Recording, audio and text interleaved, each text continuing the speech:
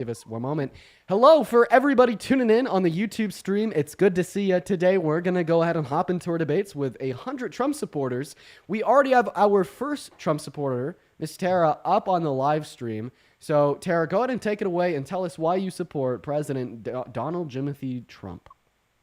Actually, I came up because I saw a video of your heart palpitation. It looked extremely scary, and I know that there's a lot of divisiveness between sides with Republicans and Democrats, and I just wanted to actually show you some love and say that I hope that everything is okay. And Hey, I felt for you. I saw that video, and I honestly felt for you like 100%, and I just don't feel like there's enough love from side to side, you know. I appreciate you so much for your concerns, and I am all good. So after that happened on live stream, I actually followed up by going to the ER, and then from the ER I got referred to a heart doctor, and I worked with him for a couple weeks. Turns out all is good. So we are all good. I just have like what did they say, like random double heartbeats, and it's pretty much non-harmful, but everything's all good. I mean, were you also willing and maybe just having like a genuinely good faith dialogue about why you support the president, or did you just kind of come up here to no, I've tried it before, and it always seems to turn negative, so I want to leave it on a positive note, and I just want you to know that even though we disagree, we can still love each other. I still have love for you. You know what I'm saying? Like, I wouldn't wish that on anybody. Wow. And Tara, I just wish there was more direct dialogue instead of personal attacks. I hate that it normally turns to, oh, you're stupid, you're so ignorant, blah blah blah. And wait, what if I promised you that we could have a discourse here without any personal attacks? Oh, man.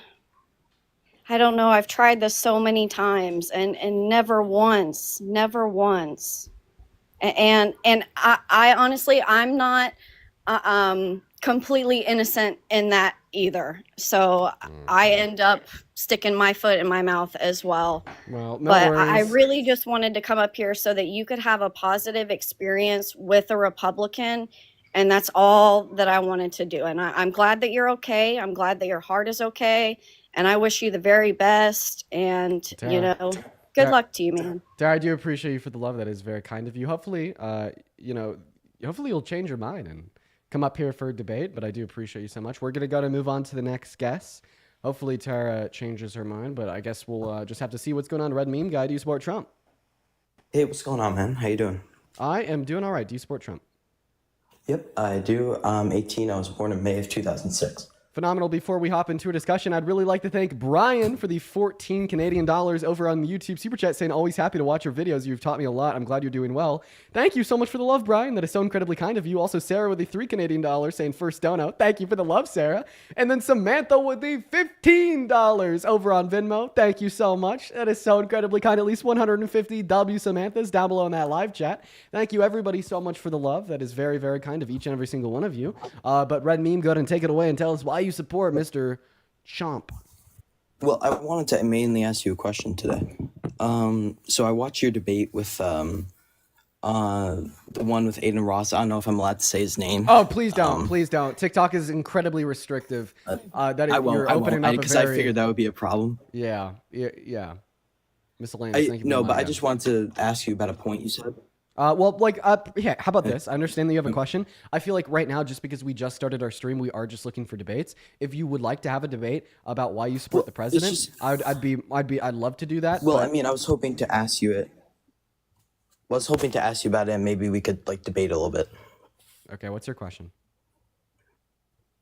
Okay, so I remember in the debate, you ended up saying that we should treat Title 42 like a dam on a river. Right, and you said that when that dam on the river ended, water gush through. And that was the reason why we had so many undocumented migrants in the country, which confused me a little bit.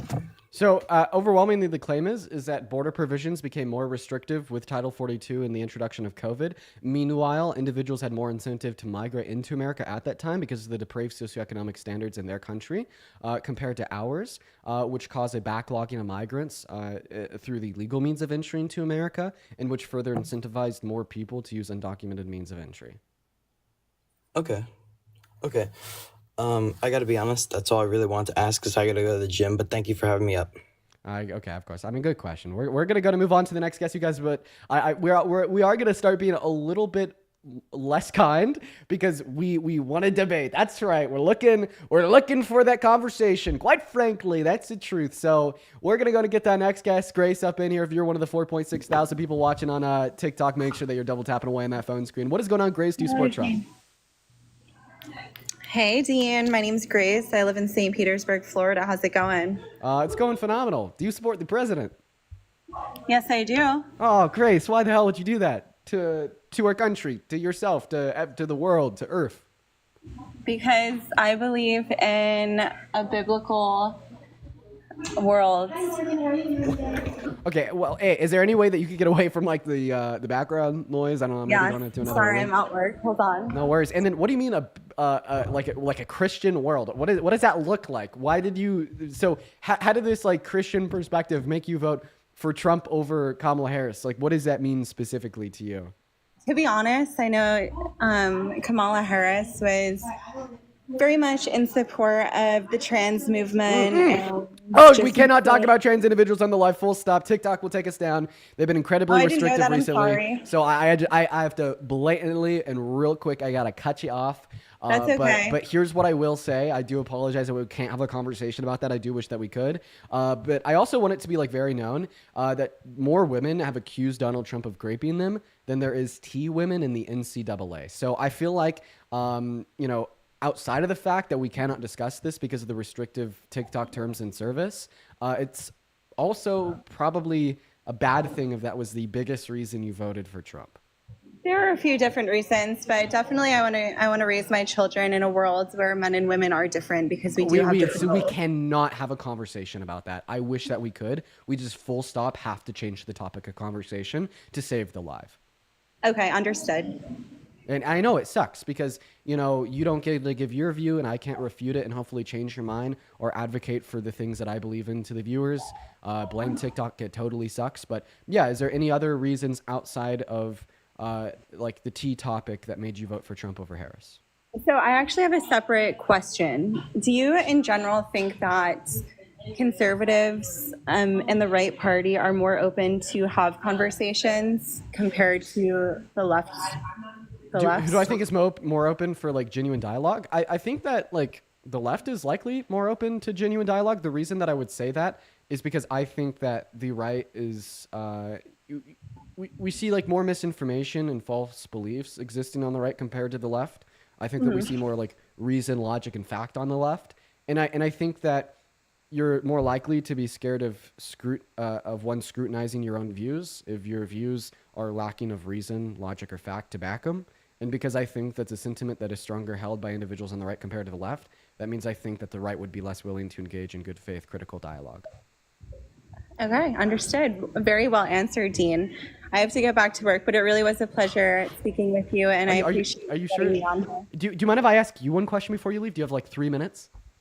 I might have a little less than 3 minutes because my manager is looking at me from across the room, but go ahead. If you seriously got to drop, just feel free to drop. But I guess my question would be, if you believe in the Christian Bible and you wanted to apply the Christian Bible in your daily life into American politics, why wouldn't you vote for the left? Okay, because one of the biggest sentiments that we see reiterated out throughout the gospel is this idea, if you provide to those that are more needy than yourself, you will be given great glory in the kingdom of heaven. In fact, I think I'm quoting Psalms 32 there. And it is the case that Republicans only provide for the ultra wealthy, and MAGA today, Donald Trump's second administration is taking money from the poor and giving it to the rich. The redistribution of wealth that his policy is causing to our country right now is terrible for low and middle class Americans, and that is in direct contradiction with the teachings of the gospel. Meanwhile, Kamala Harris and her campaign and Democrats as a whole want to fight for the small fry, want to give tax cuts to the average working class American and focus on creating better social safety nets to do things such as reducing childhood poverty or providing more economic mobility to members of the low and the middle class. Okay, well, she just left. So we're going to go ahead and move on to the next guest because it didn't look like she wanted to stick around and have a conversation. We're going to go and get that next guest, Mr. Reed, up on the live. So everyone just going to just give us a minute to get that next guest up here, y'all. Then also Dylan. Thank you so much for the $20 donation over on PayPal. That is incredibly kind of you, Dylan.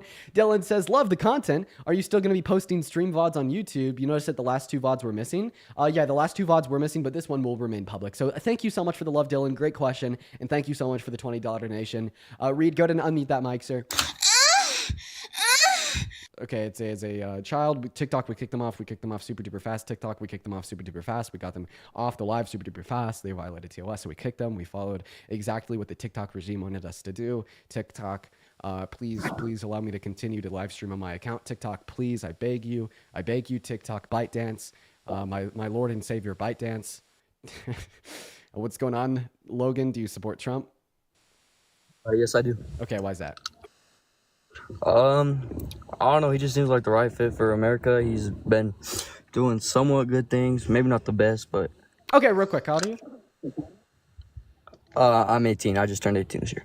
Nice. What's your birthday? May 25th. Okay, like Logan forgot his birthday, so we're gonna kick him. He went on pause. Okay, you gotta like go on pause to see what your birthday is.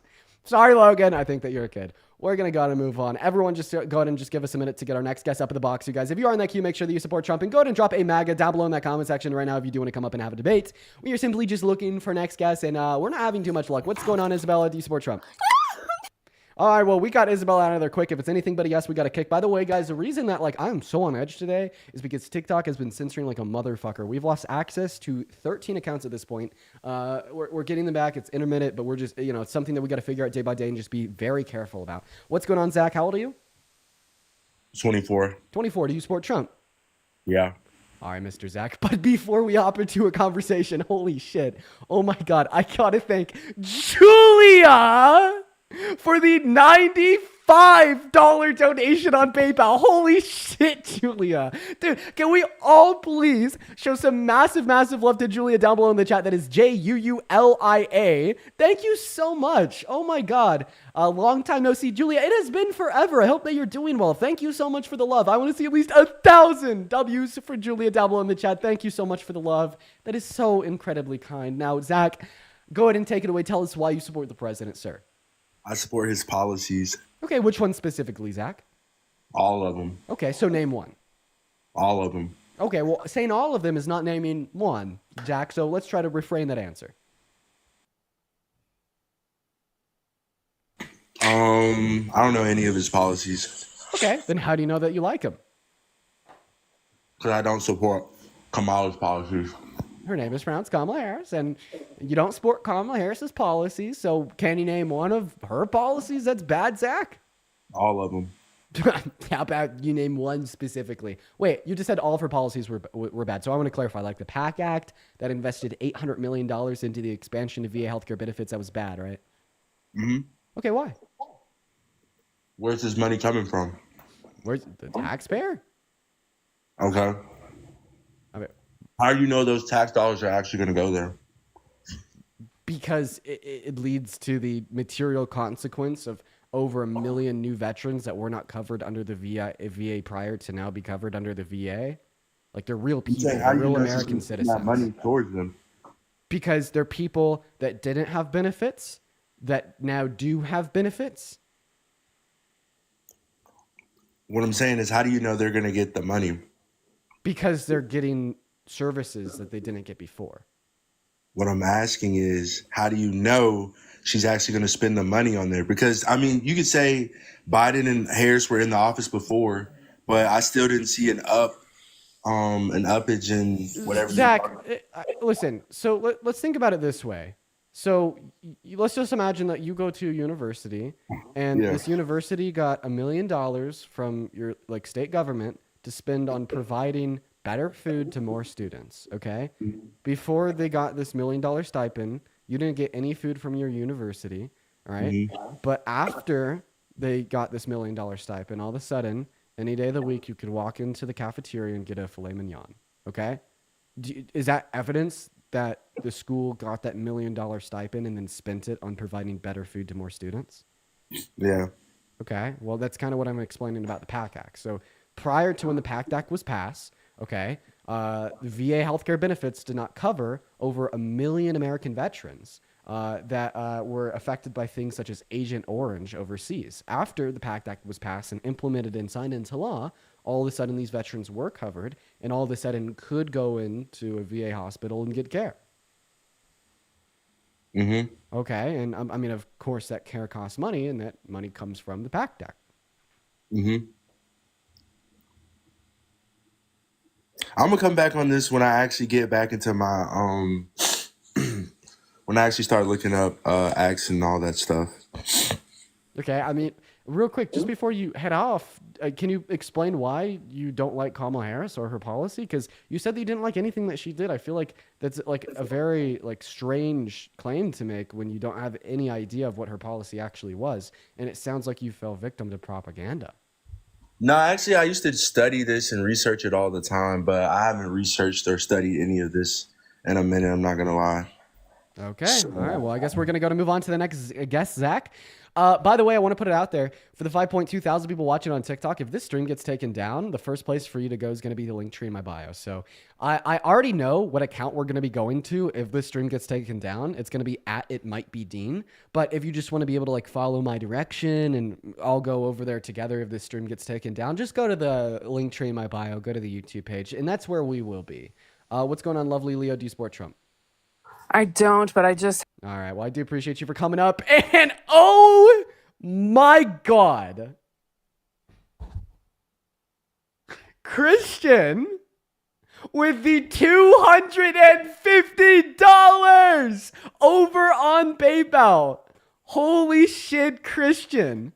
That is insane, dude. Christian says, thank you, thank you, thank you, thank you, thank you 1,000,000 times for supporting gay rights. Christian, that is so incredibly kind of you. Thank you so much, Christian. 1,000,000 times over. Thank you, thank you, thank you for the $250. I do not deserve that in the slightest. That is actually fucking nuts. Can we please get at least 10 minutes of nothing but W Christians in all of the live chats for the incredibly generous and kind donation. Thank you so much. It looks like the guest that we got up on the live Titan is lagging a little bit, so we're going to move on to the next guest. But, I mean, dude, that is seriously insane. Thank you so much for the love, man.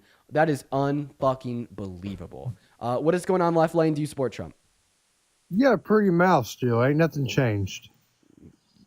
Did you say, yeah, pretty much nothing's changed? Or, yeah, you have a pretty mouth?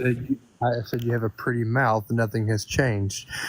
Okay, well, I'm happy that you think that my mouth is pretty. Now let's stick on topic with the live stream. And I would like you to inform us all why you support the president. The trucking industry, I mean, God's honest truth. The trucking industry. So Yes, sir. I'm guessing if you're going to say that Donald Trump is good for the trucking industry, you're likely going to say that Donald Trump is good for lower gas prices, right? Yes. Okay. I completely reject that claim. But before I tell you why, I want you to tell us why you think that Donald Trump will be better for lower gas prices than Kamala Harris would have been. It's not even it's not even just the fuel prices. It's the trucking industry in a whole has been in shambles for the last few years. Rates were drove in the ground. Okay, I mean when I say drove in the ground, they were drove in the ground. Rates of what specifically? Of hauling said freight. Okay. So how did Biden and Harris negatively harm the trucking industry? Regulations. Such as what? Off the top of my head, I cannot tell you. I've been up all day. My bad. Well, But- I don't think you would be able to tell me because I can't think of any trucking regulations in which they imposed. and I'm pretty knowledgeable on their administration and nearly everything they did. Here's what I will say.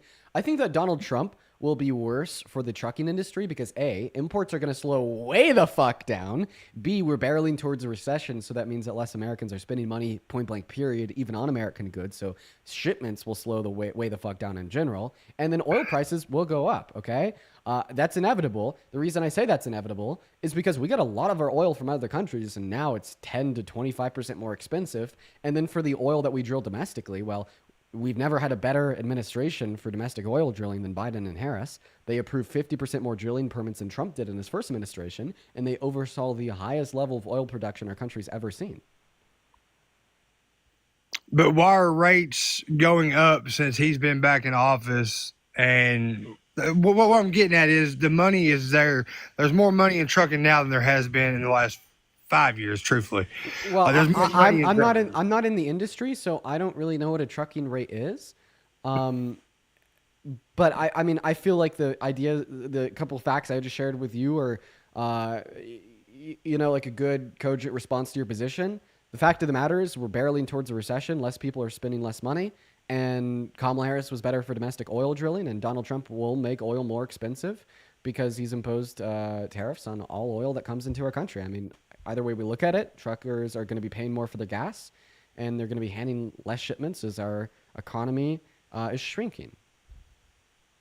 I get that. Look, I'm not a debater, man. I'm really not. And truthfully, I watch you every day. Every day.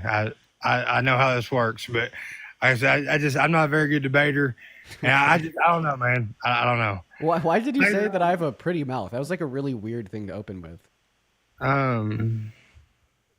For the people who are afraid of gay people, we call them homophobes. Is that? Can you say that? I don't understand your explanation there. We're just gonna kick you. I don't know. Like, we got to be cautious because of TikTok, I guess. And I don't really know what he said, but I guess it's better for it to not be said, so we don't get like possibly banned. I don't know. I guess we're just gonna kick him. Better safe than sorry, whatever the fuck he was saying. I don't know. What's going on, Lizzie? Do you support Trump? Yes, I do. Lizzie, why are you giving me a fake Southern accent? It's not. Really? What state are you from? From Oklahoma. Oklahoma. They don't have Southern accents in Oklahoma. Well, this is my accent. I don't know what to tell you. Okay. All right. Why do you support Trump? We'll dictate based upon the argument that you give us, if you're a troll or not. Well, one, I think that Trump is American. Okay, I think he's American too. He's an American citizen. Yeah, but he's a true American. What is a true American? I mean, do true Americans typically try to rig presidential elections?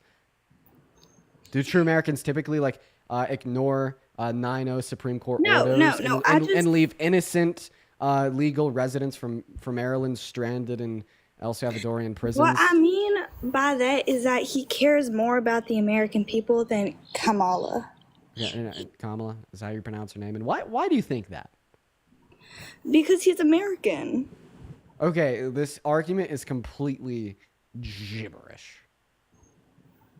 He cares more about the American people than Kamala because he's American. So is Kamala Harris not an American? No. Okay. Why do you think Kamala Harris is not an American? Well, she's black. Okay, Lizzie, at this point, we're going to go ahead and kick you. Okay. We're going to go ahead and move on to the next guest. We got Vic loading up in. Everyone just go in and give us a minute to get our next guest in here. Vic, what's going on? Hey, whoa, damn! I've been waiting. Do you support Trump? No, I'm. Okay, well, we are just looking to debate Trump supporters, so we're gonna go to move on to our next guest. We got Claire joining in. Everyone, just go and just give us a minute while we get the next guest up in the live. Hey, Claire, do you support Trump? All right, doesn't look like Claire's here. All right, here's the deal. First and foremost, if you'd like to support me, support the stream. You could find my Venmo and my PayPal in the link tree in my bio over here on TikTok, as well as in the pin message over on YouTube. I appreciate everyone so much for the love today. And then, yeah, once again, if this stream gets taken down, we are going to be heading over to @itmightbedean on TikTok. But I would first recommend, once the stream gets banned, just head to my YouTube. We'll kind of meet over there. What's going on, Jasper? Do you support Trump? I do support Trump. Okay, what time is it? All right, he's from the EU. We're going to move on to the next guest, everyone. It is super hard for us to find a Trump supporter to have a conversation with. Alexia, thank you for the $5 on Venmo saying that the debates have been shit today. Listen, I'll take shit debates over no debates at all any day of the week. But I mean, hopefully we'll start to have some conversations. Things typically, take a while to pick up, especially on new accounts like this. But we'll see what's going on. What's going on, Winston? Do you support Trump? Yeah. All right, Winston, why do you support the worst president of your lifetime, Donald J. Trump? Well, I voted for him at least. Okay. All right. Well, why do you support him? Well, I think given the options, it's probably going to end up better going through 4 years of Trump than it would have been from 4 years of Kamala Harris. All right. Why do you think that? Well, because I think if Kamala would have won, she was also not on the road to win the Senate either, or at least the Democrats were not. So she would be pretty likely to be ineffective as a leader, and you have this very sort of ineffective government for 2 years, 4 years. That's going to unlock a lot of right-wing rage that would either bring back Donald Trump or something even worse, in something that could be more of a landslide than what happened last time. Yeah, great. So first and foremost, well, she wasn't on track to win the Senate or the House because she wasn't on track to win the presidency. Democrats were unpopular in the last election. So, I mean, assuming that Democrats were popular, she was more popular than Trump and she won the election, I think that would also mean that Democrats would be on track to win the House and the Senate. Now, I'll also have it be known that I think that the Biden-Harris administration was one of the most effective administrations in modern U.S. history insofar as the domestic policy they passed. And they did so in their first 2 years with, a minority in Congress. So, I think if she would have won the presidency, she would have won Congress. And even if they didn't win Congress, well, the Biden-Harris administration showed that it was still possible to pass a lot of good policy. I think your math is wrong there on the Senate, because there were 2 seats that were up for grabs. One was in West Virginia and one was in Wyoming. And for both of those, the margin of victory was well over what you could imagine for, a big wave of Democratic voters across the country. Okay, well, I think that any conversation that we'd have about those 2 seats is purely speculative. But once again, we could speculate that if she had the popularity to gain momentum and win the White House, it's likely that Democrats could have also won those 2 seats in the Senate. But even if they did not, under the Biden-Harris administration, they demonstrated in their first 2 years with a minority in Congress that a good policy could still be passed. So now that we can understand that, do you think that the policy that Donald Trump ran on was better than the policy that Kamala Harris ran on? No, God, no. Okay, so you voted for the candidate with a worse policy? Yeah, for the better long-term outcome. Okay, what's the better long-term outcome?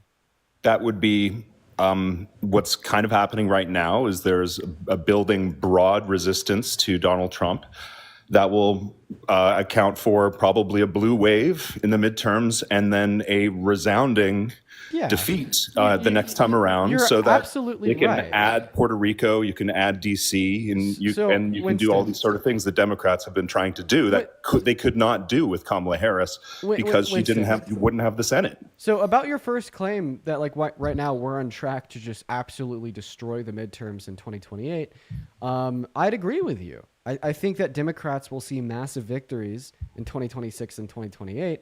And I think that we saw this as a microcosm in the Wisconsin Supreme Court race, right?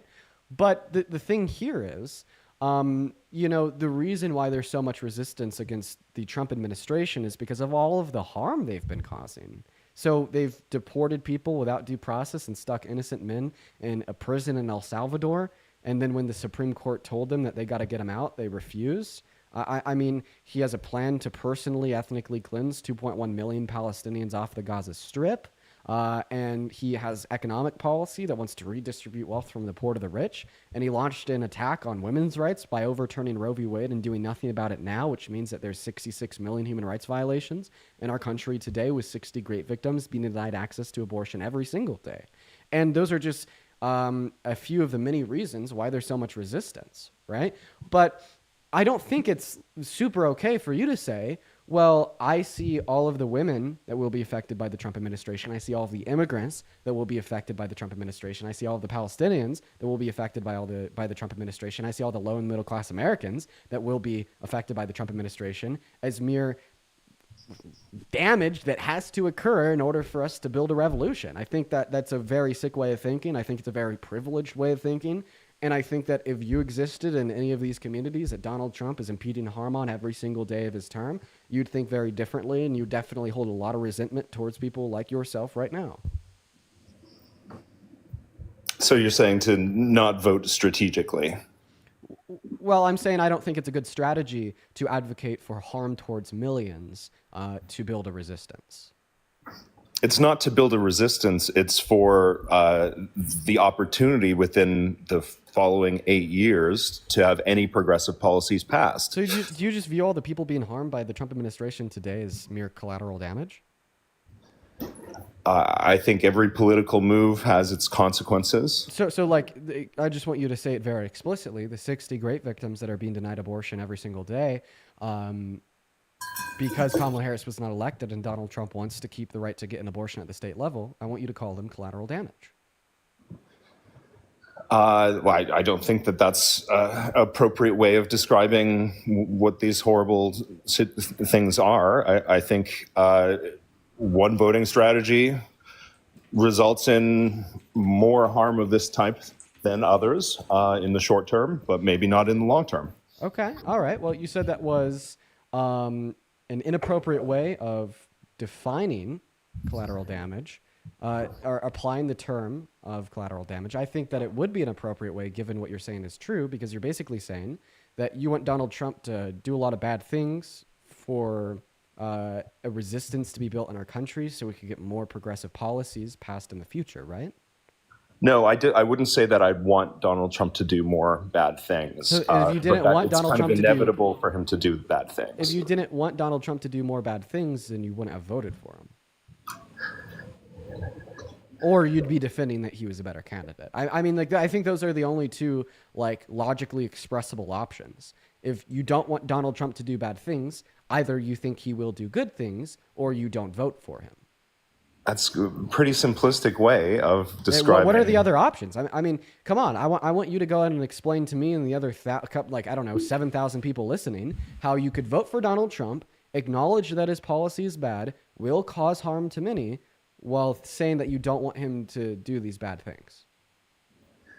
I was saying it's not inevitable. It's inevitable that he would do these bad things, whether I have a preference for them or not. Well, it's actually not inevitable, given that he didn't win the election. Okay, and given the idea that it is not inevitable that these bad things will occur, that he lost the election, you would obviously want him to lose the election, right?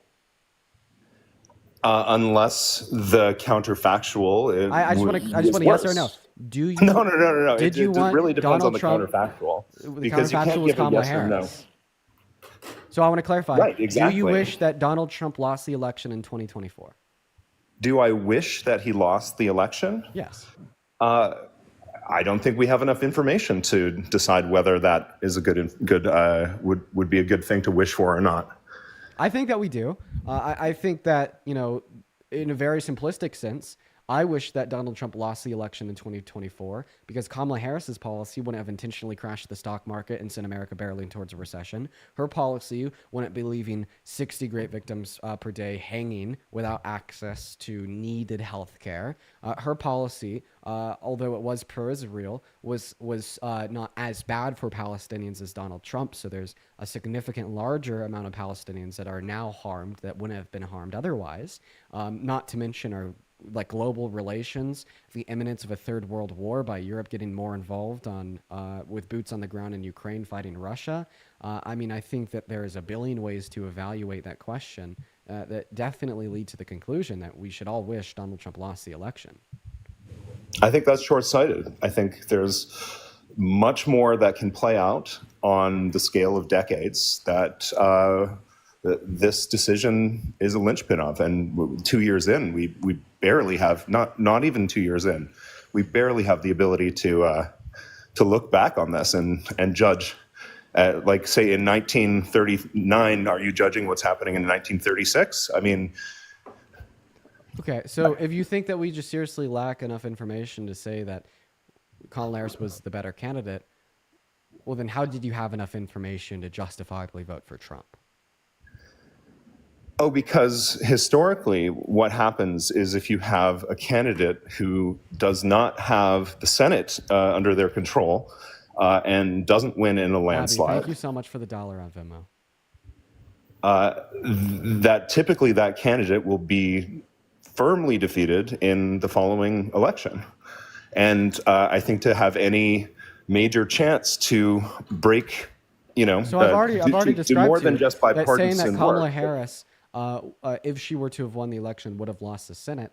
That is merely speculative, and we'd have good reason to believe otherwise. Plus the idea that Biden and Harris had a minority in Congress in their first 2 years, and they were able to effectively pass a lot of policy.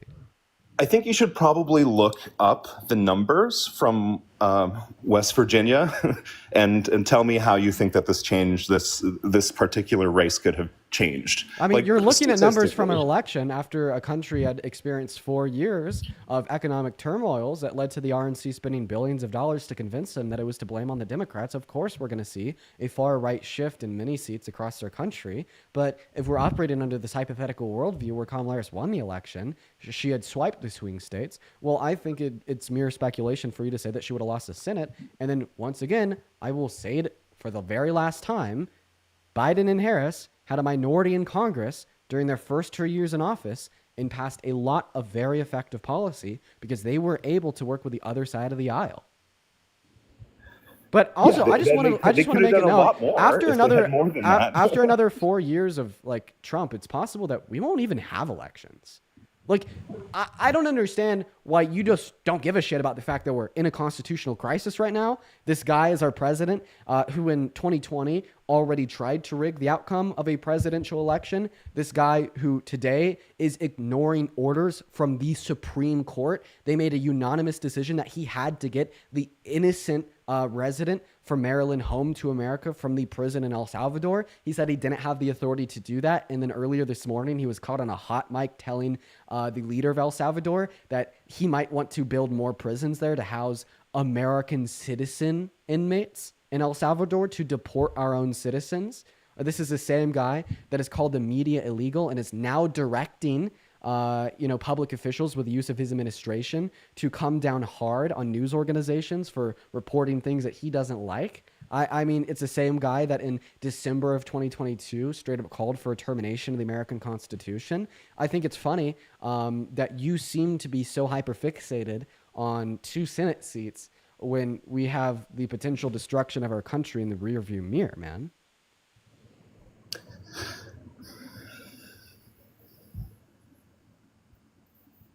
Yeah, Trump has been doing some pretty bad stuff. It's pretty dramatic, and I think it is really setting up the stage for like a once in a lifetime sort of opportunity, which is a historically unpopular president. I agree. I think by the end of Donald Trump's 4 years, opportunity if Kamala Harris was in office. That is true. That is what you're saying right now is true. By the end of Donald Trump's term, I agree with you. The idea that he will be an historically unpopular candidate is definitely there. Okay, the idea that Democrats are gonna absolutely dominate in the midterms and in the next presidential election is absolutely there. I said this at the beginning of our conversation. We've already seen this in microcosms across the country with the Wisconsin Supreme Court race and the 2 special elections in Florida. Holy shit, Dem swung like plus 17 points. That is ahistorical. That's insane. That's crazy. The movements on the left are emboldened and stronger than I think they ever have been in modern American history, and I think that's great. Okay, but the thing is that all these great things only exist because of bad actions from our government. Okay, and those bad actions from our government have caused all these great things to exist because of the really vitriol, real material harm they have impeded upon American citizens and non-American citizens alike. And ultimately speaking, that is a bad thing, full stop. It should not have happened, even if it was at the sake of these great liberal movements that we see in America today. Think about it this way, man. Let's imagine a woman. All right. This woman was unfortunately raped as a child, but then she spent the rest of her life advocating for rape victims and advocating for the end of rape culture. Okay. And by the time she's 55, she is able to successfully be guiding a movement of millions of American citizens to fight against rape culture, to fight against harm against victims, to fight against harm against women. And she's able to successfully lead this awesome, awesome, awesome movement. Does this justify the fact that she was raped as a kid? Does this mean that she should have been raped as a kid? That's a very complicated story. Can we at least look at the counterfactual that you presented? I want you to respond to my question. The story is, does something from the past justify something in the future? A woman is raped as a child, and then it leads her on to one of the most successful lives of advocacy to end rape culture in America. Does this mean she should have been raped as a child? I'm not passing judgment on should or should not in terms of the past. I am asking you to, It's a historical event. Should this event have occurred? Should this event have occurred? I mean, every event happens for a reason. So if you say it happened for a reason, you're saying that this child should have got raped. Well, I'm saying there's no other potential way for it to have gone, given that reality is deterministic. I'm saying that it was possible that she wasn't raped. Should this child have been raped, yes or no, Winston? That would be preferable. Yeah, sure, of course. Okay, so she shouldn't have been raped, even though, because she was raped, it led her to a life of advocacy to end rape culture in America, which was good, right? So we're going to go ahead and apply this logic to the Trump administration. Well, I would say not everyone would agree, right? We're going to go ahead and apply this logic to the Trump administration. Although the Trump administration has led to the second order consequence of left-leaning movements across our country, and quite possibly one of the hardest dominations of Democrats in the midterms and in 2028, this doesn't mean that he should have won the election. In fact, he should have lost the election because of the real material harm that his policy and administration has caused, even though it's led to the second order consequence of liberal movements being more emboldened than they ever have been in modern American history. You're implying a universal moral should here. I think different people can have different value systems that apply differently to the results. If different people didn't have different value systems, I wouldn't be debating you, Winston. The whole point of us having a conversation is because we have different value systems. This is not responding or addressing what I've said in the slightest. Do you need me to repeat my argument to demonstrate how your logic implies that Donald Trump should have lost the election? Or are you going to continue to be incredibly dense and unwilling to have a conversation with somebody that disagrees with you? Because right now, this is crazy. I feel as if I'm making the most simple argument ever, and it's just going completely unheard. I feel like there's many. One moment. I feel like there's no moral universal should. There's not. So you're saying that morality doesn't exist? I'm saying that there's no universal moral should. I don't even know what you mean by universal moral should. I don't even know what that means. What do you mean? Okay, when you say this also, event I'm also not should not. I'm also not necessarily. That's what I mean by should. I'm also not. Wait, so you can't say that things in the past shouldn't have happened? Of course not. So the Holocaust shouldn't have happened. You can't say that. Of course not. Nothing in the past there's no moral judgment we can make in terms of should or should not on things that have happened in the past because it's historical reality. So I like it to be known that the word should in a moral sense just means good. The word shouldn't in a moral sense just means bad. So if you're saying that we cannot use these moral shoulds and shouldn'ts as it relates to events that have already occurred, all that this means is that you don't think I could say the Holocaust is bad. All this means is that you don't think I could say that American slavery was wrong. I'm saying you don't have enough information right now to know whether the long-term effect of Donald Trump. No, I don't want you to pivot away from what I just said. So can you just please affirm the fact that the outcome? I just want you to affirm the fact that the outcome of the statement you just shared with us is that I cannot say that that American slavery was a bad thing. You can't say it should not have happened. Well, the word bad just means should not have occurred. No, that's not the case. Yes, it is. Yes, it is. Unironically, yes, it is. Sorry, sir. I was a philosophy major with an emphasis on ethics. I'm quite understanding of normative ethics as it relates to these more philosophical conversations. So when we use the terms good or bad, the word good only relates the statement should occur. The word bad only relates the statement shouldn't have occurred in this moral normative sense. Like, unironically, if you don't think that these words are equivocal, please give a good thing that shouldn't happen or a bad thing that should happen. You won't be able to give an example of a bad thing that should happen or a good thing that shouldn't happen because the word good means should happen and the word bad means shouldn't happen. I'm saying anything in the past, you can't apply that framework because there's no changing it. So now that we've understood that good does mean should and bad does mean shouldn't, just clarifying, you think that I can't say that American slavery was bad because all that I mean. I never said you can't say that American slavery is bad. I said all that I mean you when I can't say this sir, thing Winston, in the past should or should not have happened. Winston, when I'm saying that American slavery was bad, I'm saying that American slavery shouldn't have happened.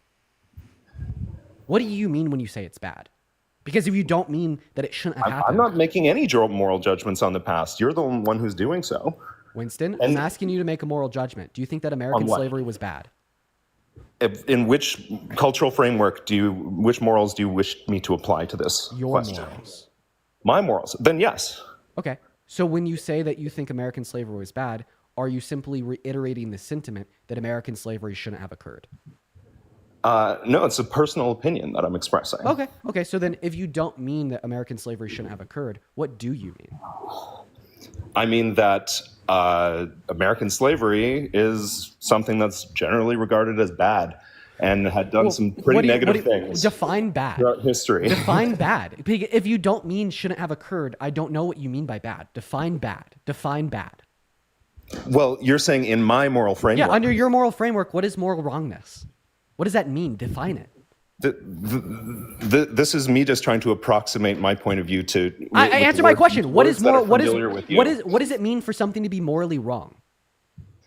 What does it mean for some? That means that within certain particular moral framework, a choice or action that an actor takes is deemed to be counter to what's deemed good within that moral framework.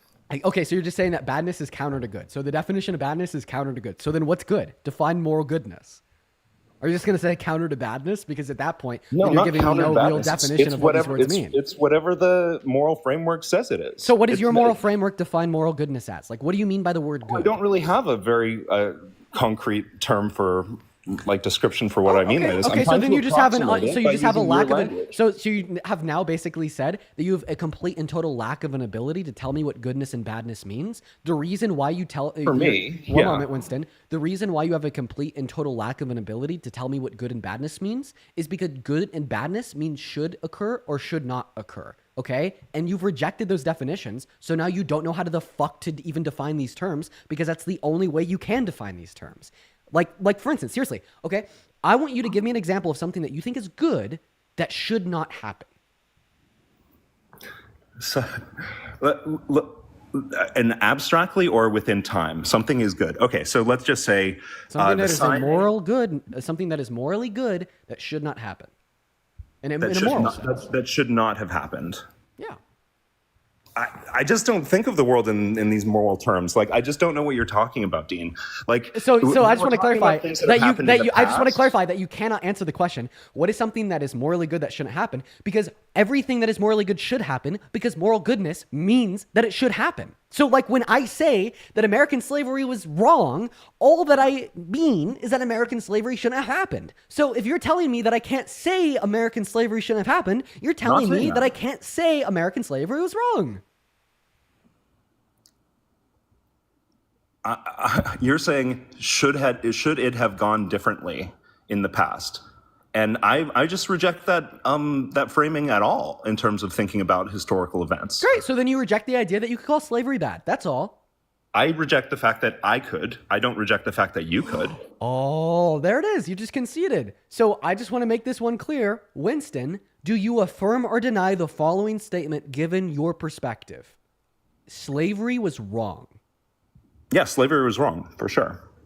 Oh, but I thought that you can't say things in history. But that's shouldn't have because you happened. said to put it into your frameworks, which is what Winston, I specifically said your framework. When I'm asking you a question, I'm asking you about what you think. So I'll repeat myself.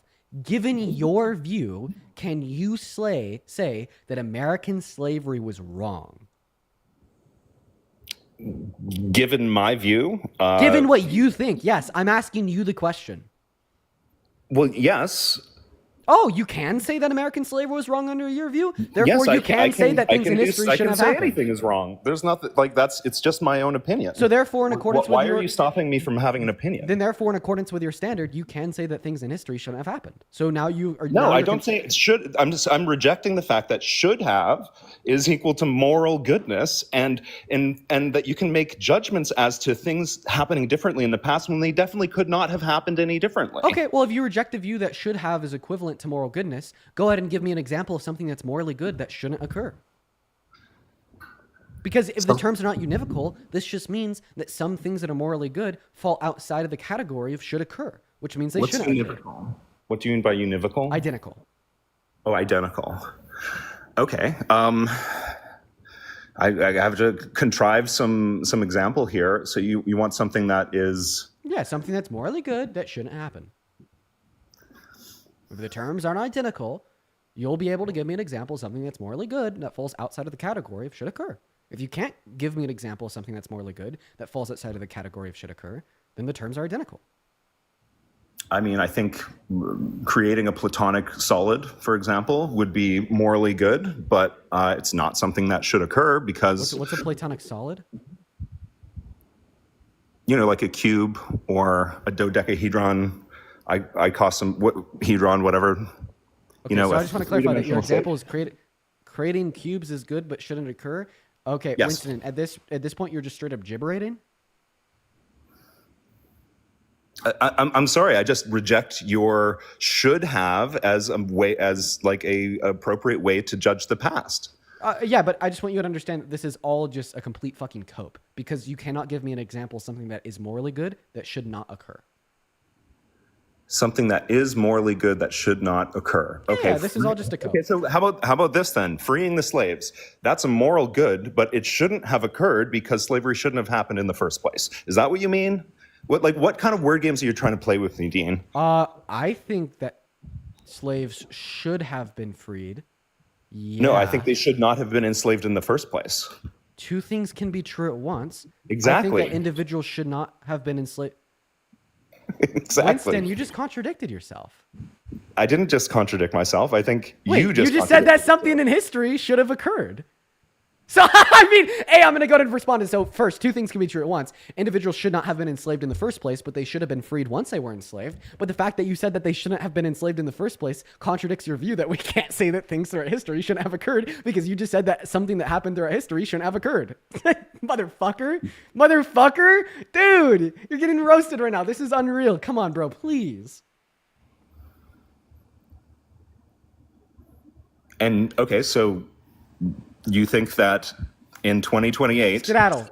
You're going to elect a Democrat? Concede. Concede. You were arguing that you anything on can't this say one. that things throughout history shouldn't have occurred, but you just told me that something throughout history shouldn't have occurred. Damien, thank you for the galaxy. I appreciate you for the love. I was trying to make a contrived example to fit your something that's morally Yeah, good. but in contriving this example, you debunked your own position because you said something in history shouldn't have occurred. If in a moral view, yeah, I think that it doesn't have to have happened. All right, Winston, you're gaslighting me. Hit the road.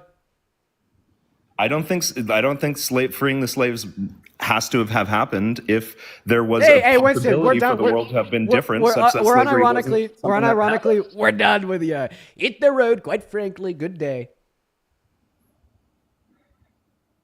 Dude, Winston, I'm sorry, man, but like this conversation is unreal. I was trying to be good faith and like honest, and in fact, I'm trying to be good faith too, but you keep trying to push people into particular analogies. Sir, you're not being good faith. Winston, you're not being good faith. I'm being absolutely good faith. No. The reason why I say that you're not being good faith is because you were trying to argue that we cannot say things that occurred throughout history should not have occurred. Right. And I merely reiterate the sentiment that when we say that something should occur in a moral sense or something shouldn't occur in a moral sense, we're merely reiterating that something is good or bad bad in a moral sense, because moral goodness means it should occur and moral badness means it shouldn't occur. You then rejected those definitions. Then I ask you to give me an example of something that's morally good that shouldn't occur. If these terms aren't identical, or there will exist a possible example, you were unable to give me a possible example, but then you gave me like a really half-assed counter response saying that although you don't think that slaves should have been released because they shouldn't have been enslaved in the first place. So then I responded by saying, well, two things could be true at once. They should have been released after they were enslaved, but they shouldn't have been released in the first place. But in using that counterexample, you conceded that things through history shouldn't have occurred because you said that they shouldn't have been enslaved in the first place. That's all, Winston. So I'm either going to need you to concede the entirety of your view or hit the road, because any response outside of a total and complete concession is more gibberish that serves no purpose except to raise my cortisol levels. Okay, well, I apologize for raising your cortisol levels, Dean, but it's just not a valid argument. See, the statement, it's just not a valid argument, is cope. You are coping because you've lost this debate. I'm sorry if I'm coming across condescending. I'm sorry if I'm coming across rude, but I'm just trying to be honest. Yeah, you push me into a corner with a fake looking for a particular analogy for something, whether it's moral or not, versus should, and some sort of psychology bro, philosophy bro conversation that I don't want to talk about. I want to talk about the election of Donald Trump and why it's too early for you to say that it's a good thing, Winston, that he got elected or not. Winston, let me ask you a question. Do you have any like younger cousins, nieces, nephews, etc.? Sure. So, have you ever seen a toddler go like this? La la la la, I'm not listening to you. Have you ever seen a toddler do that? No, but you're changing the subject again. You just don't want to talk about the issues. So the reason I asked you if you've ever seen a toddler do that is because that is essentially what you are doing right now by saying that you don't want to talk about the philosophy of instantiating claims such as American slavery was bad and shouldn't have happened after you were arguing that we can't say that was bad and shouldn't have happened, okay? I think that belief is incredibly harmful and it's incredibly detrimental because we should be able to reflect on things that happened historically, condemn them, and for the purpose of never repeating them again moving forward, right? And for the purpose of recognizing the harm attributed and caused to the victims, okay? So that's why I want you to concede, right? Because it's a very harmful view, right? And I need you to just get rid of it, quite frankly. And I've given you everything that you need to get rid of that view, eliminate it from your brain. I just gave you a contradiction because you straight up ended up saying that something throughout history shouldn't have occurred. And because I don't want to use a moral framework applying it to the past. Okay, well, you did use a moral framework, and you did. Well, that's because you forced me into by making me do an artificial counterexample to your definition game. Okay. I didn't want to make that example, Dean. Okay, are you saying that I forced you into saying something that you don't believe? No, you gave me some framework that I had to, hit the dart right in the center of the hole to pass, and it's not really hey, Winston, valuable. What do you say that I shouldn't have done that to you?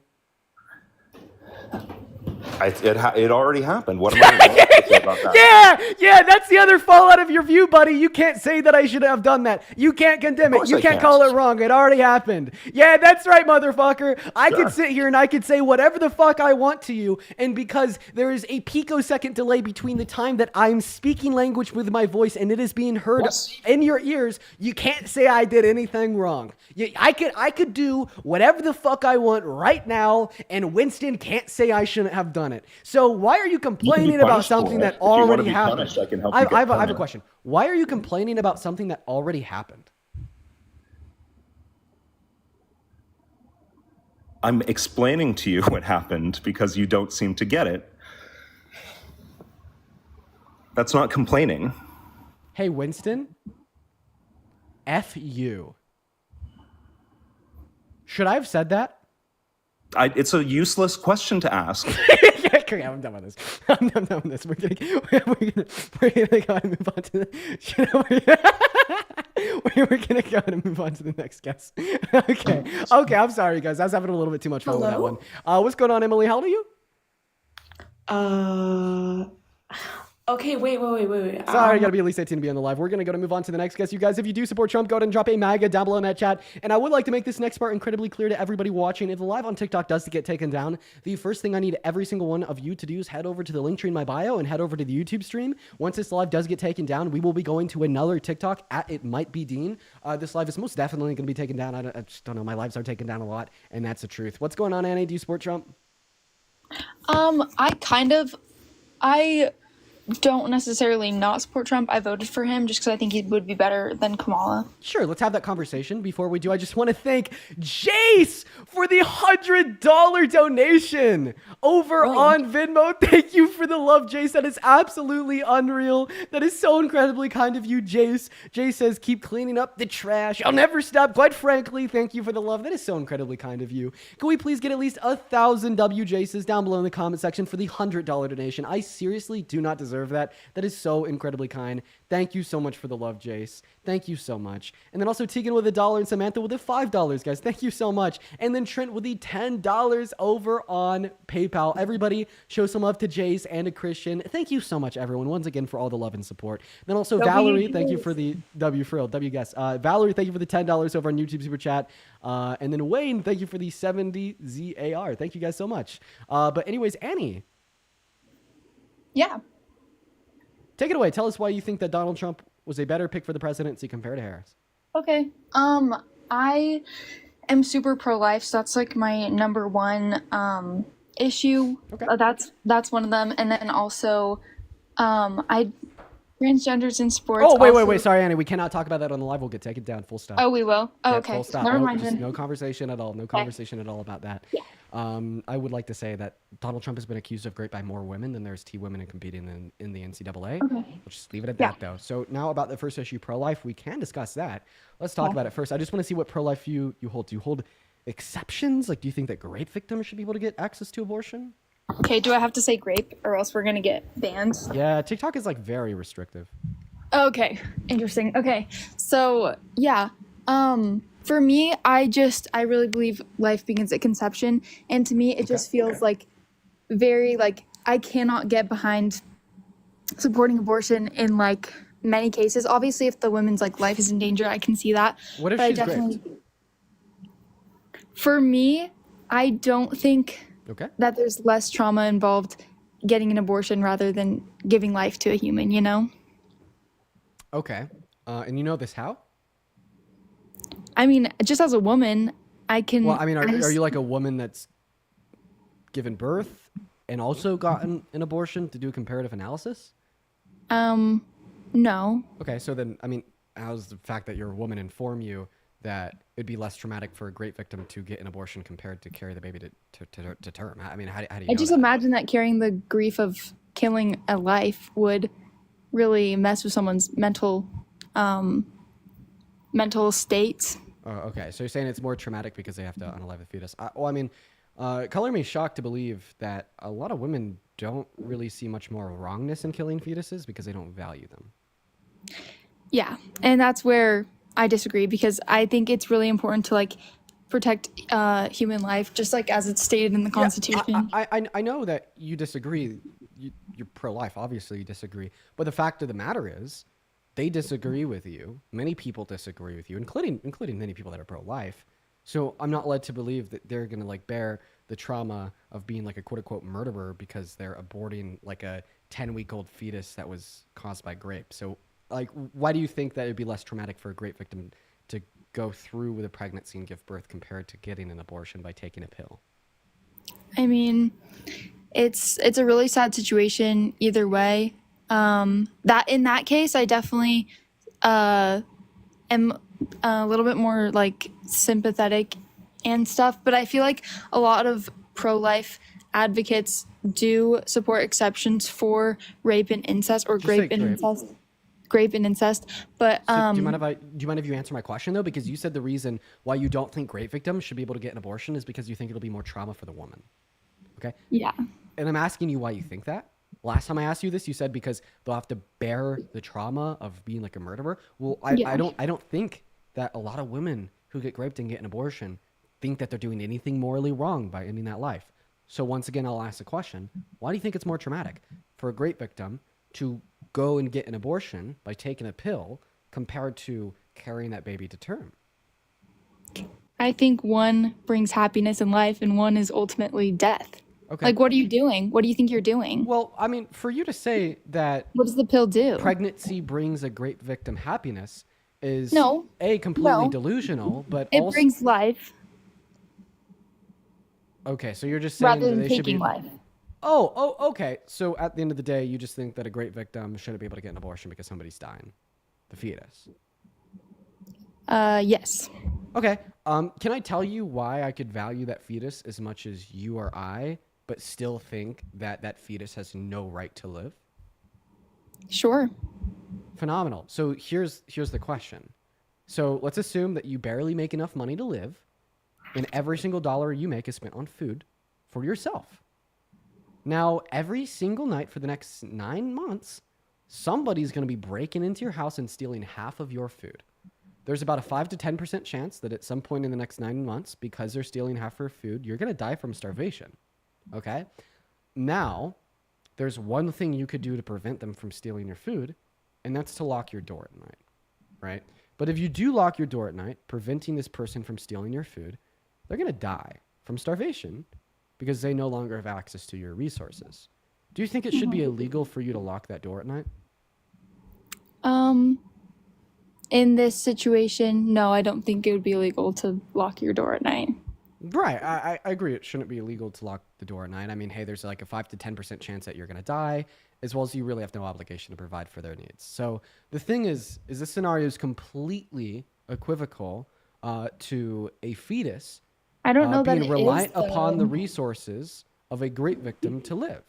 Okay, that fetus is going to require the bodily resources of a great victim to live for the next 9 months. It severely erodes and decreases the quality of life for the great victim, not to mention that there's about a 5 to 10% chance that pregnancy will kill the great victim. And the great victim has absolutely no obligation to provide her bodily resources to that fetus for any reason. So the great victim getting an abortion is kind of like you locking your front door at night, even if it results in the unfortunate consequence of that fetus dying. So that's why you could be pro-life, you could give fetuses the right to live, think that they're just as valuable as you or I, or the hypothetical person stealing food from your house at night, but still think that great victims should be able to have access to abortion. Okay. Do you only believe in abortion in the case of rape then? No, I believe in an abortion in elective circumstances up until 20 weeks, and I could absolutely give you my reasons why. Up until 20 weeks, though? In elective circumstances. And ultimately, my reasons why is because I don't value the life of the fetus. But before we move on to why I don't value the life of the fetus, I want you to respond to the argument I just gave you that ends in the conclusion that you can value the life of the fetus while thinking that great victims should be able to have access to healthcare. I mean, I don't personally agree with that at all. I really don't. But typically, okay, she left. I'm guessing that she left because of like what you guys were spamming in the chat saying that she was underage. Honestly, I was going to continue the conversation with her. I think it's really important for people that are pro-life to make the exception for great victims. Like, I think that is literally so important. I think that is so incredibly important. So like I was willing to continue to have that conversation with her, even if her age was unverified, just because it doesn't take a compromisation of values. Like, you don't have to compromise your values as a pro-lifer to make an exception for a great victim to get access to healthcare. You don't at all. You could hold the same value system that you do today. You could still give the fetus the right to life, okay, while making an exception for great victims. So that's why I wanted to follow through that argument. Now, of course, she's gone. We are going to move on to the next guest. You guys, if you are watching and you'd like to support me, you can find my Venmo and my PayPal on the link tree in the bio, as well as in the pin message over on the YouTube stream. And then once again, we are getting censored super duper hard by TikTok. It is very possible that we are going to get taken down here soon. We tend to get taken down a couple times per day. If we do get taken down, you guys, everyone just go through the link tree in my bio over to the YouTube stream. once you're on the YouTube stream, we'll be able to direct everyone over to the next account we'll be live on, which is at It Might Be Dean. But yeah, we're going to go and get that next guest up, guys. Go ahead and spam MAGA down below in that comment section if you do support the president. And you do want to come up and have a conversation with me. But yeah, let's go ahead and get that next guest up here. What's going on, Story? Do you support Trump? And you do want to come up and have a conversation. Sorry, yes, an insane echo. So we're just going to go to move on at this point. I don't really see many people spamming MAGA down below in that chat. I guess let's just go ahead and try to get the next guest up here. But oh my God. Cole with the $300 donation on YouTube Super Chat. Holy fuck, Cole. Cole says, always hella nervous on what I say. Happy Monday, yo. I hope that you have the happiest Monday of your goddamn life. Okay, I hope that you have the best possible Monday that any human could ever have, because quite frankly, that is nuts. With the $300, that is so crazy, Cole. Thank you so much for the love. I'm so undeserving, but holy W, oh my God, that is so much money. I do not deserve that in the slightest. Everybody, if we could please show so much love to Cole, at least spamming the W Coles in all of the live chats for at least the next 15 minutes while we hop into this next debate here. I do not deserve that at all. That is crazy. And thank you so much for the love. Once again, I hope you have the happiest Monday of your goddamn life. Okay? But anyways, Lilac, what is going on? Welcome up onto the stream. Do you support the president? I do. Okay, and real quick, how old are you? I'm 19. You're 19, and just to verify that you're 19, what year were you born in? 2005. 2005? What month? July. July. Phenomenal. That means you would be 19. So take it away. Tell us why you support Trump. Okay, so I mainly voted for Trump because of abortion. Great. I mean, let's just see if we could pick up the conversation I was having with the last guest off with you. But of course, that's reliant on you having the same views as her. Similar to the last guest, do you think that even great victims shouldn't be able to access abortion? No, I think they should. Great. So just guys, look at that. You could be pro-life, but think great victims should have access to abortion. But obviously, I'm guessing that you think it should be legal in elective circumstances. Yeah. Okay. So can you give me one reason why elective abortions are morally wrong? Well, you're killing a human life. You're ending a human life. But I don't think that ending a human life alone is like a sufficient principle to justify moral wrongness. I mean, sometimes we end human lives in self-defense. That's not wrong. Sometimes we end human lives when we pull the plug on a brain dead patient, be it that is reliant upon life support to live in a hospital. That's not wrong. So just saying that it's wrong because it's merely ending a human life is insufficient. I mean, I wouldn't say so, because, like, a fetus doesn't have, like... So do you think that ending a human life is always wrong? Yeah. So then self-defense is wrong? Okay, but self-defense is justified. So then isn't. So then all that you're saying is that ending a human life is not always wrong. Sometimes it's justified. So why is it specifically unjust in the context of an abortion? Why wouldn't it be? Why would it not be wrong? So that's not a sufficient response. Okay, I just want to let you know you can't just say it's wrong unless you prove it's not wrong. Okay, this is like me saying that skipping rocks on a lake is wrong. Lilac, can you prove it's not wrong? No. So therefore it is wrong.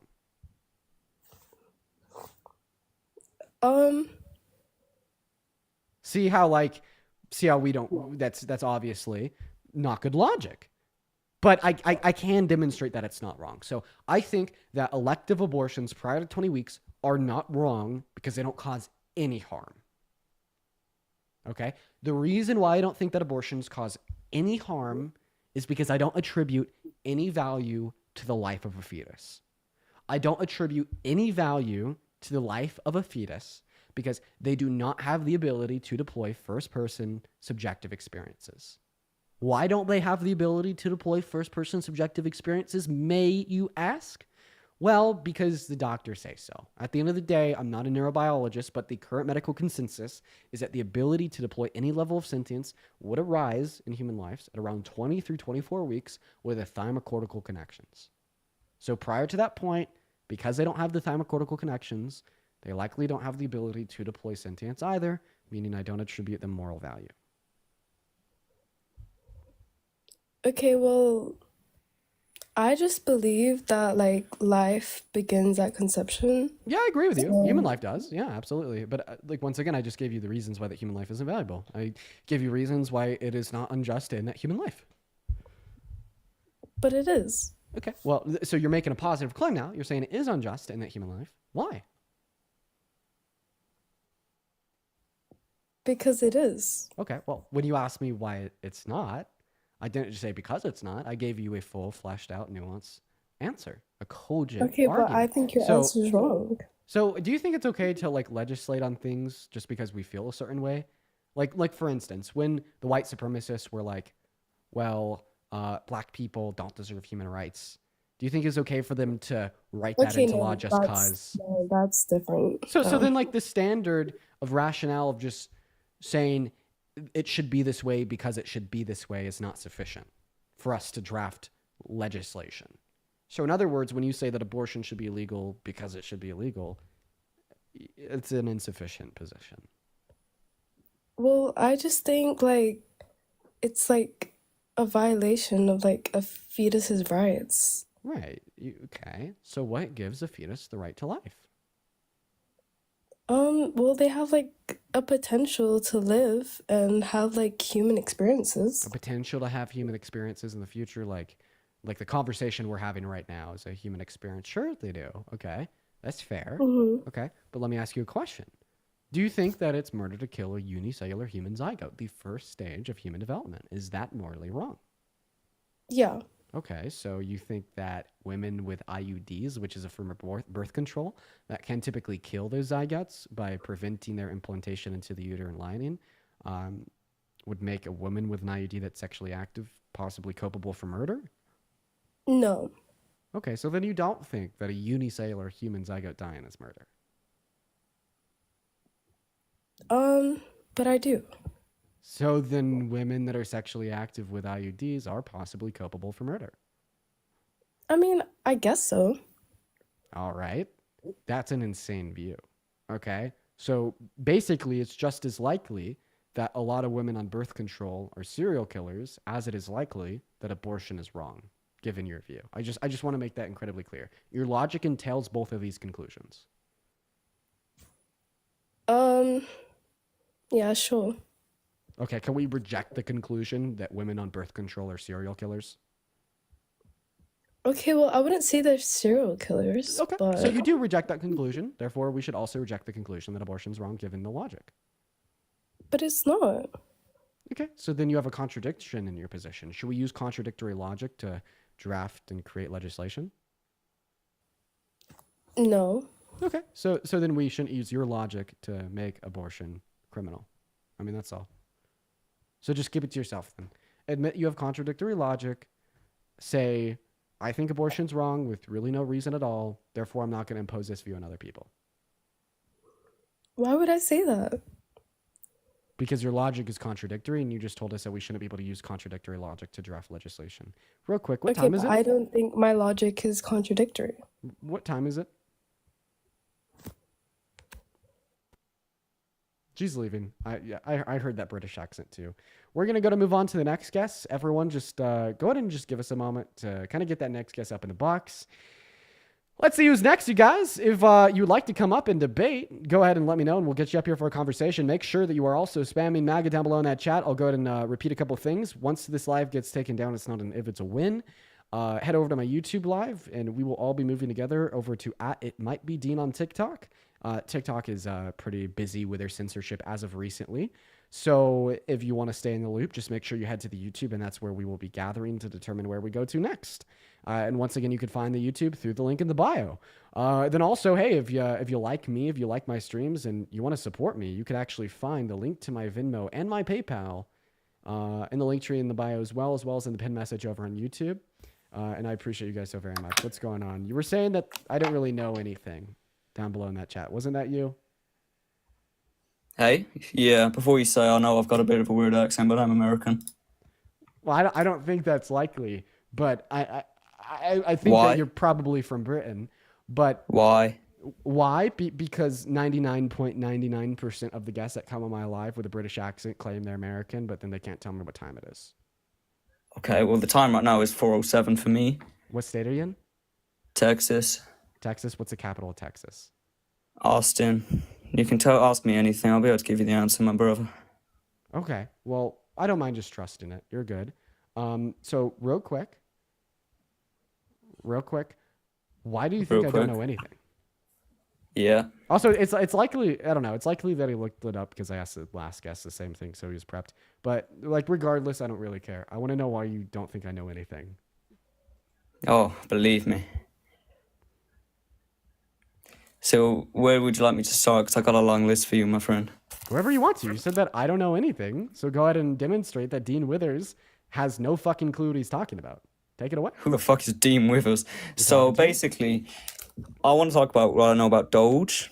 Wait, no, I want you to justify your claim that I don't know what I'm talking about. Your debate with Charlie Kirk, he cooked you. What did I debate Charlie Kirk about? A lot of topics. No, I actually only had one conversation with him about one topic. So you're already off to a bad start. Well, it's abortion. Okay, and what was my argument? I don't know, I'll kind of drown that part out, to be honest with you. So you can't tell me what I argued against Charlie Kirk, so how do you know he defeated The View? Because he's just better, bro. Okay, and how did he defeat The View? Specifically, what was his counter-argument? Do you want to debate me or glaze Charlie Kirk? What is this? Well, I am debating you by asking you what my view was and what his response to my view was. So you're pro-life, he's pro-choice. No, you're pro-choice, he's pro-life. You got it right the second time, but I just want to clarify. Could you tell me what his response to my view was? With a yes or a no? You want me to say that? Yeah, you're saying that he cooked me, but seemingly you can't tell me how he cooked me. You can't even tell me what I argued. So seemingly... I just think he cooked you in general. Yeah, of course you do, because you don't really operate off of fact, reason, and logic. You operate off of emotion. And Did you want to stay on this topic or have a debate? If I was wrong in my assessment that you don't operate on fact, reason, and logic, but rather operate on emotion, you'd be able to detail how he cooked me by telling me what I argued against him. So the Democrats aren't emotional now. I'm calling you emotional, and I'm saying that you have absolutely no logical basis to argue that Charlie Kirk cooked me because you can't tell me the argument I used against him, nor can you tell me the response to my position. So you want... Hang on. So remember back to when you were commenting saying that Dean doesn't know anything, but now less than 2 minutes in, Dean has kind of got you in a logical chokehold here? Well, it's not a logical chokehold. Just because I don't know what you said on one debate doesn't mean I don't know anything. No, it means that the claim, Charlie Kirk cooked me, is rooted in emotion, not in reason and logic. No, it's very reasonable. Okay. Well, if it was a reasonable claim to say that Charlie Kirk cooked me, you'd be able to grant evidence by detailing the view that I argued to him and how he cooked me given a cogent response. But you can't. You did also talk about Trump with him. No, I actually didn't. I only talked about abortion. You did. That is simply not true. I might be thinking of Ben Shapiro. So, yeah, you're already off to a bad start. I had one 3-minute conversation. Are we allowed to move on? Because I do actually want to talk to you about some stuff.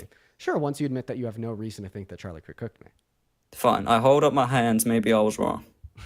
Great. We're off to a great start for you justifying your claim that Dean doesn't know anything. Well, you know what? I take responsibility. Trezzy, thank you for the $10 over on YouTube Super Chat. Thank you so much for the love. That is so incredibly kind of you, Trezzy. So now moving on to the next claim. What is one reason that Donald Trump is a good president? His cabinet, for sure. 100% his cabinet. I think he has a very terrible cabinet. Could you give me specifics as to why you think that? Sure. His Secretary of Defense leaked confidential war plans in a Signal group chat to the head reporter of The Atlantic and then lied about it to the American media, but then had to testify under oath in a congressional hearing that it wasn't a lie. Same thing with Tulsi Gabbard and other cabinet picks that were also included in that Signal group chat. Is that the group chat with J.D. Vance? Yeah. Yeah, I saw that, to be fair. Okay. Is this another like example of how Dean doesn't know anything? Like the silence is definitely indicative of me being... Well, do you think Elon Musk was a bad pick? Yes. Why? I think that Elon Musk is a bad pick because he is a partisan individual with a swing towards the right, the largest person in the world that has made the largest single-hand contributions to a political candidate in history, which has granted him a stay on like White House grounds, and he is ineffectively running Doge by lying to the American people. How is he lying? How's he lying? He's reporting false contracts as being terminated by Doge. Like what? Like what? Like the top 5. I don't know like what they specifically were. I think that one was like $168 million. Oh, so they don't exist. I was about to tell you the specifics, sir. You just said you don't know. Yeah, I think that one of them was a $168 million grant from the Clinton Foundation. But anyways, so the New York Times did a massive piece on the top 5 contracts that Doge had reported as being terminated. And then once the New York Times did this massive piece, Elon Thank Musk you for the then rose, turned Elijah. around. So do people like Sorry. typically like interrupt others in a debate when they're winning? Sorry, you interrupt me when you get donations, so I'm just doing it back. Well, I mean, see, my donations are a little bit more valuable than your donations. Oh, so you're saying she doesn't matter for, even though she's given her hard-earned money, it doesn't matter? Well, I'm saying that the people donating Just to favoring you the are- rich. I'm saying that the people donating to you are like Nazis.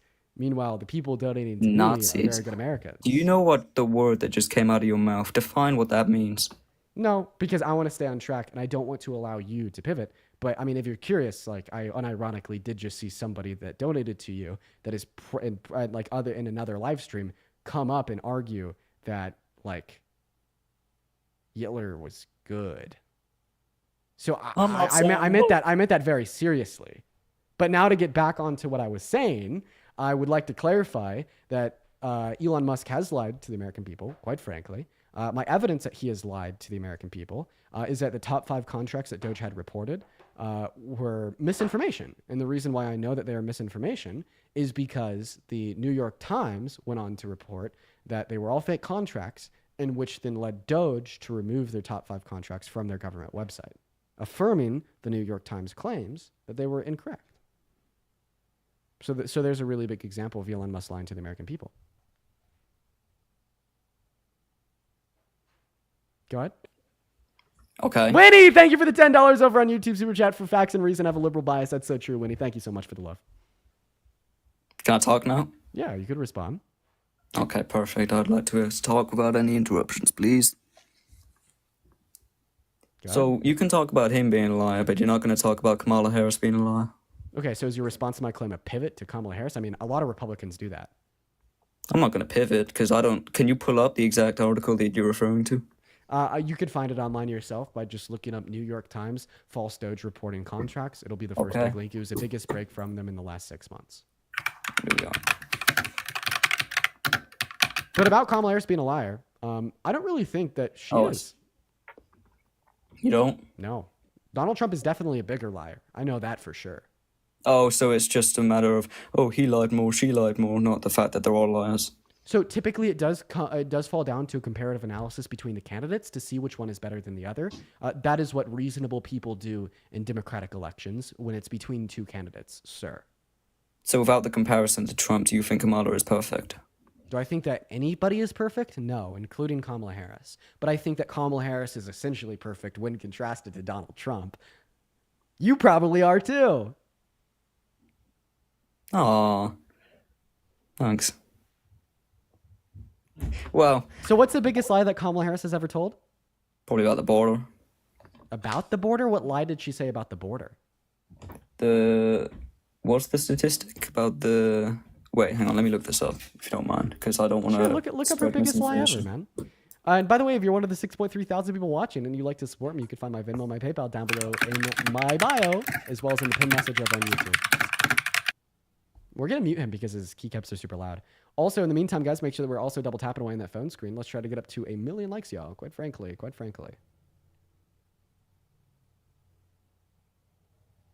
They never have evidence? No, they never do. Comically loud keyboard? That's a fact. Ask him about the weather in Dublin. Yeah, chances that he's from America are incredibly low. By the way, Polar, you are muted. You're going to have to unmute yourself. Once again, the question is, what is the biggest lie Kamala Harris has ever told? Maybe about the 10 million undocumented migrants that crossed the border. Okay, so I'm asking you for a quote from Kamala Harris that would depict the biggest lie she's ever told. So You just want like you want a people quote? crossing the border with the use of illegal means is not the biggest lie Kamala Harris has ever told. Like I want to know something she's done or said that is a lie. Like I just want the biggest lie she's ever told. Like quoting stats about the border. So you're saying this is comparative analysis, correct?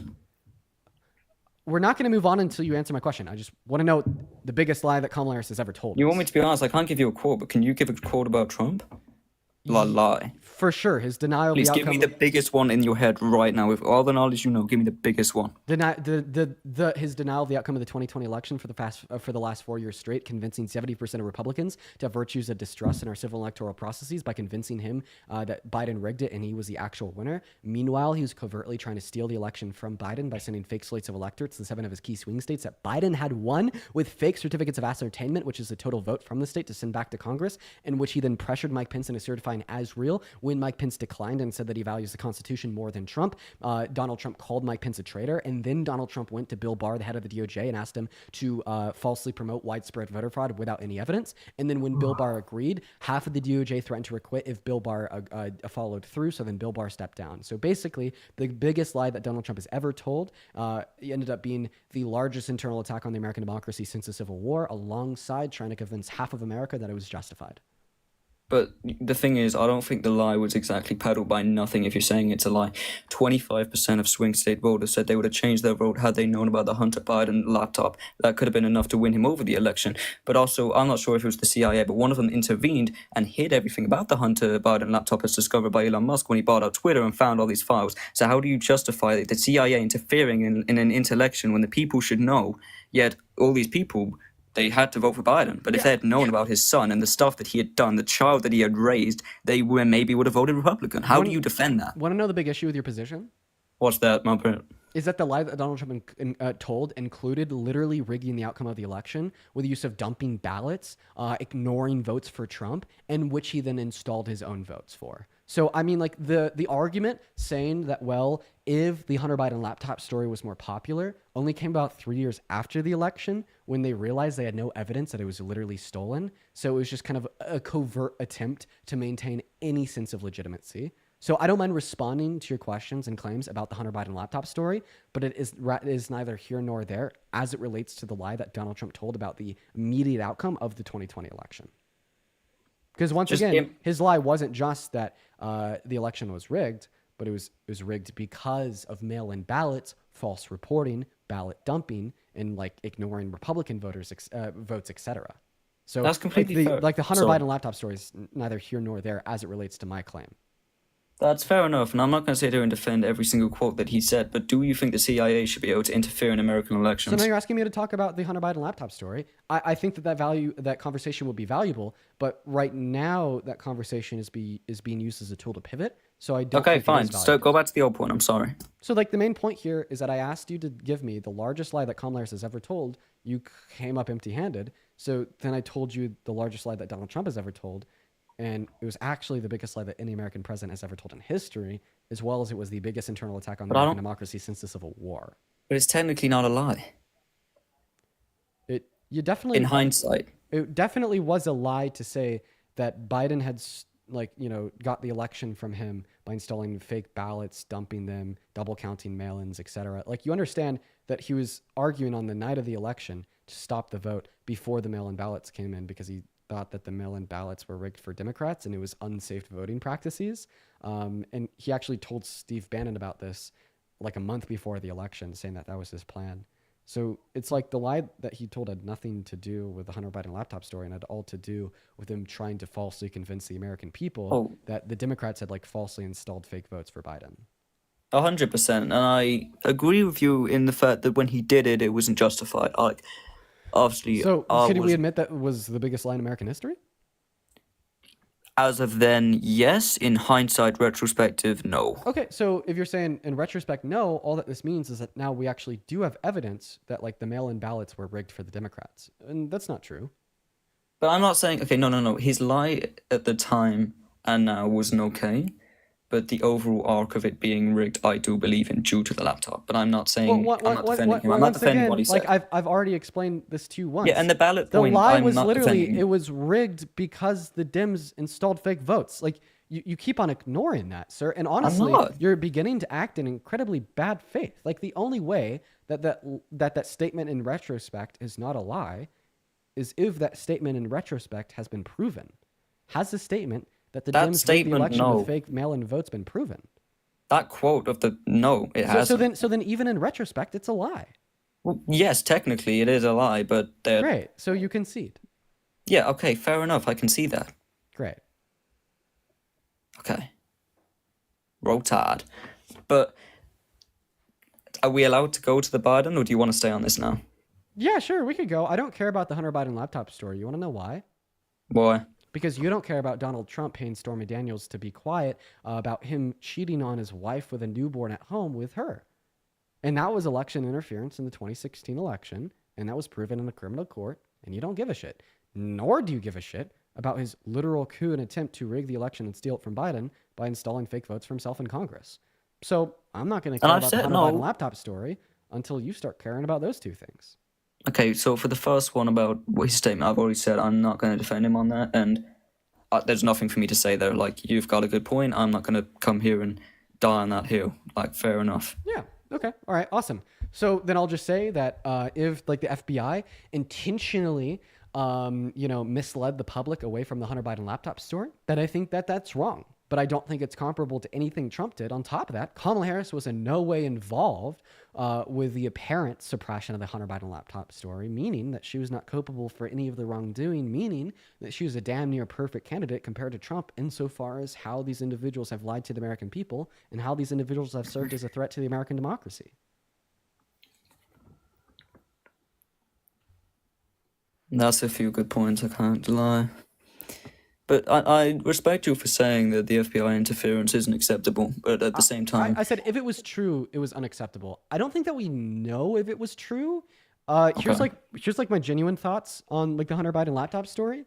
What I think is most probable is Hunter Biden lied to his dad. His dad believed him.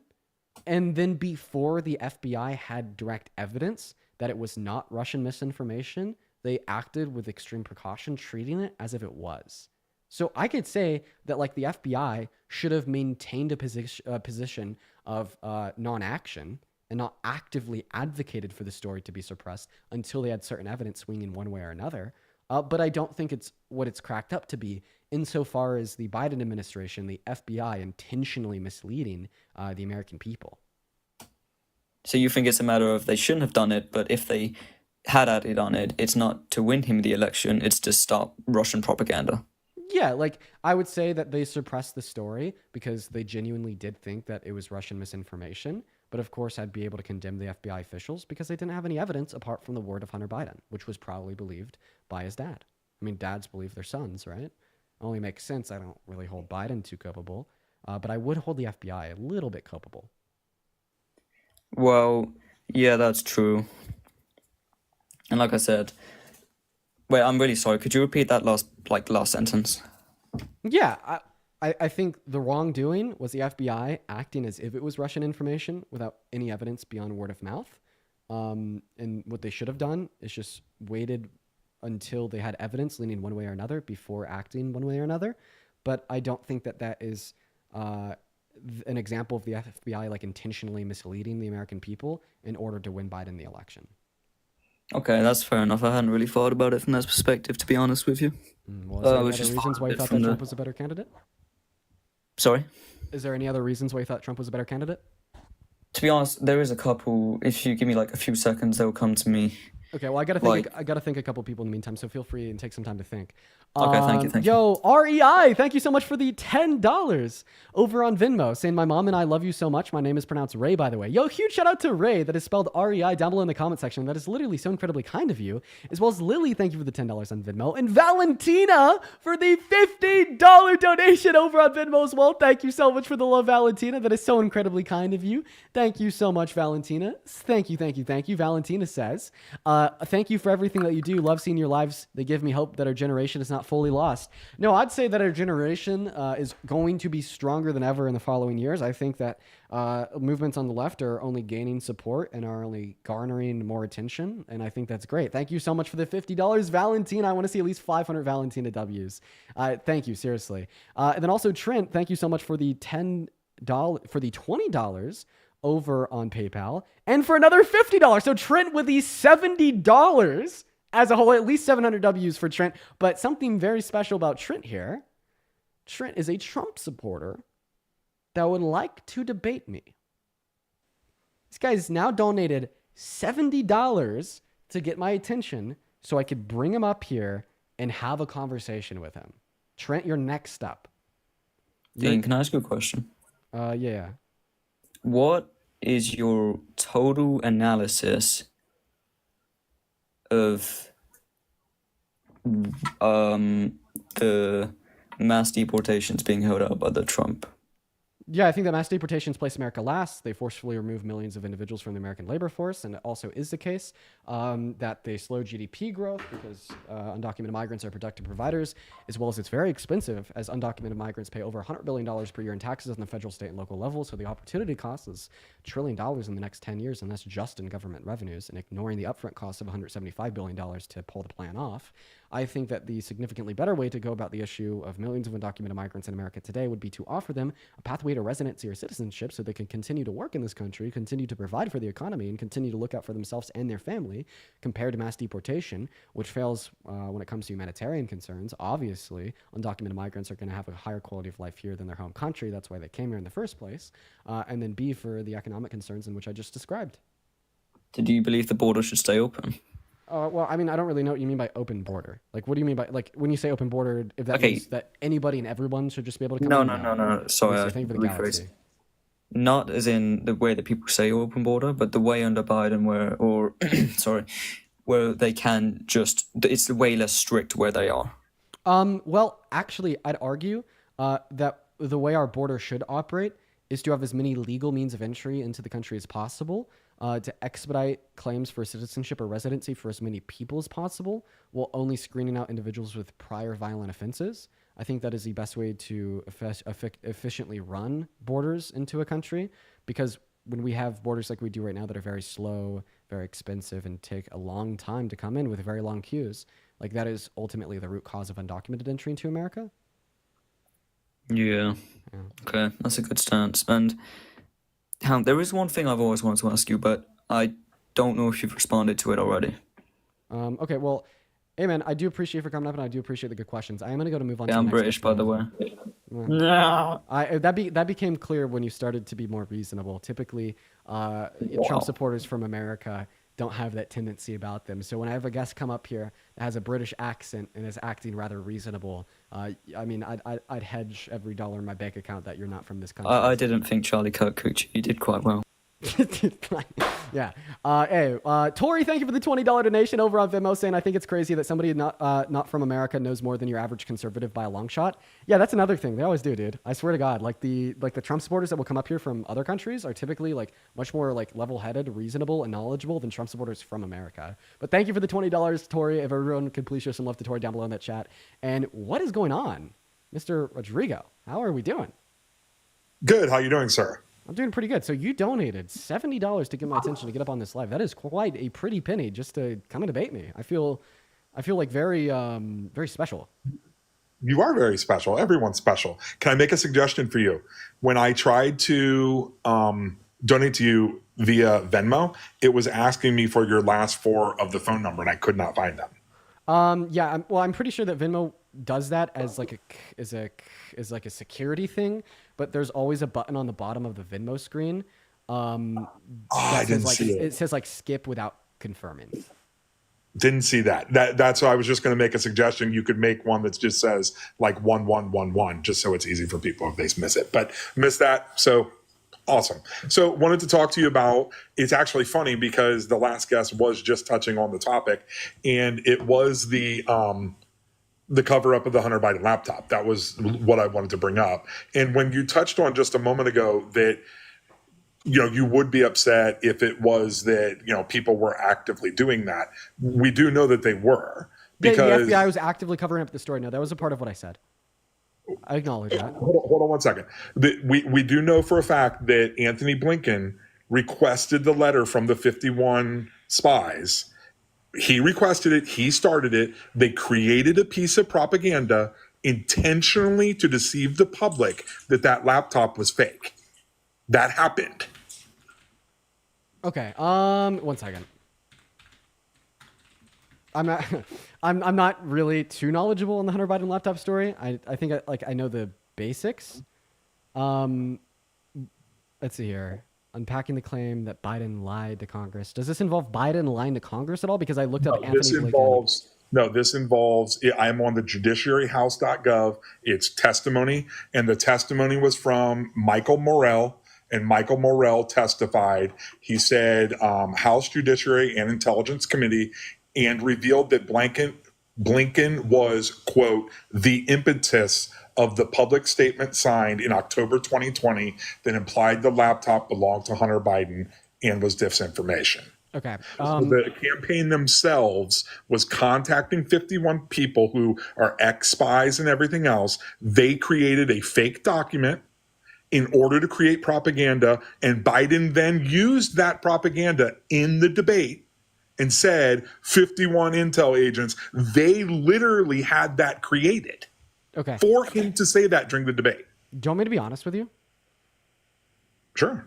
So I think that I know a lot about politics and modern American history. A lot about the policy from the last two administrations and the two campaigns in the 2024 election, and just a lot about super random things that have just kind of popped up in these live streams over the course of the last 2 years. But I don't know that much about the Hunter Biden laptop story. So I will offer you two things.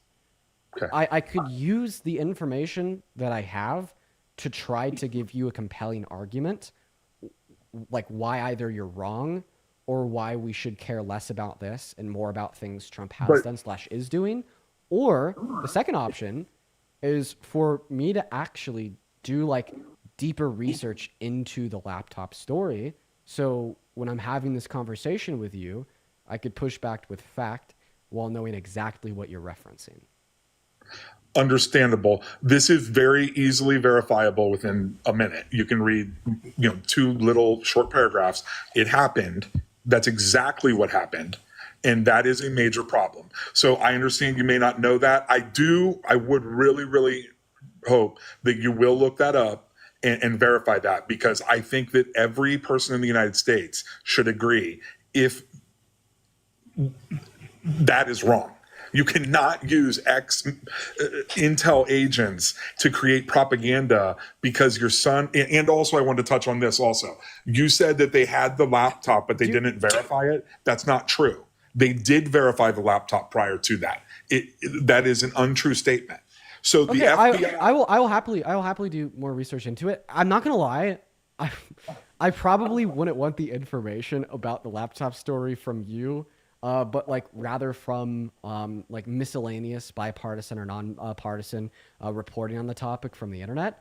So I could promise you I could look more into the laptop. Here, do you mind if I just ask you a general question? Sure. So you are like very worried and concerned about threats to the American democracy to try to sway the opinion, to either sway the public into voting against their interests, or into like forcing the public to vote in a particular way through manipulation. I think that the number one concern in our country right now is the level of propaganda coming from the left. Okay. Well, that's not really directly an answer to my question. I'm just asking you if you care about threats to the American democracy. Also, Matt, if you happen to know a lot about the Hunter Biden laptop story, please feel free to pop up. It would not only be an opportunity for a good conversation, Matt, but also be a really good opportunity for me to use a restroom. So, I mean, first, you're saying that you think most of the propaganda in our country is coming from the left. Holy fucking shit. I disagree so much, okay? It is propaganda that won Donald Trump the 2020 election. Like, Donald Trump went parading around saying that he was going to completely get rid of inflation. He went around saying He lost the 2020 election. Sorry, I meant to say 2024. Okay. And it was Donald Trump who was going around saying that he was going to be able to completely eliminate all inflation, that he was going to be able to drastically drop the price of groceries. Inflation is going down. he said that he was going to get rid of inflation. Not to mention, I think the reason why we've seen inflation going down recently is because we're on the brink of a recession. That sounds bad. Do you remember when they changed the definition of the word recession when it happened under Biden? So I do know what you're referencing. I'd say I personally hold to the definition of a recession as just 2 financial quarters with negative GDP growth. The reason I personally hold to that definition one moment, would you allow me to finish? Sure. The reason why I hold to that definition of a recession is because I'm not an economist and I don't really know about the more niche specifics and how like maybe raising levels of unemployment during 2 negative quarters of GDP growth would mean that we shouldn't use this as a definition of recession. But in a nutshell, anyways, the reason why they did try to change the definition of a recession under the Biden-Harris administration in 2022 is although we did see negative GDP growth, we also saw other indicators that weren't necessarily indicative of a economy that was shrinking. I think during that same time, we saw increases in employment alongside a couple other factors. So that's basically when the economists stepped in and they were like, although we do have 2 quarters of negative GDP growth, it is the case that maybe we need to like re-explain what a recession is and redefine it with like more specific indicators because there's other things going on in this economy that aren't indicative of a recession. But for all intents and purposes, I am okay of accepting the more classical definition of 2 quarters of negative GDP growth. And what I'll say here is that under the current administration, it will be Trump's policy that is 110% responsible for the manufactured recession. He is causing it. Meanwhile, the 2 quarters of negative GDP growth under the Biden-Harris administration were not caused by them or their policy. In fact, they were caused by the pandemic, in which they did a very good job at mitigating the negative consequences of. So that's a very long-winded answer for I'm right. Wait, if your original claim was just that they tried to change the definition, you're right. But I explained why that's not necessarily a bad thing. And then I explained on a more conceptual level. I understand that you're explaining to me how they explain creating the propaganda. I understand that. Yeah, the claim that that's propaganda, I don't think that's true. Propaganda. So I don't think that's true. I mean, I don't think that like economists refining a definition of a term because we saw other indicators in the economy that were indicative of a growing economy, not necessarily a recession is a bad thing. But I think overwhelmingly the claim that I'm making that I'd love to hear your response on is, while it is a case that I don't think the Biden-Harris administration caused the negative implications we saw in the economy in 2022. Meanwhile, I do believe that it is the fault of the current administration's policy for the manufactured recession that we're barreling towards. Well, that's a complete hypothetical because you don't know that. And we do know for a fact that it was. I'm confident in saying that I do know that. I'd say that I do know that we are barreling towards a recession. Yeah, I'd say that I know that. Okay. Well, it hasn't happened yet, so I would rather not talk about it. But going back to what we were talking about earlier. The idea of barreling towards it is happening right now. That is happening. Okay. The thing that I'd like to go back towards is the defending democracy. That is the number one issue, I believe, for a lot of people on the right, is to stop this weaponization that the left has put into place with the DOJ, FBI, CIA. It's a major problem. And until the left really takes accountability for what they've done, we can't move forward as a country. Okay. You guys have to take accountability for this and hold your representatives accountable because they lied to everyone for years about a bunch of BS. So I do think it is important for us to hold our representatives accountable. However, I do not believe that the Biden-Harris administration weaponized the DOJ against Trump, and specifically as it relates to your claim about defending democracy. In fact, I argued the same thing before the election, and I do still yet to this day, because Donald Trump has posed the largest internal threat on the American democracy since the Civil War when he tried to steal the 2020 election from Biden. Oh my goodness. You're ignoring the 2016 election that Hillary Clinton and them tried to overthrow Trump with the Russia lie? Well, actually, so Russia of denying elections. The OG is Hillary Clinton and the Democratic Party. So about 2016, it is the case that it was proven via the Mueller report that Russia had interfered with the 2016 election and had even colluded with some of Donald Trump's closest friends. That was never proven. It was. That was never proven. Yes, it was by the Mueller report. Yeah. Okay, so here's my question, and we're gonna wait. Can you just recognize that what I said is true? Like, it was proven that Russia did interfere and did collude with people like Rudy Giuliani. I do not know that is true. No. I've read a lot of stuff. You're going to know that in just a second. So Robert Mueller found, because he was investigating Trump specifically, he found that Trump... I'm going to go pee real quick. Okay. He found that Trump specifically did not know or was not involved in any Russian collusion, right? no one That's what was. he found. But he found certain people in the campaign who were trying to do it. People like Paul Manafort, people like George What do you mean? Papadopoulos, people like that, right? No, that's not true at all. That's not That true. is true. No, George Manafort was- went to prison because Yes, George of the fact. Papadopoulos went to jail too, and he went to jail for lying. He No, didn't. they go to jail nothing lying. to do But if you read the report, which I got on my bookshelf, by the way, if you read read the the report. report, he found substantial evidence that certain people in the campaign, right, sought the Russians to get information on Hillary Clinton, right? Now, that does not mean that Donald Trump directed it or knew about it, right?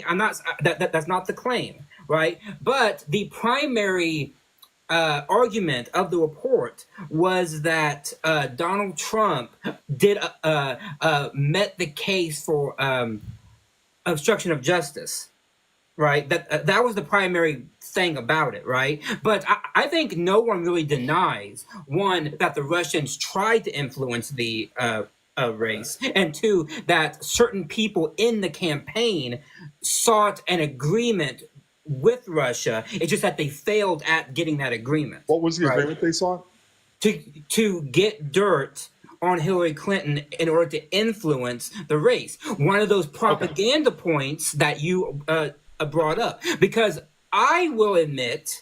Okay, hold on. I will admit certain things about the left being quote unquote propaganda. If you admit certain things about the right also being propaganda. I will definitely do that when you point it out. Here's my question. Wait. Okay, I did, and you pivoted away from it. I just want to clarify that just to like roll off of what Matt just said.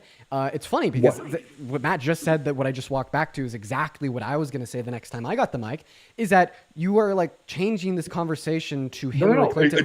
Whoa. Changing this conversation to 2016 with Hillary Clinton to completely escape holding Trump to any level of accountability for literally trying to steal. No.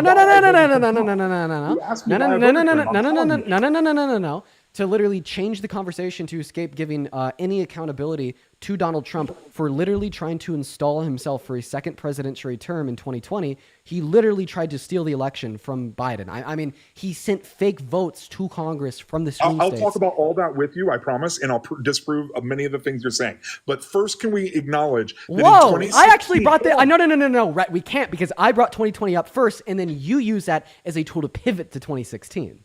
Because you said it's never happened in human history, and I said no. I said this is the largest internal attack on the American democracy since the Civil War, which is absolutely true. And it's not, because 2016 was, and the people have been charged for lying. So you think that 2016 was a larger internal attack on the American democracy compared to 2020? Yeah. Okay. Are you kidding? I want you to be able to get. I want you to be able to provide. I want you to be able to provide those reasons after you at least address and acknowledge that Donald Trump did try to steal the election from Biden in 2020.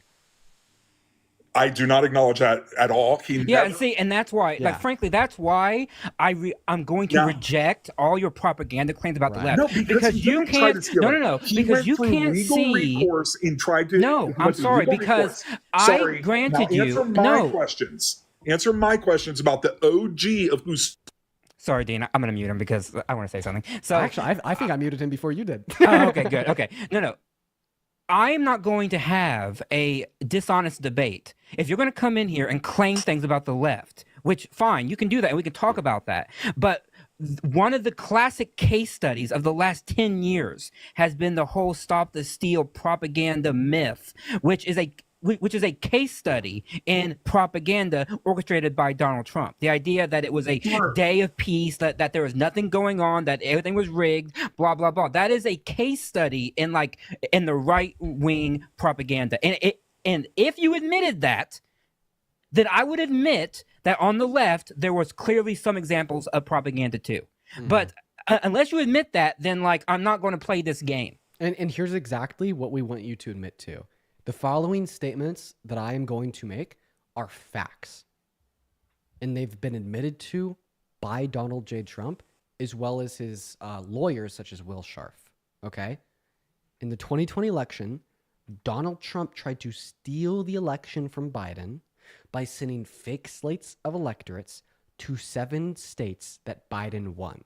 Once these fake slates of electorates were in the 7 states, They sent false certificates of ascertainment, which is the total vote from those states, from the state to Congress. Once those fake certificates of ascertainment hit the floor of Congress on January 6th, Donald Trump then directed Mike Pence, his vice president, to either feign ignorance over which votes were real and which votes were fake, so the election would be kicked back to the House, so the House could install Trump, or he expected Mike Pence to accept the fake votes to install himself for a second term. Okay? This has all been admitted to, both in congressional hearings, okay, such as Jack Smith's case against Trump, as well as it's been admitted to the Supreme Court by his attorney, Will Scharf. And in fact, Will Scharf, his legal representation then and now, has spoken about this on CNN. He was interviewed by a lady on CNN. She straight up asked him, what about the fake votes your guys sent into Congress? And then he was like, we don't call them fake votes. We call them alternative votes. And well, we tried to rig the election from Biden because we think Biden stole it from us, which is obviously proven to be false. So everything I just said is true and has been admitted to by Trump.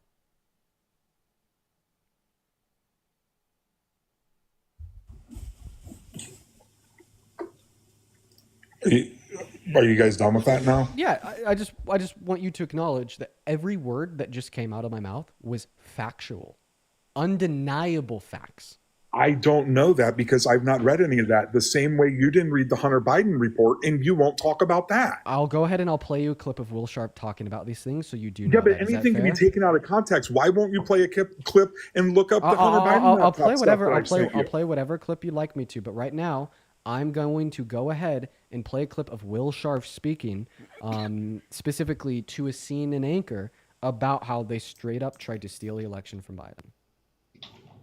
I think I disconnected there for a second. I don't really know what just happened. But anyways, I'm back. Yeah, you did. What happened? I don't know. He just went on pause. Interesting. Okay. Yeah, strange. By the way, if you're one of the 6.2 thousand people watching over on TikTok, guys, make sure that we're double tapping away on that phone screen. I'm gonna go ahead and play this clip. Let me find it real quick. I always reference the same clip from the same YouTube video.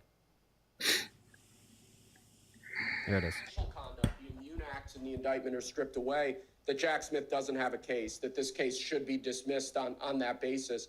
I don't think there's sufficient private. I thought I'd add on. This is Will Scharf. This was Donald Trump's legal representation in 2020 and is still his legal representation today. Conduct here to support the indictment, to support the ongoing prosecution. And that's what we're going to be litigating in front of the district court now. Even just the false slates of electors, you don't think that would constitute enough for a trial?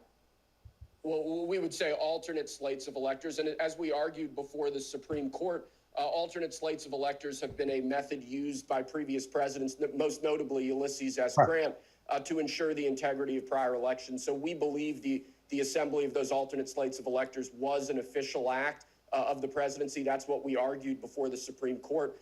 The Supreme Court has reserved that issue for determination by the district court, and we'll see how arguments fall in front of the district court.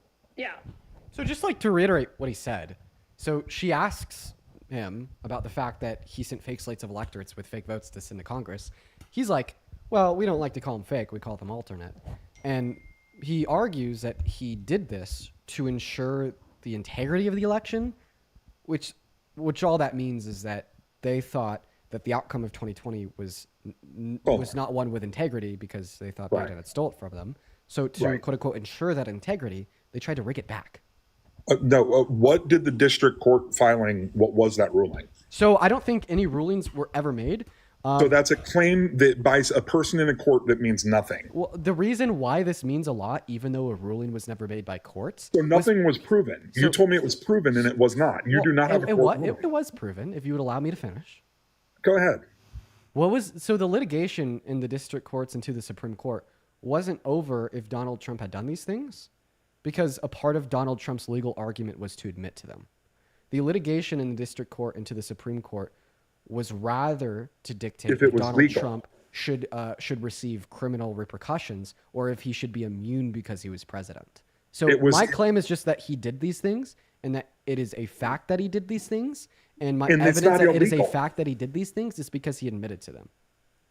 Correct, because they're not illegal. I'll admit to driving down the road the proper speed limit. So let You me won't get this have a- straight. Let me get this so straight. let So me if get this child straight. marriage You was said legal something- and Donald Trump married a kid, it'd be fine because it was legal. So you said that you had a fact that these things happen, and it is Yes. not a fact. Yes, it is a fact Then that these show me things the happen. Court filing. Show me the court filing. You can't because it never happened. Sir, and everything sir, that you with just all- said Made is with all what due makes respect, it if you- illegal.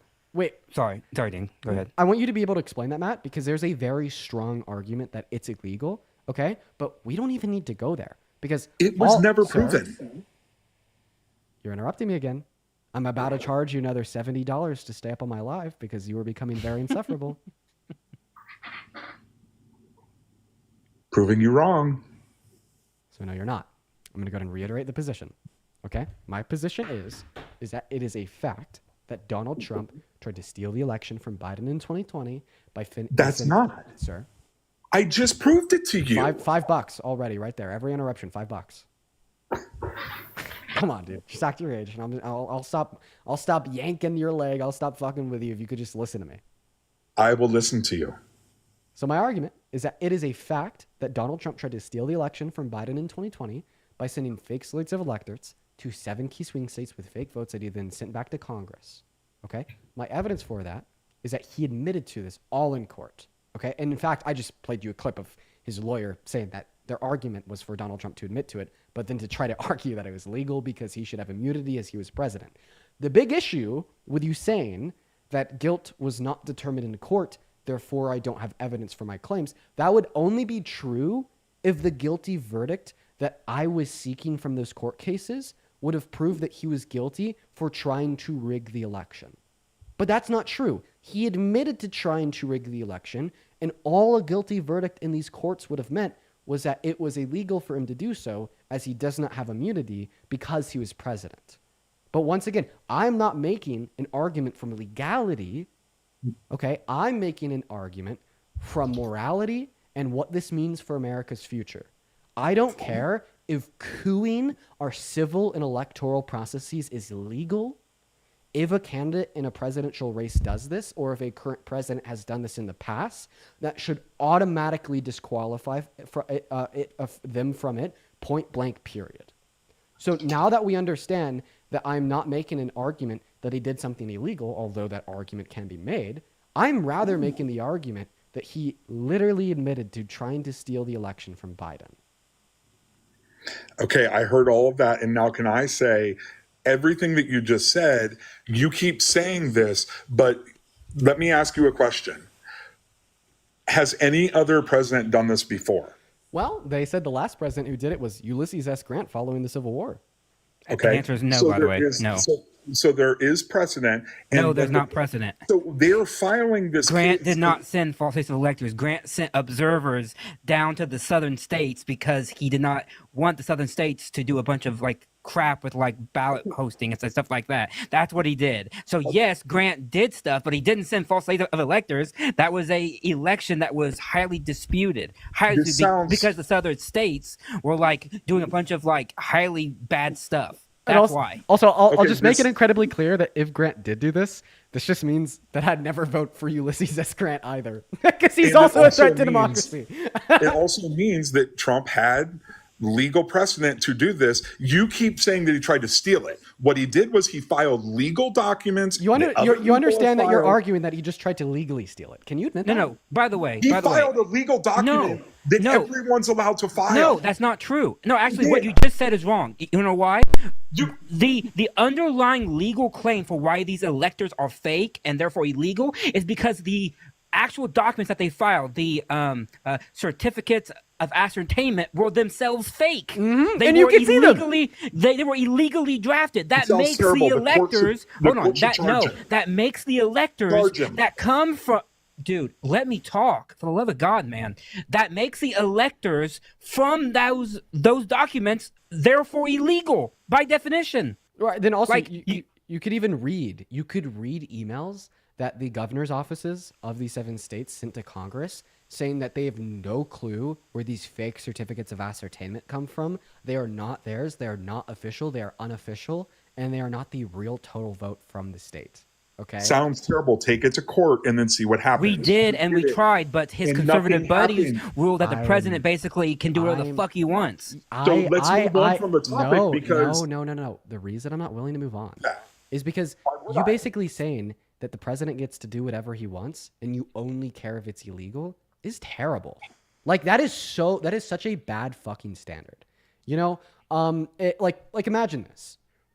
Let's imagine that after the Supreme Court, you did. Let's imagine that if after the Supreme Court made their ruling about presidential immunity, and then Harry Sisson sent out that tweet where he was like, let's talk about reality. What did happen? Sir, and then Harry You Sisson, don't let people speak. Sir, I You're don't let getting people speak while they destroyed. interrupted me. And then Harry Sisson sent out that tweet where he was like, well, now Biden could legally send SEAL Team 6 to take Trump out before the election. Imagine that was true, and Biden did do that, and then it was litigated by the Supreme Court that he has presidential immunity and what he did was not criminal. Do you think it would be a fair argument that Biden was trying to impede upon the American democracy and nobody should support or vote for him because he literally unalived the person he was running against, even though it was legal?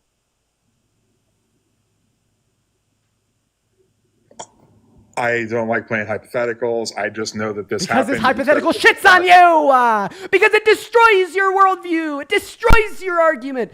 But I digress.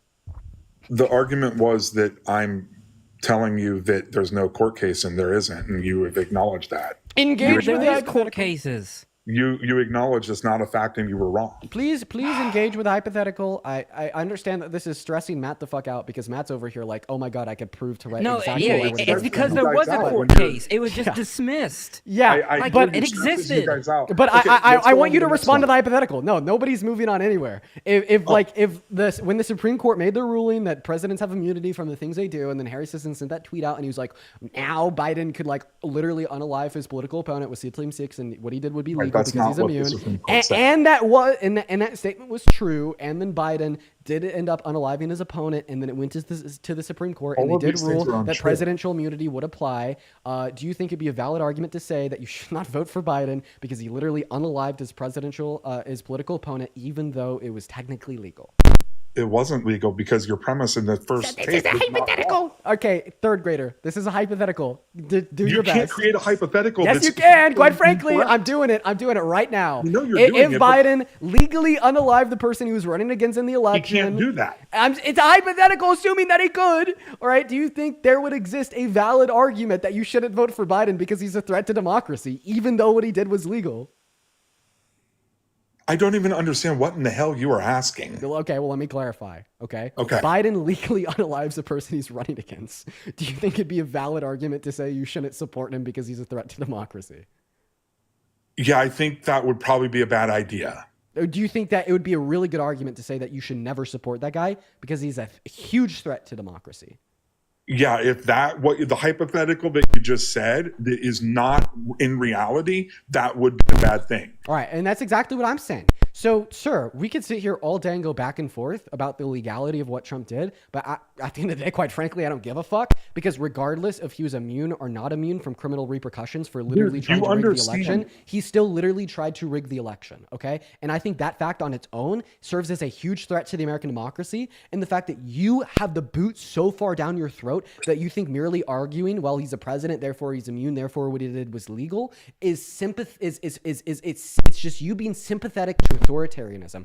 It is you being sympathetic towards fascism. You know that guy, Mr. Putin, over there in Russia? You know, he's unalived a shit ton of people that have ran against him in his presidential elections. And every single time he has impeded upon the democratic processes of elections in the state of Russia, it's been legal. Every single time. What about North Korea too? Apparently my mic is going to shit. Give me a moment.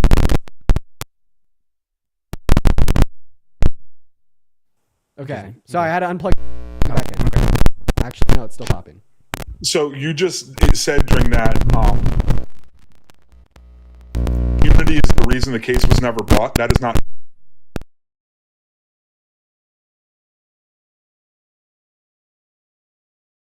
wrong. Which case? Give me a second. Okay, Chad, are we good now? I think that we're Yeah, good. yeah, sounds good. Sorry. It was popping really bad over on YouTube. But anyways, basically, at the ground level, my argument is I don't give a shit about the legality of what he did. I don't give a shit about what conservative judges said or didn't say. The fact of the matter is, he tried to install himself as president when he lost a public election. And that alone should be a red line that you hold against him. Here's what actually happened. He filed a court case and meant for it to go to the Supreme Court so he could do that. Then January 6th interrupted that from happening. And then all the Republicans switched over and they moved forward. That's what actually happened. So I just want to clarify, you deny that he tried to install himself for a second presidential term? No one, of course I deny that. Okay. Well, I think that you have no base to deny that because he How literally... could I? Why? Yeah, because he tried to get himself in the White House without winning in the Electoral College by manipulating the Electoral College. And how did he do this?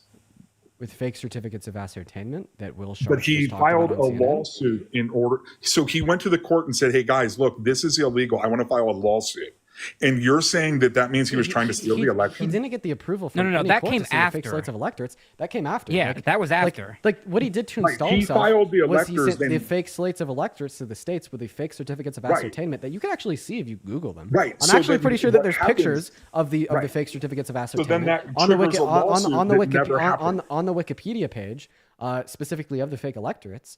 And then when the fake certificates of ascertainment got back in the hands of Congress, that's when Mike Pence was like, I value the Constitution more than I value Trump.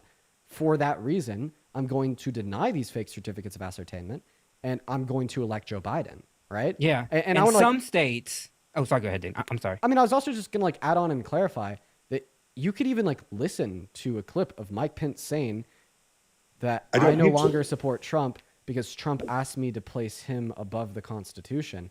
And I mean, this isn't even referencing the fact that Bill Barr got cooed out of the DOJ for considering running along with Trump's plan of falsely announcing widespread voter fraud. And by the way, everything I just said was true. You will not be able to deny. You will not be able to deny any one of those individual statements. You can't deny he tried to get fake votes for himself in Congress to install himself for a second term, and that's a fact of the matter. Where did you hear the Bill Barr information? Because I've never heard that. Great. Bill Barr told us himself. Yeah. So He Bill wrote a Barr book. stepped down because he was going to follow Trump's. Yeah, no, he stepped down because he was asked to do it, and he said, I cannot do it. And he said, I'd rather step down. And so he stepped down because he was not going to do it. Yeah, I thought so he the claim said is that coming from other Bill people- Barr's mouth. What? The evidence for the claim is Bill Barr. The evidence Yeah. that Trump tried to pressure Bill Barr into falsely announcing widespread Right, I'm voter well fraud aware is of all Bill of that Barr. happening. I thought that you said other people forced him to step down because Bill Barr was going to go along with it. Well, I mean, the other I've never people, I heard mean, that. technically, Trump put a pressure campaign on him saying, do this or I'll fire you. And he's like, well, I'd rather just step down. And so he just stepped down. But he Right, I but know he was that. being pressured to do something he didn't want to do. I know all that. I'm saying he made the claim that other people were forcing Bill Barr because Bill Barr was a lot of going to come on. a lot of DOJ employees threatened to quit if Bill Barr did it. Okay, I know that he quit because Trump was asking him and that he didn't do it. I know all that. I was just simply saying I'd never heard that. It was just confusion. So point being is that what Donald Trump did was he did something another president has done in the past. He did it. Sorry, it went to court and Matt it was did- never finished up in court. Matt disputed that claim too. Well, he can dispute it and then we can go to court and figure it out, which we were never able to do. No, I just want to I clarify. disputed your claim, not Trump's claim. So I just want to clarify, like the crux of your position is essentially that you think Donald Trump tried to legally steal the election, right? It's not stealing the election when you do something legal. When It wasn't legal. Here, the crux of the matter well, is. let me go ahead and Hold on. I'm going to go ahead and define steal the election, and I want you to tell me why I'm wrong. Okay? Dude, fair? I'm sighing because we've been over this like 5 times. I know. So when I say steal the election, all that I'm saying is that the people voted against him. So then he just made fake votes from fake people that were for him. Like that's all. So that's what I mean by steal the election. You're just arguing the way he made the fake votes from fake people. That's not was even what he legal. was trying to do. All he wanted to do was send it back to the states. Wait, so that they is could exactly what he was re- trying to do. What do you think? Was send it back to the states. No, what do you think that the manipulated certificates of ascertainment were? So, like, a certificate of ascertainment is a single piece of paper where it totals the votes from the constituents of a state, and it shows how many people voted for red and how many people voted for blue, and then how many people voted for the miscellaneous independent candidates. Okay, so the fake certificates of ascertainment that Donald Trump installed just like had a fake amount of people voting for him. Like they up the number of people. Not that even voted that for though. Trump. It goes worse than that because the ascertainment has to be signed by the legislature, and I so think they that forge signatures in order to make it official. Yeah. So like what? So like that makes it worse. Yeah. What? So what's proven once again is that he tried to what you think is proven is that he tried to legally steal the election by legally installing fake votes from fake people for himself. Right? Nope. Okay, so You just wait. keep trying to twist So I just everything, want to clarify. So you don't think that the apparently legal fake certificates of ascertainment he sent to Congress had fake votes for himself? So they were all real votes for himself? Because they're either real or fake. So all of the votes on his legal fake certificates of ascertainment, were they real or were they fake? Dude, none of that even matters. No, I want you to answer the question. The votes on his alternative certificates of ascertainment, were they real or were they fake? Like the actual votes, were they real or were they fake? The actual votes on the certificate of ascertainments that he had. They were alternative, yes. I'm asking you about the literal vote tally on the piece of paper. So I have so no like idea. so like I've never the, read into this. So like the real certificate of ascertainment from the governor's office. Nobody cares about let's this. just say from like Wisconsin, 20K votes for Biden, 15K votes for Trump. The alternative certificate of ascertainment for Trump, 20K votes for Biden, 25K votes for Trump. By the way, I'm sorry. He just said that nobody cares about this. This is the Constitution here. Like, I'm sorry. Like, you might not care because you don't. I guess I give a damn about like our system of like governance, but I care. Dean cares. Like, millions of people in this country care because we care about having a orderly constitutional system that is followed by the rule of law, which Trump did not do. Yeah, I kind of care about like the American people being able to elect our public officials, specifically the president.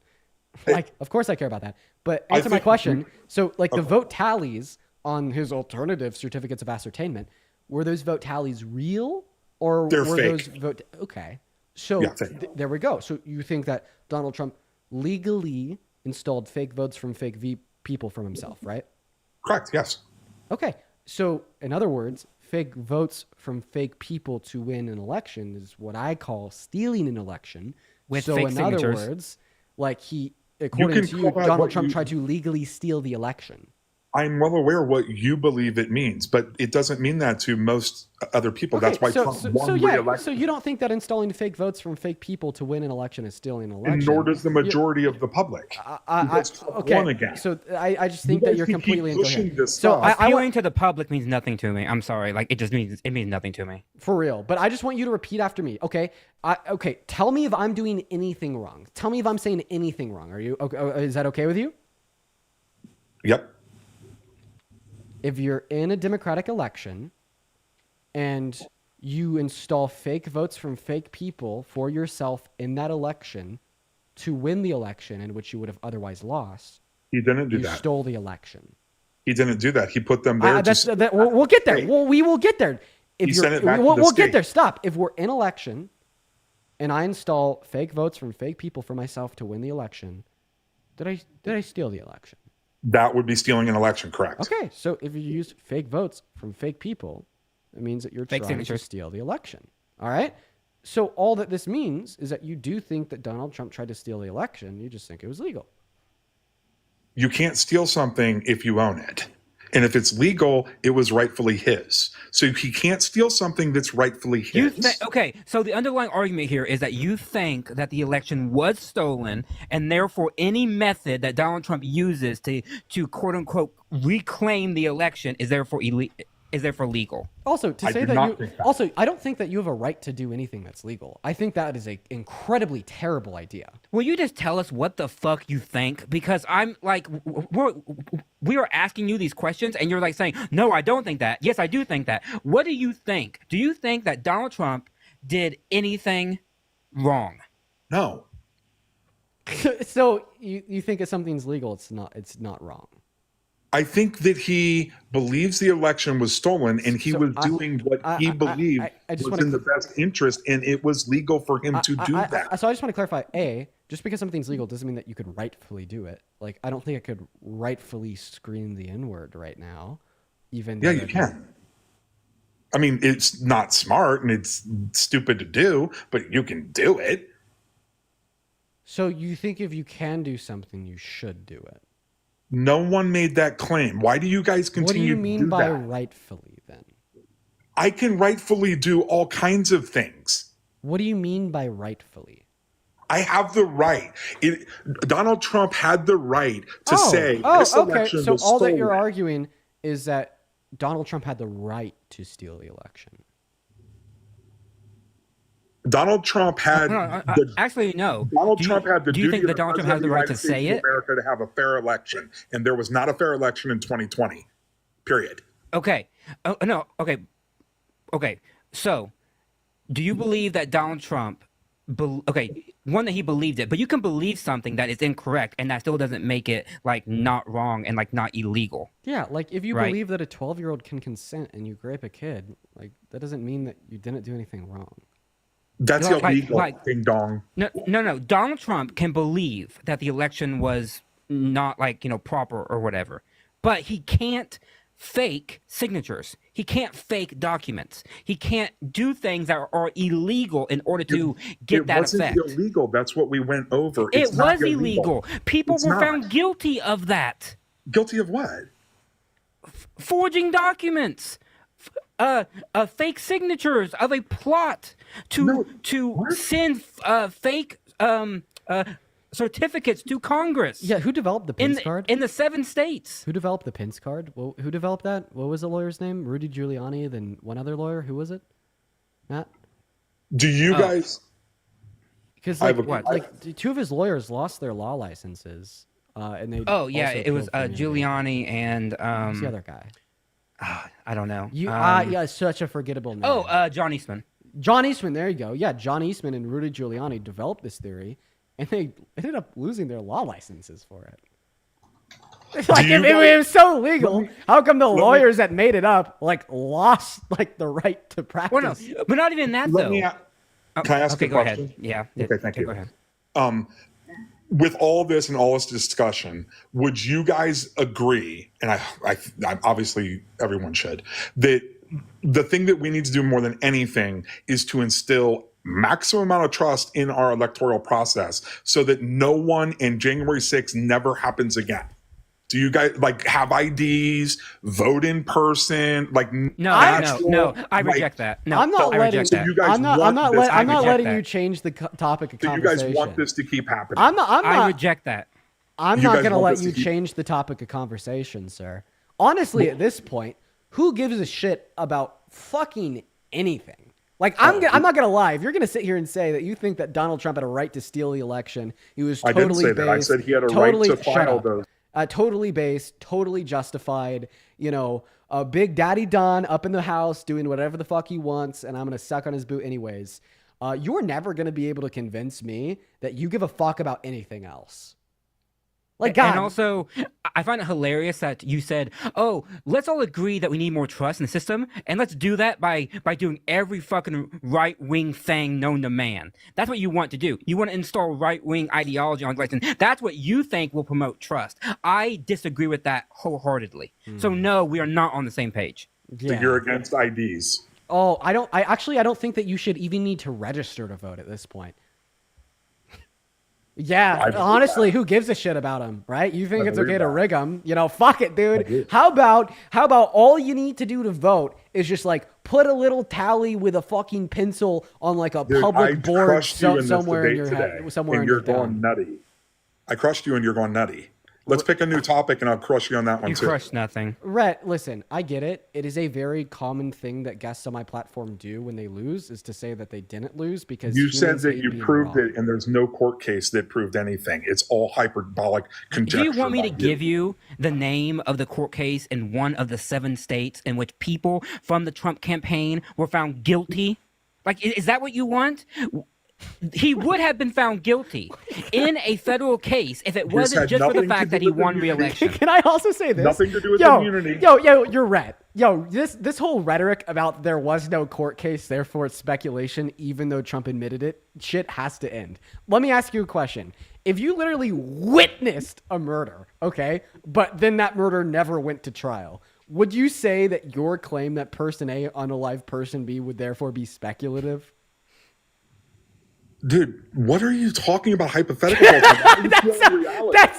happens in reality all the time. You're a witness of schmurder, okay? Let's say you witnessed Adam Schmurder. Listen, let's say you witnessed Adam Schmurder Andrew, okay? It never goes to court. Would you say your claim that Adam Schmurdered Andrew is therefore speculative? I would say if somebody's sitting here and they say to Trent, you stop. Is your claim that Adam Schmurdered Andrew therefore speculative because it never went to court? I'm not even following your silly bullshit. God, it's less than Let's 2 talk about the sentences. point. A third grader could do better than you, Why right? can't Come we just on, talk buddy. about the point? Come on, buddy. Okay, I'll repeat it. 2 sentences. And by the way, if you can't follow this time, I will pull out the crayons and the polka dotted printer paper, and I will draw it out for you, Rhett. Here's the question. You witness Adam unalive Andrew. Trump thought he was doing something legal. Rhett, So you're obviously not going to be able to follow what I say if you're interrupting me, bud. I want to prove this point. And then a question can't be wrong. There's no truth value to questions, sir. Oh my God. No, hold on. Okay, Adam believes that when he was unaliving Andrew, he was doing something good. Does that not make it like Schmurder? Right, correct. Yes, 100%. Adam could have believed that he was getting ready to kill somebody. Shoot some. Spew somebody else. So Okay, yes, there's other factors. You're to adding it. variables. Seriously, I just want an answer to my very simple question. You witness Adam unalive Andrew. Never goes to court. Is your claim that therefore Adam unalived Andrew speculative? Thank you both for the $5 too. Thank you so much. I don't understand what the hell you are talking about. A third grader could understand that question. No, they couldn't. Because the hypothetical that you're trying to draw isn't real. Trump did nothing illegal. So, oh my God, I don't know what to say. Okay, how about this? How about this? You witness Adam unalive Andrew, but it never goes to court. Do you still why yet have is he good unaliving reason? someone? Trump did nothing illegal. Rhett, why the fuck are you talking about Trump? I'm talking about Adam and Andrew. I need you to follow. Do Adam and Andrew. I need you to. I need you to follow. You witness Adam unalive Andrew, never goes to court. Are you still justified in believing that Adam unalived Andrew? If you need clarification on like my 5 words, feel free to ask. Yeah, he's unalived. Do you have good reason to believe that? That Adam unalived Andrew, even though it never went to court? If the human being is no longer in existence and I watched it happen, yes, that would be a perfectly good assumption to make. Yes. Right. So the reason why I'm asking you this question is because you're trying to draw an analogy that's not correct. It is so incredibly relevant. Is because although it was never proven in a court of law with a guilty verdict that Donald Trump sent these fake slates of electors to these 7 key swing states to steal the vote. So why did the Democrats stop doing it? Hey, sir, if you interrupt me again, I don't even know what I'm going to do. I'm going to be upset, bud. Come on. How old are you? Let's get real quick, Rhett. What is your age? I'm 48. Why are you, at your old age, letting a 20-year-old be more mature than you? Dude, you do not allow me to speak, and you keep saying stupid hypotheticals. Do a hypothetical where the person, sir, whoever he is, thought he was doing something legal, I witnessed him do that, and then somebody else thinks it's illegal. Can I please ask you, happened with sir? Trump? Can I please ask you to be more mature than the 20-year-old? Is that a fair ask? Also, chat, that's not old, but it's old to me because I'm 20. How about that? How about that? The same way I'm sure that a 15-year-old would call me an unk. Okay, right? But listen, the point of the matter is, I'm going to challenge you to be more mature than the person that's less than half your age. But here's the analogy. Are you ready? Am I allowed to speak and say yes? You're allowed to say yeah. Yes, sir. I am ready. Thank you. Great. So here's my claim. Do you feel told me- powerful? Do I feel powerful? No, I feel Yeah. powerless because there's absolutely nothing I could do to just get you to engage in a productive dialogue. No, you're trying to force me to agree with you, and I keep combating it with facts, saying what you said is untrue. I mean, actually, It's not right been now, proven. I'm just trying to force you to like engage in a productive dialogue. So, Go like, for once it. again, you Let's asked me if talk I feel about it. powerful. In situations like this, I feel powerless. Okay. I feel like I couldn't have or possess Is that why you went less on that whole power diatribe because about it is feeling 20 years absolutely old? unreal that no matter what I say, no matter what I do, there's nothing I can say or do to convince you to just have a productive dialogue. I honestly thought that my little manipulation tactic of saying I'm less than like half your age and I'm acting more mature than you would kind of be like that public embarrassment factor where you're like, oh, I got to shape it up. So like the 10,000 people watching don't think that the 20-year-old is more mature than me at near 50. I thought that would work. It's obviously proven not to work. So at this point, I think I'm out of options. My last option is just to do the force mute game. The force mute game sucks. Rhett, I hate it. It's my least favorite thing ever. I honestly, not even going to play it. So I'm going to unmute you, and I'm going to try to communicate this point to you one last time. So this pompous attitude, let it go. The interruptions, let it go. The cortisol levels, bring them down. Just a little bit. Now, I'm going to go back to what I was saying.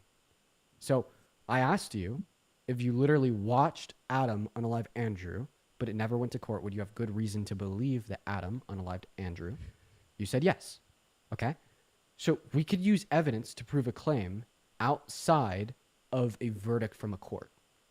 But I'd also like to clarify, you don't care about verdicts from courts because you don't think that Donald Trump raped E. Jean Carroll, even though the unanimous jury of 9 agreed. But I digress. My main point is that I have the evidence of an admission of guilt from Trump to prove that he tried to steal the election from Biden in 2020. He admitted to sending fake slates of electorates. He admitted to sending them with fake certificates of ascertainment. We have the fake certificates of ascertainment. He admitted to pressuring Mike Pence into certifying them as real. Bill Barr admitted that Donald Trump tried to pressure him into falsely announcing widespread voter fraud. You've admitted that he tried to literally, apparently legally, rig the outcome of the election. So when you hit me back with a claim that it wasn't proven in court, therefore it doesn't matter, okay? It does matter because although it wasn't proven in court, it was proven outside of court. It was proven it happened, correct. It wasn't proven that he tried to steal anything because it may have rightfully been his. That's what the court was there to determine, and it never happened. Do you want me? Another thing I'd like to bring up, you just brought up Eugene Carroll, that there was a grape case, and that is a fact propaganda also. That case had nothing to do with grape, and you're repeating a lie, and you're repeating propaganda. Please stop doing it. What would you like me to destroy you on next? It was all about grape. The action that he was held civilly liable for doing was the forceful penetration of her female member with his fingers. That is grape. Incorrect. That is not. It was a defamation lawsuit. You need to learn what you're talking about. You could read the verdict form. The lawsuit was for both You can read the verdict defamation form, but what they filed was a and defamation lawsuit, sir. you could And it was read in civil court. He was held. You cannot He was be held criminally liable in civil court. Sir, he was So held what liable. you said was incorrect. No, what I said was correct. He was held liable for both defamation and essay. He was not. That was not even part of the case. Yes, it was. No, it wasn't. They charged for defamation. That's it. No. You could read the court documents and see that he was literally fined $82 million for defamation on top of $4 million for SA. Perfectly fine. He was charged $4 million for SA. The verdict form was guilty of SA and of defamation. It was a court case to conclude defamation and SA. So tell me that you're wrong. Say, Dean, I just lied and I'm sorry. So you need to say it because this is never. You said that he was a criminal, and it was not in criminal court. You lied, Deanie. He never said that. I never You said lied, that. Deanie Weenie. He's not a criminal. What? He never said that. What? Yeah, he did. I mean, he is a criminal because, you know, the Wait, counts. But I never said shit. I said that he was held liable for grape. I said, yes, I think he was, yeah. So the action that he was held liable for was You believe that happened also. The action that he was held liable for was the forceful penetration of E. Jean Carroll's female member with his fingers. I think that is grape. You guys love repeating the propaganda that's created, and then you don't understand why you keep losing elections. Which part of that statement? Which part of that statement? Wait, I have a question. In general, wait, is I have a question. Which part of that statement was propaganda? Was it propaganda to say that he was held liable? The entire case is propaganda. No. Listen, was it propaganda to say that he was held liable for the forceful penetration of a female member with his fingers, or was it propaganda to say that the forceful penetration of the female member with fingers is grape? Which part of my statement was false? Neither of those are. So both of those statements are true. Correct. Thanks. Thanks. You're So then why the fuck were you calling me a liar? propaganda Then that was why the created. fuck were you calling me a liar? Why did you just try to go on this like little rant and monologue saying that, Dean, you're wrong, you're a liar. The case had nothing to do with SA. It was only defamation, nothing to do with SA. Oh my God, do you hear yourself? So let me get this straight. The case had nothing to do with SA, but the case had all to do with SA simultaneously at the same time by the same person saying it? What? Rhett, this is insanity. I can't even believe what my ears are hearing, dude. I mean, wow. Color me shocked. Just kidding. I am so used to this shit. And by the way, a person who only complains about left-wing propaganda are they themselves propagandists, because you're not even willing to admit that the right wing does any of it. So I'm sorry, but like every time you say that's propaganda, I'm gonna be like it washes over me because I don't listen to like propagandists also. So Okay, also I just want to say, Rhett, spending $70 to get cooked this bad is crazy. I know, what a waste of money.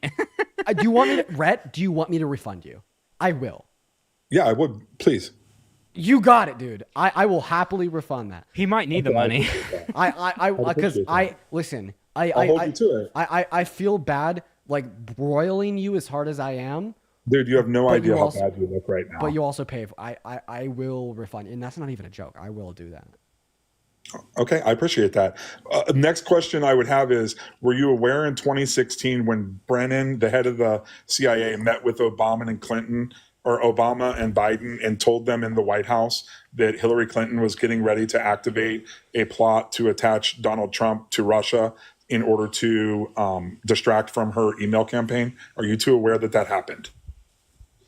I will happily respond to your claim about 2016 after you respond to any of the 10 billion fucking claims that I've made to disprove your statements that you have left in the dust.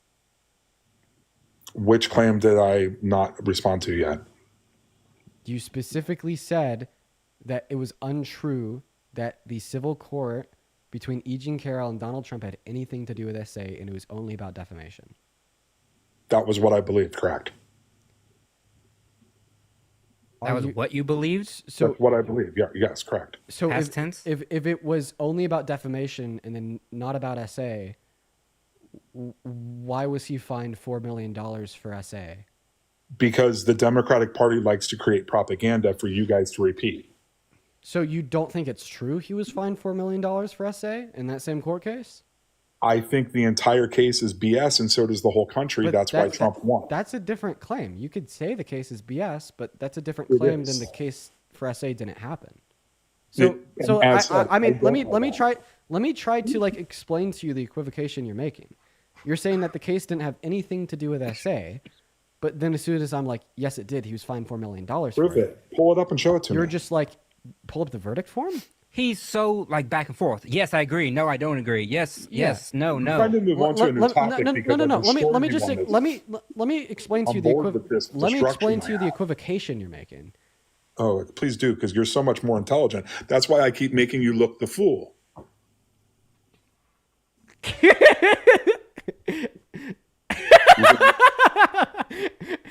Anyways, so you made the claim that the civil court case was only about defamation. and Yes, had that's still what I nothing- believe. One moment, and had nothing to do with SA.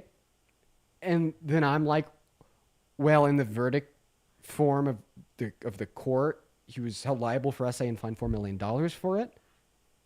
But then you're like, well, it wasn't propaganda. It didn't actually happen. Okay, but this is an equivocation that you're making here. Because the first claim is that he just literally didn't have any civil court proceedings about SA at all, and it was only defamation. And the second claim you're making is, well, it was a part of the civil proceedings that he was held liable for SA, and he was fined for it, but it just didn't happen, and it was a fake claim. So which one is it? Was he held liable for SA, but it never happened? Or was he not held liable for SA and only defamation? I'll answer the same way I did before. I don't know. It is my opinion that it was only regarding defamation. That is what I know of the case. Correct. Have you ever read the court documents? No, I have not. Why would I spend time on your guys' propaganda? So If wait, this, dude. Rhett, how do you know it's propaganda if you've never read the court documents?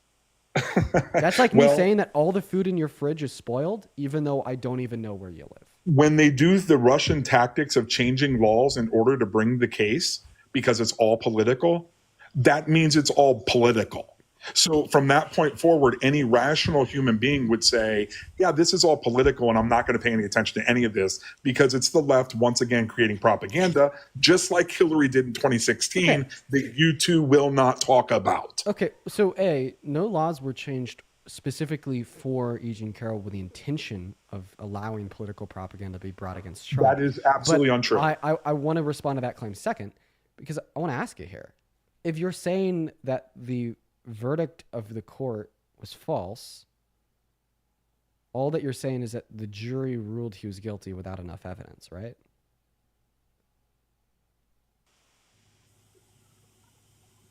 Right? I didn't hear what you were saying. When you say that the case was propaganda and like the verdict was wrong, what that means is that the jury ruled Trump was guilty without enough evidence that Trump was guilty, right? No, the whole case is bullshit. All the evidence is bullshit. It's all bullshit. Wait. Everyone knows that. That's why Trump won, dude. Wait. You guys can keep pushing this crap. Yeah, No one believes. more propaganda. So I want to clarify here. You just denied that the jury ruled with insufficient evidence. So you think that the jury had sufficient evidence Trump was guilty, but Trump's not guilty? That is intelligible nonsense. He denies all Unintelligible like Trump illegality. He thinks Trump did nothing wrong ever. Like, he's basically Jesus Christ, right? I mean, Trump is just like... Yeah. I just want you to be clear, because this is a binary. It's either one or the other. Did the jury rule with insufficient evidence to find Trump guilty, that he was guilty, or did the jury just straight up have enough evidence to say that he was guilty?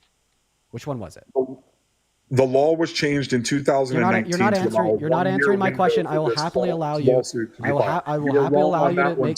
happily allow you to argue that next. Okay. I know exactly what you're referencing, and I'll happily debunk you and destroy you after you respond to my question. Do it. Because it's Do it important. right now. No, because you're trying to avoid this question. Did the jury have enough evidence to determine Trump was guilty, or did the jury not have enough evidence to determine that the Trump was guilty? For somebody that's saying Trump was ruled as being guilty, but in all actuality he was innocent, this answer should be easy. Like, which They one didn't have was it? enough evidence. They did not have enough evidence. Great. So you're saying that the jury ruled Trump was guilty without enough evidence of Trump's guilt. Name one piece of evidence. What? Name one piece of evidence of what? Name one piece of evidence that E. Jean Carroll's attorneys submitted to the jury inside of the civil court that the jury then used to hold him liable.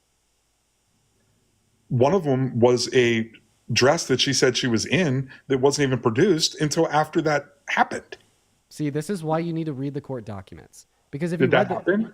It didn't. Did what I just say happen? No, actually, it didn't, Rhett. That's why I say that. No, it didn't. That's why I say that you need to read the court documents. Okay. So Did the they judge change actually, the law no. Stop fucking. Oh my God, Rhett, you were insufferable If you're going to say a claim, I'm going to respond to the claim. Are you real? Are you a human? No. Dude, you have problems. Oh, I have problems because I want to Look at your debunk anger issues because somebody's So pointing out that you're wrong. I would like to clarify, I'm not angry, I'm assertive. There's a big difference between those two claims. Now, I do understand that the level of assertiveness that I'm suggesting in my conversation with you is quite extreme, but the extreme level of assertiveness that I am portraying in our conversation is justified because if I wasn't this assertive, you would be derailing the conversation every 10 seconds because you are scared of the truth. And I'm damn good at proving the truth, okay? I've kind of made a career out of it. But anyways, you said that a piece of evidence that the jury used to find Trump guilty was a dress. That claim is not true. In fact, the judge denied that the dress could be entered into the court as a piece of evidence because Donald Trump denied to submit his DNA to be tested against the DNA on the dress. And because Donald Trump denied to submit his DNA for that reason, therefore, the judge ruled that the dress was merely speculatory because the only evidence that his DNA was on it was E. Jean Carroll's testimony. So he denied the dress too. And that's why it's important for you to read the court documents. Also, I'm going to say this as well. You said that the dress only Literally begun... the part I'm talking about. That You also said that the dress only begun being produced after 1996. Yet another false claim. That claim does not originate from the manufacturer of the dress. I'm actually pretty sure that claim originates from an alt-right Russian misinformation website. Not the manufacturer. The manufacturer never said it. Do you want to bet money? Let's do it. I say what? He already did. Yeah. $70, and he already lost dude, it. I want to bet lots of money with you. I want to bet so much money with you. You'd be. Let's do. you'd be Okay, broken in a week. let's bet $100 that the manufacturer never said the dress was only begun being produced after. I don't need the manufacturer to say that. Can other people say it? Just like what you had before. Can other people make a claim? I don't need the manufacturer to make a claim. So how do you know that the dress only begun production after 1996? Because they can look up. That's the first time it ever went for sale. That's what production means, sir. Okay. Would Just you be able like to they give me can the evidence for verify the claim? Hunter Biden's laptop by So simply please asking the other person if they received the email. But you so lied be- about so that because, earlier too. So therefore, please give me the evidence for the claim that this dress only begun being produced following 1996. You won't be able to do it because Type. like Type. the evidence for the claim is misinfo. I'll wait though.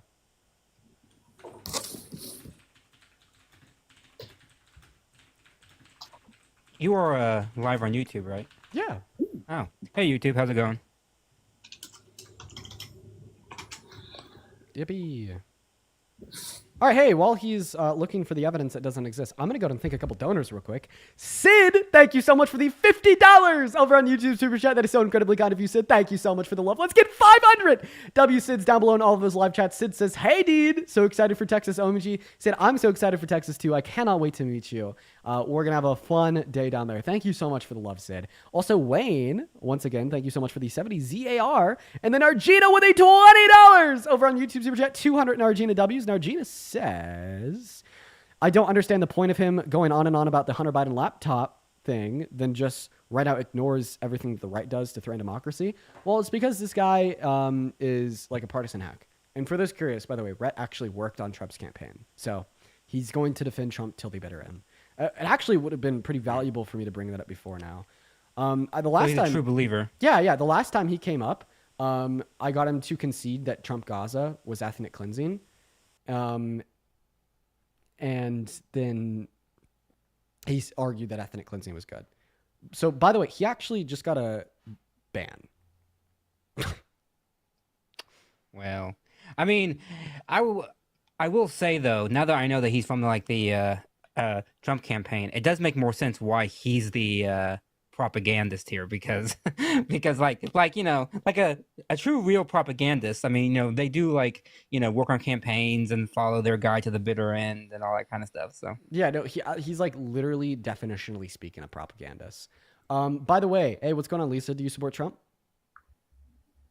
Lisa is not here, so we're going to move on to the next guest. If you are one of the 7,000 people in the live stream and you do support the president and you'd like to come up here and have a debate with me, make sure that you drop a MAGA down below in that live comment section. We're going to get you up here for a conversation. And if you're one of the 7,000 people watching the live, good to have you in here. Make sure to hit that follow button, new Dean account, and make sure that you're double tapping on that phone screen and sharing that live. I'd also like to point out that TikTok censorship has been heavy when this live gets taken down. And it's actually going to be right now. So it's actually going to be literally right now, quite frankly. Everyone hit that follow button. Go ahead and hit that follow button. We're going to go and restart the live. I'll be right back. Click on that profile picture. We're just going to do a quick restart because of what that last guest just did. But we've also had a bunch of flags throughout the day. So I was going to do a restart anyways. It is a good idea. Click on the profile picture. See you all in 10 seconds. bye, Dean. Have a good one. See ya. Sorry, someone came up and showed obscene imagery. So, yep, gotta delete it and then just go live again. I mean, hey, I was actually planning on kind of restarting the live anyways, just for protection, because I think that we had already gotten 2 flags on the live.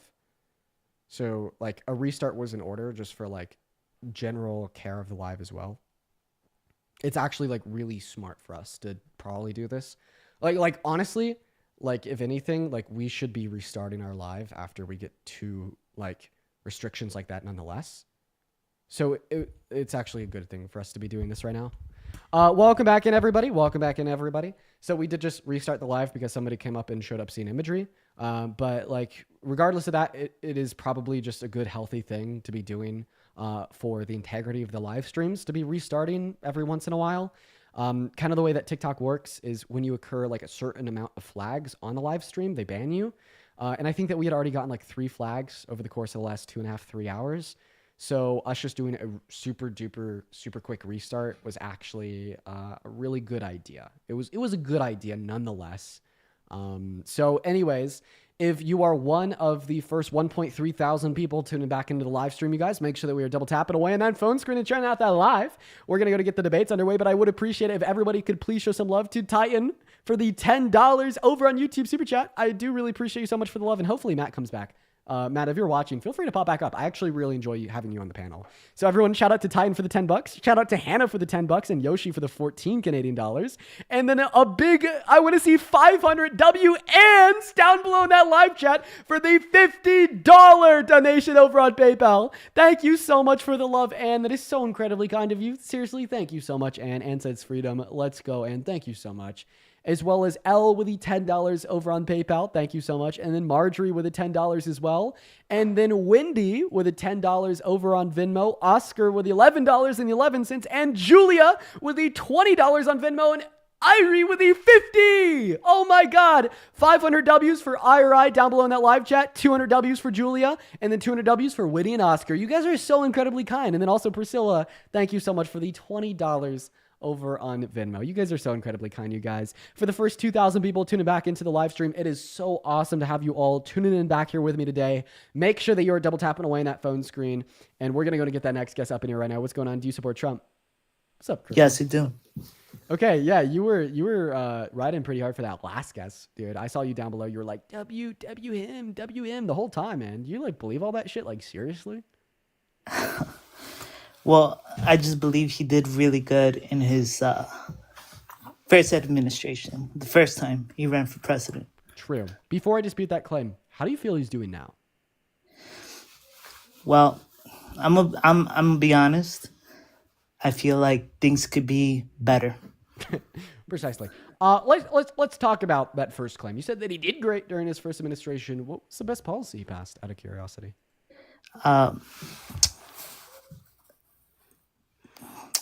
The taxes he passed. There you go.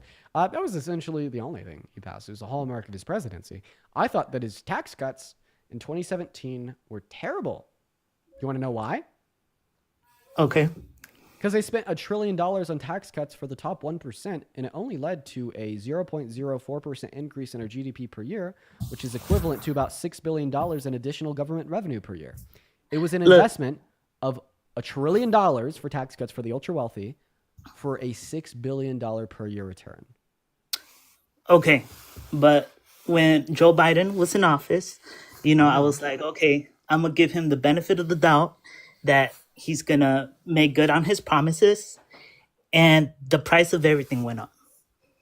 And so for me, I was like, dude, I was better off when Trump was in office. And that's why I was like, you know what? I don't know if Kamala would have been a good president this time around. Okay, so what did Biden and Harris do to cause inflation?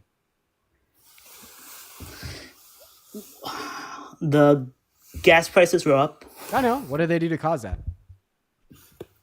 Give money to Ukraine. Are you serious? Yeah, they gave them too much money. Okay, tell me how the Biden-Harris administration giving Ukraine $32 billion per year in funding and weaponry increased the price of gas in America. I would love to hear this argument.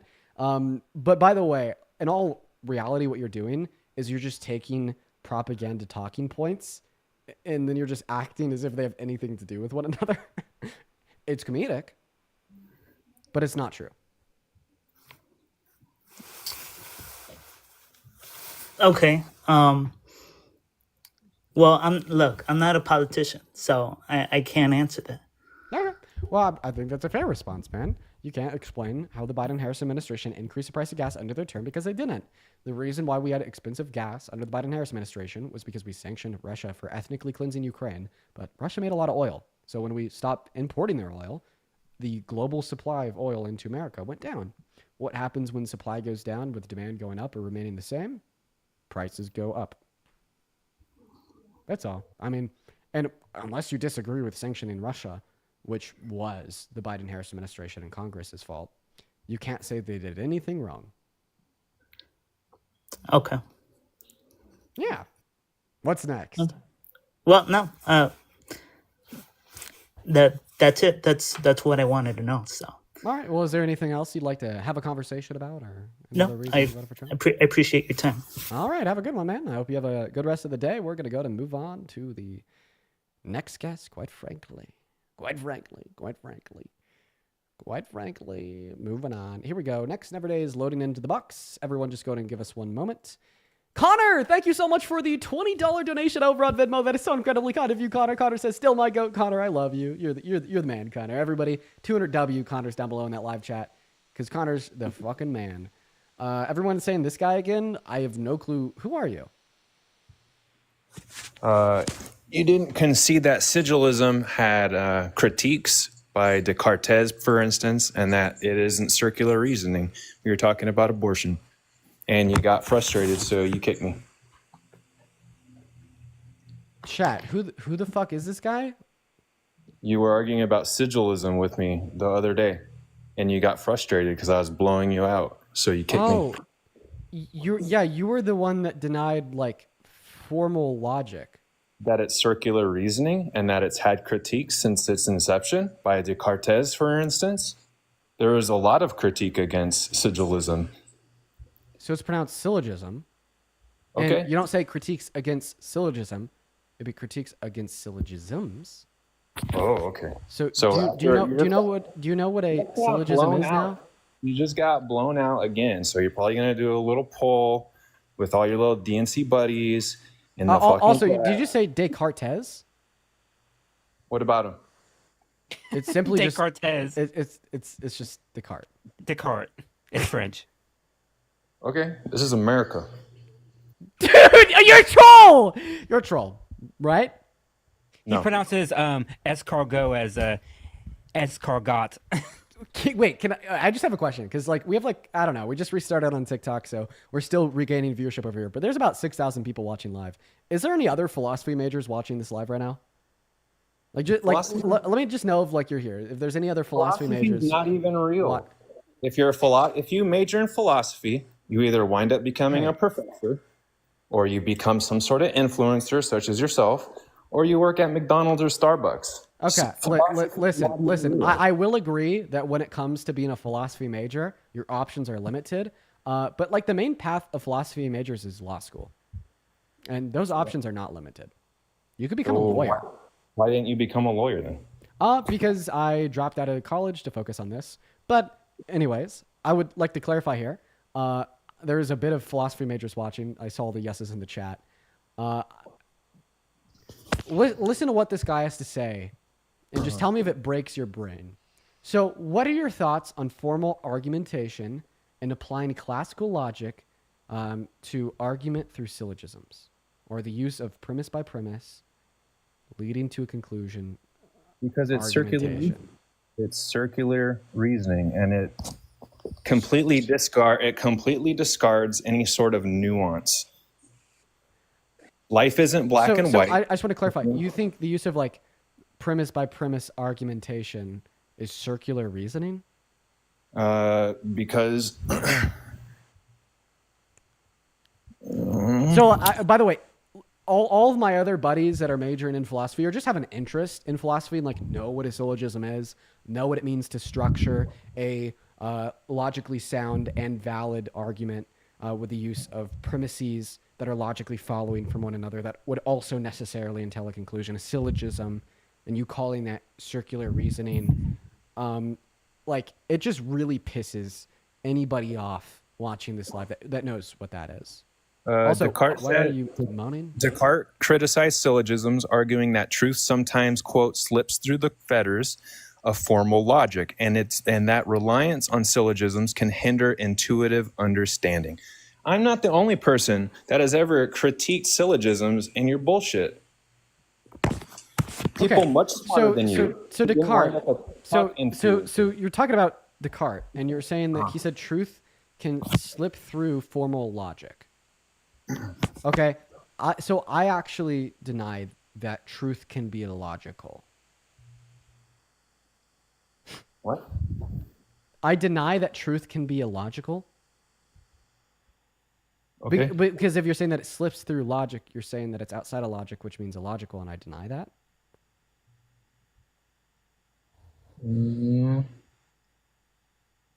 I think you're getting lost in the sauce, bro. You know, the best thing that Trump has ever done was get elected, because he gave people like you and Parker and all those other guys a job. You'd be nothing if he wasn't. I have a job, so like, I mean, I'm okay. I'm not talking to you, bro. I'm talking to the person. Okay. Yeah. So I just want to clarify. You said that I'd be nothing if I didn't have a job talking about politics.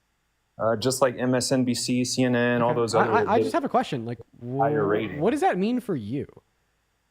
Because like, I want to clarify. Before I was like in politics and live streams, I'd actually won 2 back-to-back international awards for web design and development. Amazing. Do you have 2 international awards for web design and development? That's very niche, so you know the answer is no. So if I'd be nothing with 2 international awards for web design and development, and you don't have 2 international awards for web design and development, you have to what win does that make you? You have to win an award to be acclaimed or be successful? Well, I'm just merely stating that I don't think nothing means a highly accomplished, like full stack web developer. It's a little, and that it's kind of giving meritocracy on from you too. It's kind of weird. I don't think it's weird to say that I definitely wasn't nothing before I decided to get into politics. It's just giving meritocracy, and you know, that's kind of a turn you know off. what you're giving? Jealousy. Okay, I think that you're jealous of the fact that I've been able to build a platform here on TikTok, and then it frustrates you even more when you learn that I have accomplishments outside of digital content creation. What do you know about? It's nothing, dude. Graphic design. It's going to be overtaken by AI anyways. It already has been. So you're right. A lot of fuck AI. Fuck AI. But I don't think that you'll ever be able to replace a human on the back end of full stack web development, or at least supervision of such. Plus, people have to actually build the AI. You know, that's something else that must be considered. So actually, yeah, I'm a full stack developer. Yeah, well, actually, yeah, you're right. I know. I do full stack development. I do. Okay. Did that get you your little award? Yeah, it did. It got me 2 of them. Where can I find this award online? Is it Googleable or Yahooable or Bingable or anything? Or are you just making it up? Yeah, it actually might be. I did ask the publications that had posted about it to take it off of their website since it was an award. Oh, that's convenient. The reason I asked them to take it off of their websites was because it did pop up on Google and it was associated with like my high school, like they said dean for my high school. But I bet it's still up. That's really convenient. But okay. What's convenient? The fact that they just took it offline because you asked them to, so there was no proof of anything. No, I'm actually pretty sure that I asked them to take it offline and they didn't. Like I remember hearing back from like the editor of this publication, and they said that we don't do that, and I'm pretty sure it's still up. I want to see. Now I'm curious. Yeah, just look up Dean Withers FBLA. FBLA. Yeah. If you're curious of what FBLA is, it's basically like an international club for high schoolers. I think that they have close to like 300,000 people inside of FBLA from like, what is it, 4 continents? And they do third place, bro. They do competitions. You got 3rd place. I think in my first year I got 3rd, and my second year I got 5th. Yeah. Wow. You're coming off like you're fucking got the gold medal or something. You got 3rd and 5th. I said I won 2 international awards for web development. Everybody that would rank in the top 10 get an award. All right. Can we debate gun control or something fun like that?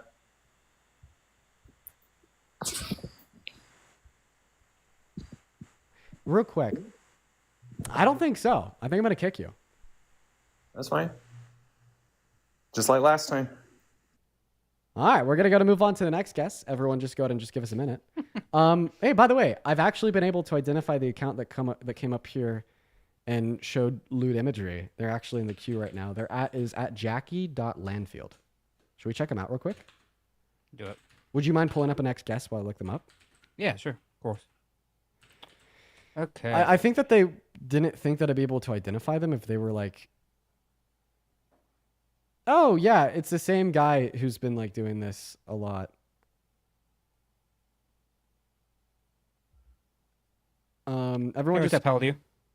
Oh, sorry, Dean. No. Thank you so much. Yo, what's going on, Puzzle? Do you support Trump? Nope. All Okay. right, we're gonna move on to the next guest, everyone.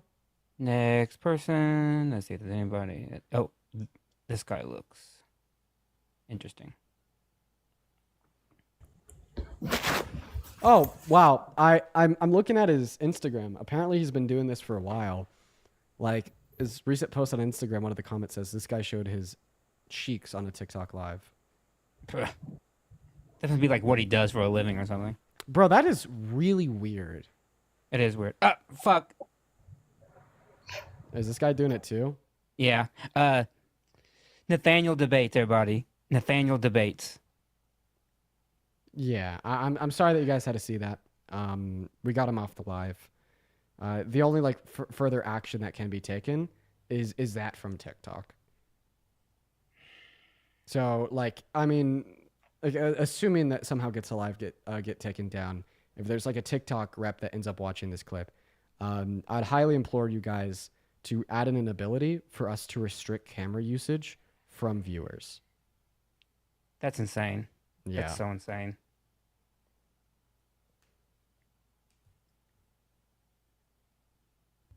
Hey, what's going on, lad? Do you support Trump? I support Americans. Okay, so you do or you do not support the current administration? I want the administration to do well by the American people. Yeah, me too. Do you think that they are? I don't think there's one end all be all for it, but I'm just asking if you think that Donald Trump would be a better president than Harris. That's all. Absolutely. Okay, let's debate that. Before you do, somebody in the comment section said, Dean, you have to handle that better. How? Dean did that very well. I would have freaked out. What could I possibly do? I don't know. But lad, go ahead and tell us why you think that Donald Trump would make a better president than Kamala Harris. I mean, I think it needs to boil down to specific topics, right? I think from an economic and geopolitical standpoint, they gave the American people, an idea of what they were campaigning for, and I think they're standing by it. Okay, so what's your favorite Trump policy? Favorite Trump policy, current, previous? Second administration. Second administration, I'm actually pro-tariff. I really am. Okay. And why is that? Well, we have $9 trillion to refinance in 2025, and based off the tariffs, with the bond yields going up, federal rates are going to come down. We're going to refinance that $9 trillion, saving. So in other words, what you're saying is that the tariffs are barreling America towards a recession and reducing consumer spending. Therefore, the Dreads have to drop the rates, and because the feds are dropping the rates, we'll be able to refi $9 trillion of government debt at a lower rate. Okay. All right. Let's use words that. In your own words, Republicans are stupid and they don't understand, what's going on. So how about we use not buzzwords, for likes, and let's talk to the stupid Republicans. What? Listen, I'll say it again. So I just want to clarify on what your argument is. So your argument is that you like tariffs because they're going to send America into a recession, which is going to reduce consumer spending, which is going to lead the feds to reducing rates. So when we refi $9 trillion of debt this fiscal year, we'll be able to do so for lower interest rates, saving our government a lot of money.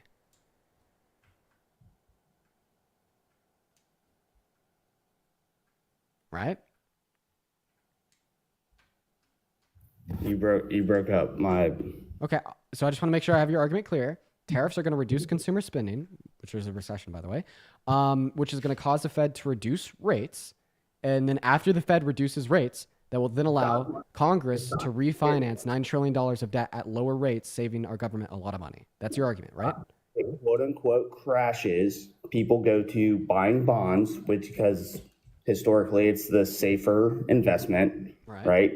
With bond yields occurring, the federal rate's going to go down. So some may argue that it is like you're seeing it with social media now, where they're saying, well, he's using this to get rich. Trump is a billionaire. He doesn't need to have a calculated stock market crash to get richer, right? I would actually say that it may not even be Trump. I think he is possibly colluding with other people to get them more rich. Okay. What does he have to gain from that? If the whole argument that is Trump is a narcissist, only cares about himself, only wants to get more rich, he doesn't need that, right? I just want to clarify what your position is. So basically, recessions are going to cause. So the tariffs are going to cause the feds to drop the interest rates, and that's not a recession. So yeah, a recession is going to be part of it. So actually, more people buying bonds is once again indicative of what? A recession. Why? Because what does stock market performance look like in a recession? It doesn't look too good. Can I ask you one question? So can I finish talking? Well, hold on. You do this on every other host that you're a part of. You interrupt them, so I'm going to return the favor. I just have one question for you. One question. No. Shut the fuck up. Muted. Wrong. Now I'm going to go back to what I was saying. Jesus Christ. Anyways, so I just want to clarify what your position about tariffs is. So you think that the tariffs will lead more people in buying bonds, less people spending money, barreling towards a recession, but all these factors create an environment where the feds drop rates, which is true. And when the feds drop rates, we're going to refinance a bunch of debt for lower interest rates, which is going to save our government a lot of money. I just want to clarify that's your position, right? But by the way, that is technically true. Everything I just said will probably happen. Yes. Okay. The tariffs will likely allow our government to refinance a lot of debt at lower interest rates for the reasons I gave. I just want to clarify if that's what you were telling me, so I know what to respond to. So unmute. Feel free to give me a yes or no. Click on your profile picture. Let me know. Lad, to unmute, just click on your profile. Click the icon of the mic. We are waiting. We are waiting. I don't know if he knows how to.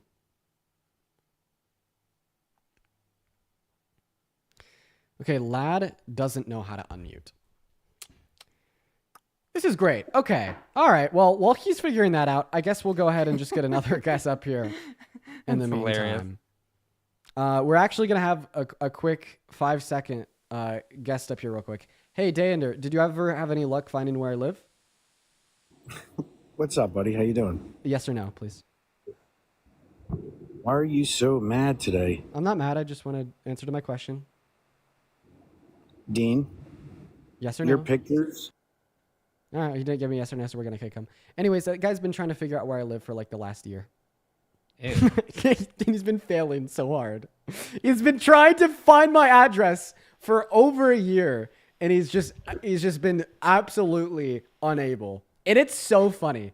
And like when I used to have him up in my live every so often, I'd like give him little hints. You know what I mean? I give him little hints. I'd give him something to chase, and he can't do it. You are so much more brave than I am. I mean, a lot about where I live is already very public. What's going on? Oh, Lad, you're back. He did it. Lad, you figured out how to unmute yourself. Do you want to like respond to the question that I asked you? Lad, you're on. There you are. Hey, bud. It's so funny. Hey, welcome back. Hey, welcome back. Do you want to respond? Let me mute myself. Sorry. Do you want to respond to the question that I asked you, Lad? Well, so before you muted me, right? I have a question. Is the government saving $4.5 trillion and lowering the federal interest rates good or bad? Yes or no? So is lowering interest rates always a good thing? Yeah. But are the reasons why the interest rates are being lowered always a good thing? Absolutely not. Can the reasons why interest rates are going lower? There you go. You what's talk that, over lad? people. When they talk over you, you mute them. What? Okay. What are you saying? Wait, I was in the middle of answering your question. You weren't. All right. Yes, I was. Okay. So, yes or no? Are they good? Are those good things? Are those good residual effects of what is happening with the current administration? Yes or no? Okay, so if you just want a yes or no, then like no. All right. And the reason why I Explain. say that is because the reason the feds are likely going to drop rates is because consumer spending is going down and more people are taking their money out of the stock market and putting it in bonds, which means it's merely a reactive force to a recession. I mean, like we saw this in 2008. We saw this in like the 1930s. I mean, we saw this in 2022. Interest rates goes down when the feds want us to spend more money. And right now the feds want us to spend more money because we're not spending a lot of money because we're not confident in the markets, and the markets are going to shit because of Trump. Because of Trump or because of fear mongering? Oh, because of Trump. 110% Trump. I mean, Donald Trump even said that he's intentionally crashing the stock market. So. Well, hold on. But first of all, how much of, all right, so this is actually a good metric to look at. So how much of the entire stock portfolio from an international scale is actually done by humans, right?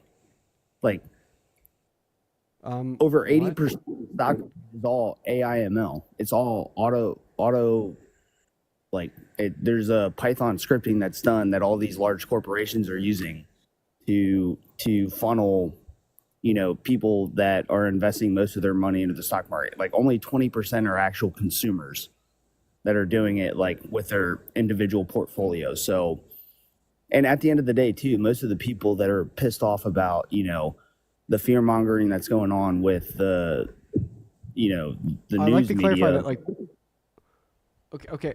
What did I say that this responds to? What do you mean? I'm just confused because you were asking me if like the idea that interest rates are going down is a good thing, and I said no, and I explained why, and now you're talking about how some people can use automation tools to manage their trading. I don't understand how those two things correlate to one another.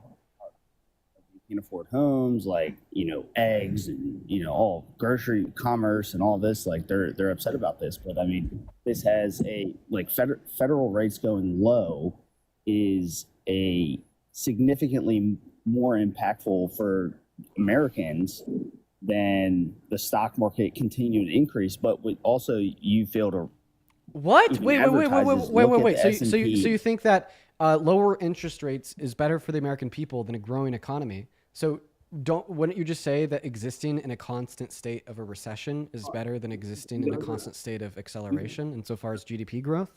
Like, you understand, if like our country definitely had negative GDP growth for the next 4 years straight, our country would also have interest rates that are going down and down and down and down and down. The negative GDP growth. What? We don't for the next 4 years straight. You can't speculate that. I mean, I'm not speculating that. I'm asking you a question. Like, you said that interest rates going down is more important than GDP growth going up. Okay. Well, if we were to be in a recession for the next 4 years straight, GDP growth would be going down, but so would interest rates, which means that would be preferable to you over an economy where GDP growth is going up. Hold on, there's no direct correlation because every system is built differently, right? Like, Vlad, let me be honest. I need to ask you a question. Do you have any fucking clue what you're talking about right now? There you go. Personal attacks. I understand how that could be interpreted as a personal attack, but please don't take it like one.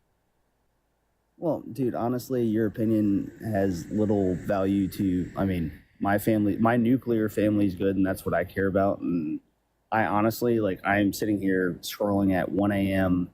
and I had no idea I would even come on your channel, but I'm glad I did. This is a good story. Wait, where is it 1 a.m. at? Yeah, I'll say 1 a.m. Where the hell are you? Well, I'm a service member overseas, so we'll just put it like. Wait, you? Okay. I mean, technically, and I want to. I mean, I'm pretty sure this is the case. I mean, can't service members not do this? Like, you're promoting a person and like political matters while you're in service. I have to be apolitical in uniform. One. Okay. Two, endorsing the commander in chief is not against any regulation. So. No, but you're advocating for a political ideology. Nothing I've said is in behalf of the. How about we just save him the very much potentiality of breaking the law by moving on to the next guest? Yeah. Like, I'm a good guy. See, me kicking him, that's actually very kind to him. I'm just a good guy. I promise there's no other motivations for me kicking him, I swear. Hey, Jacob, do you support Trump? I love you. Dude got his screenshots. I'm very worried what he's going to do with those screenshots. Here's the deal. Here's the deal. You got the screenshots. He's going to send them around to his friends. It's all right. It's okay. It's okay. I'm all right with it. Little creepy for sure. But, I wish you would have told me and I would have smiled and stuff, but. I know, okay, yeah. fine. Could have give us a heads up, right? Yeah. Hey, oh my God. Whoa. Oh my God. Yo, DePauli, thank you so much for the $50 donation over on Venmo. Oh my God. DePauli says, hey, Dean, excited for the tour content soon. Hope you're doing well. Been a while, but always listen to you after a long day at work. Dude, thank you so much for the $50 donation over on Venmo. That is seriously so incredibly kind. And it means the world. Thank you so much. W, very kind supporters with the $50. That is so nuts. Thank you so much for the love. Again and again and again and again. I do not deserve that at all, and that is so incredibly generous. Thank you so much. What is up, Albert and Kevin? Do you guys support Trump? No, Dean. But will you? Beast! Albert W Albert's in the chat. Let's get that one straight. What's going on, Mr. Kev? Do you support Trump? Hey, I don't. I just wanted to call in to ask for. Beast! Kevin and Albert LFG. Let's fucking go. Absolutely. Phenomenal group of guys right there. Let's go. Albert and Kevin. Okay. LFG. What's going on, Brick Lane? Do you support Trump? Oh, absolutely. Oh, why is that? So I heard that the tariffs, right, on China, it's only for China. And for the next 90 days, other countries don't get them. So, and I read this online. I could be wrong. I could be wrong. No, you're right. Hey, thank you, Christian. Thank you so much. He paused all Good of to see you, his, dude. He paused all of his tariffs except for like 145% tariff on China. And why'd he pause them? Oh yeah, I want to ask you real quick. What time is it? Oh, it's midnight. Midnight. Yeah. All right. I'm not a U.S. citizen. I'm in the U.K. Quick question: how do you feel about Trump's tariffs? Honestly, I mean, it's kind of irrelevant, isn't it? No, because it will impact you because this is a temporary thing that will happen. I guarantee you that in 90 days, right, the UK will have tariffs on them, and then the UK will respond, and that means you will have to pay more. I guarantee you that. Yeah, and then like on top of that, dude, it's definitely not good for other countries outside of America. What's up, Wades? Do you support Trump? Wades, you speak. Wades, you were just in the chat calling me money hungry. Do you kind of like have stage fright? Yes, so we're gonna move on to the next guest. Here we go, you guys. We got the next guest loading up, and honestly, it is proven to be very difficult to find any Trump supporters. So, hey, guys, if you're watching, and you hi, what's up? Do you support Trump? No. Based. All right. Where's based? Where's the Trump supporters? Man, this is rough, dude. It's rough out here, Mr. It's rough in these streets. Well, it's terrible. Just trying to find somebody to bring up in debate. We got Beaver loading in. Beaver was in the chat spamming MAGA. What's up, Beaver? You support Trump? Yes. Okay. How old are you? I'm 18. Hey. What's your birthday? September 2005. Okay, real quick. What time is it? Wait. Oh, yeah, it would be 19. Sorry. If you were born in September 2005, you'd be 19 years old. We're going to move on to the next guest. Everyone, just go ahead and give us one moment. We got Jin loading up into the box. We're just looking for next person to debate. And by the way, guys, I've been on for a little over 4 hours at this point. Oh, shit. Oh, I'm sorry, dude. I'm so sorry. I'm sorry. Oh, DePauli, thank you for the $50 on Venmo. Thank you so much. I'm sorry that I missed that. I didn't get notification. Thank you so much. I really appreciate it. Thank you so much. hello. I've been on for a little bit over 4 hours at this point, so we're actually going to be ending the stream here pretty soon. What's up, Jen? You support Trump? Yes. What? You said yes? Yes. Yes? All right. Why is that, Jen? What? Why do you support Trump? What? I know, Jen. Jen was on with Parker, I think. Jen, What? lay off those Marlboro lights. Jen, I care about your health so badly, and I can hear it. I can hear it in you. Just please lay them off, man. It'll save your health and your wallet. No, thank you. Yeah, Jen, come on, Jen. You know you want to. You know they're bad for you. Come on. Exactly. You're proving my point. Come on. Like, excuse me. I can't even understand what you're saying. Oh, Like, I really am trying. Sorry, I had to kick Jen because there's another guest. There's another guest. Oh, what is going on, Mustangs? I'm doing good. What's it like driving in that EcoBoost of yours? We ain't doing that shit again, bro. Okay, so you finally admit that it's an EcoBoost. It's not an EcoBoost. It's an EcoBoost. Dude, we're not doing that shit. So you admit it's an EcoBoost. Okay, great. Thanks for admitting it. There's history here. I can feel it. Yeah, Matt, Matt, look at the car in that profile picture. Can't you just tell that that's an EcoBoost? It's a GT. Look closely. Imagine the taillights. It's not a GT. It has the taillights of an EcoBoost. Dean knows vehicles better than I do, and I'm going to trust his word. So, yeah, you know. Yeah, it has the taillights of an EcoBoost. Definitely. He ain't know shit about cars. Yeah, dude, it's an EcoBoost. Okay, what do you drive? Like, you never answered my question on that. What do I drive? Yeah, what do you drive? Regardless of what I drive, you drive an EcoBoost. No, I want to know what you drive. Well, wait, I'm actually just very, very curious. Is an EcoBoost bad, or is that good? Like, They're super slow. They're like, oh, they're slow. Okay. Oh, okay. Yeah. So. But yeah, I have the real deal, the GT. No, it's not a GT. It's an EcoBoost. We ain't doing this shit, bro. All right. Thanks for admitting it's an EcoBoost. Oh my god.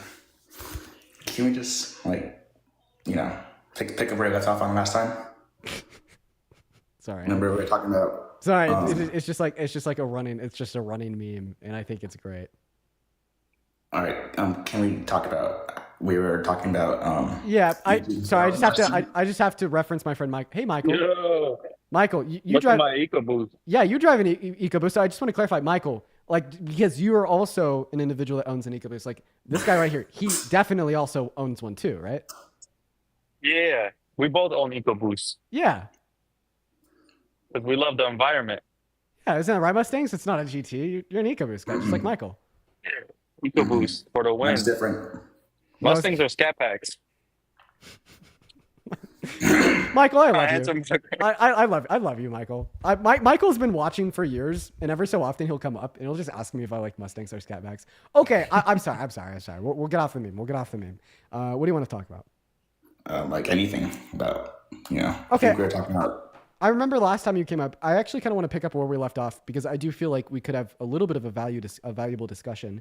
So you're telling us that you believe that like when you engage in, when a man and a woman engage in intercourse, like, Ejaculation happens. Ejaculation would occur and the woman is impregnated, right? Mm-hmm. Okay. So I feel like it's important just to kind of fill you on some basic facts, and I mean this in good faith.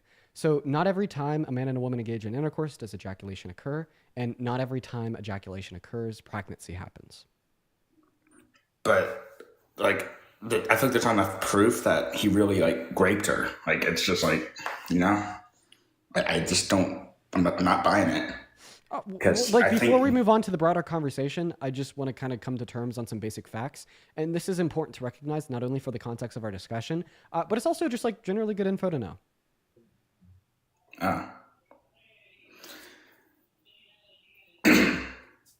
Wait, what are you saying? That not every time a man and a woman engage in intercourse does ejaculation occur, and then not every time ejaculation occurs does pregnancy occur. And there's like a couple of reasons for this. First of all, correct me if I'm wrong, people in the chat. I'm pretty sure that a woman can only get pregnant while she's ovulating, or can get pregnant from ejaculation like 3 to 4 days prior to ovulation because sperm has like a 3 to 4 day life. And then on top of that, even when you're ovulating, there's still potentiality that you don't get pregnant if ejaculation occurs. And then not to mention that a lot of people are infertile, both men and women. So a man can ejaculate without ejaculating sperm, and a woman can be ejaculated in without pregnancy occurring due to a lack of eggs or like various. There's like other many reasons, necessities basically. Yeah, for there's just so many reasons. Infertility. Yeah. But like, I have a question. Was it his like? Did he use his penis to go like, or like was it his fingers? Like, I'm confused. So he was held liable for the penetration of her female member with his fingers. What'd you say? He was held liable for forcefully penetrating her female member with his fingers. So the ejaculation thing wasn't your thing, really. So it wasn't a factor, no. No.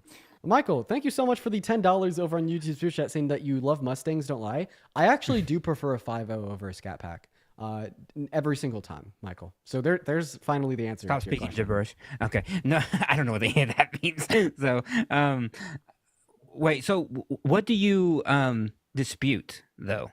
What do you mean what I dispute? What do you mean? Like, we're talking about like this whole like pregnancy thing. What are you disputing about the case? I'm saying that it's not, I don't think enough evidence that he raped her.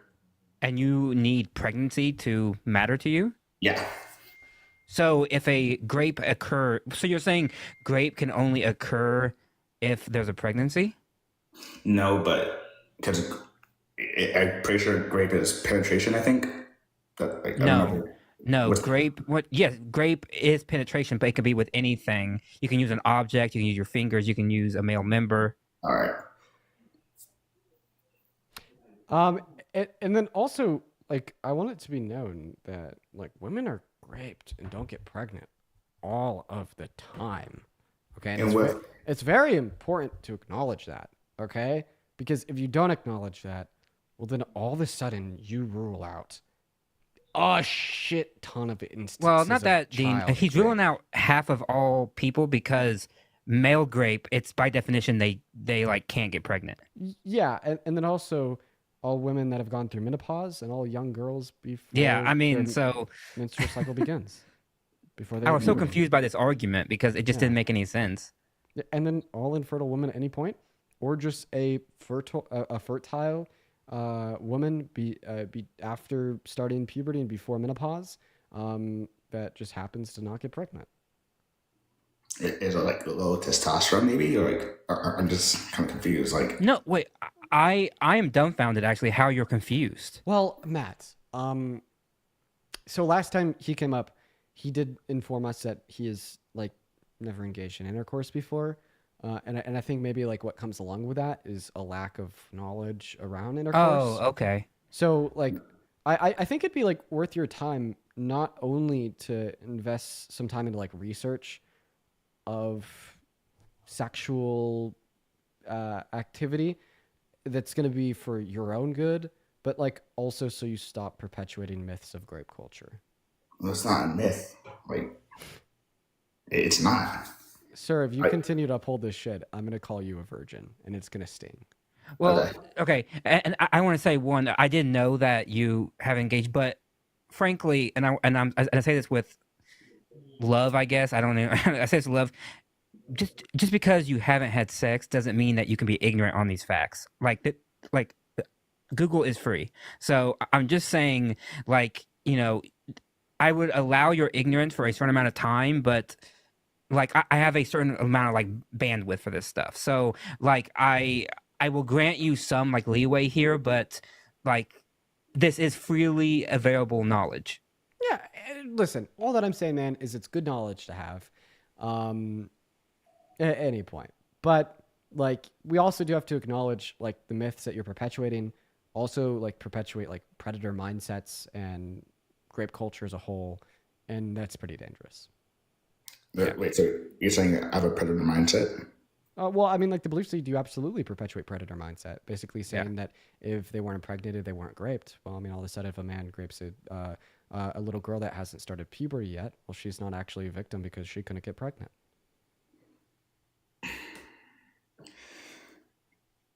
Well, I just... Or just like the use of other explicit sexual encounters with people that are not the penetration of the female member with the male member. I have a question. Where did the like grape happen? Like where? What was the name of the retail store, Matt? Bergdorf Gourmet. I've never been able to pronounce that. Yeah, I mean, me neither. So I had to like. It's basically it's a department store. Yeah, it's a department store. It's a very famous department store. Why no one trying to stop him if it was like out in the open in the store? It wasn't. It was in a changing room. Yeah, it was in a changing room. Oh. Then why is she like trying to scream for help or something? Could like change rooms or like stalls and have like you can see under them. Okay, I just want to point out you're speaking to someone in myself who has survived grape in the past, and just because somebody's getting grape does not mean that they have the ability nor the mindset at the time to vocalize their discomfort and their distress. But if they were truly like, you know, like no, don't give me that shit. Okay. I'm cutting this down right now. There is no, if it's truly, there is no truly here. Okay. You need to speak and learn about actual grape survivors, and you need to actually learn this shit. Just because someone doesn't vocalize in that moment does not mean a damn thing. It doesn't mean a damn thing. Okay, I'm sorry. I'm willing to grant you some leeway here, but I knew where you were going, and I'm putting a stop to that. Yeah, okay. Mustang. But I'm just saying, like, if you were truly like getting hurt, you would try and escape or do something or fight back. You'd do like everything you Mustang. could. Mustang. People. Okay. That's just not reality. That's so similar to Matt. I'm also a victim of grape. And did you try fighting back? It doesn't matter. It does matter. Like, no, it does not. Why? I was like 9 years old. How the fuck am I going to fight back? You could like scream for help, or just do something like that. Dean, I swear to God. Okay. Mustang, are you serious? Sorry, like this is the most disgusting thing I've ever heard in my life. One of the at this point, this is not ignorance. I'm sorry. This is not ignorance. This is. I'm not trying to be like this. I'm just. No, Mustang. I I urge you to go and do some research and read about this stuff, because what you're saying right now is perpetrating some of the worst victim blaming that I've ever heard in my entire life. I'm sorry. I didn't know lots about this. Okay, I didn't know. About it. So, like, first and foremost, like, typically when a child is being raped, it's by a figure of authority, and the child doesn't really know what's happening to them. No, they know it doesn't feel good, but that's really about it. And it's only with like further development, age, and maturity that they kind of recognize the full encompassing nature of the occurrence. And then also, like, there's many instances of rape where like the victim isn't screaming, lashing out, trying to fight, kill, etc. That's right. For like miscellaneous other reasons too. Like, Not even to mention the psychological effects that in that moment your brain actually disassociates and you freeze because your brain is trying to process what's happening and it simply cannot, and so nothing happens. No vocalization, no movement, no nothing. And everybody is different on this like matter. Yeah, it's always different. And like another thing is like some people who have been raped, like just I know that this is gonna sound crazy, but it's a real experience. You almost think like it's so bad that it would never happen to you. So then like even when it's occurring to you, your brain is freezing as Matt is describing, but you're also just trying to find any way to describe what's going on without it being like forceful rape, right? Because you're almost like it is so bad it can't happen to you. So even when it's happening to you, you're still like, this isn't happening, even though it is happening, but it isn't, but it is, right? Those were my first thoughts. I thought that if you're getting raped, I thought the natural instinct was to fight back. I didn't know. I'm sorry. There is no okay. Well, there is no natural instinct in these things. Like it just doesn't exist. Some people may fight back. Some people may scream. Some people may freeze up. Some people may say nothing. Like, it's very individualized, and every person who's a victim has their own story to tell. All right. Yeah, I just didn't know lots. I'm glad that we could explain that to him. I think that's valuable. But I'm just gonna move on. Yeah. Just move on to the next guest. Everyone, just go ahead and just give us a minute to get the next guest up of the box, everyone. Let's go and get the next guest up. If you guys are in that queue, make sure that you do indeed support Trump. We're going to get Stephanie up in the box. Hey, Brendan, thank you so much for the $15 over on Venmo. I see your message there. I'm so sorry that happened to you, and I agree with what you said, Brandon. And thank you to Hannah for the $5 too. Thank you so much. Thank you, Hannah. And then also, then Hannah with the $20. Thank you for the love, Hannah. That is very kind of you. Everyone, please show some love to Brendan and Hannah. Stephanie, what's going on? Do you support Trump? I do not, but did you see that boss-ass woman who made that shirt with you and Parker against Charlie Kirk? No, I didn't. You should send it to me. Oh my goodness, you have to go look it up. So she wore a shirt that said F Charlie Kirk, and then in between it had pictures of you and Parker. You should. And then she's like, debate Dean and Parker, debate Dean and Parker. You should. He's just like, you're jealous. Wait, in person? Yes, this happened in person. What? Yes. You have to go look up the video. Wait, it is so. Whoa. Wait. Now I'm so much more intrigued now that you're telling me that Now this he's happened in invested. person. Yeah, now I'm actually like invested as fuck. Wait, where can I find this? I saw it on TikTok. I saw it on here. Yeah, it is. Do you have the clip? Do you happen to know like the username of the account that posted it? No. So there was a.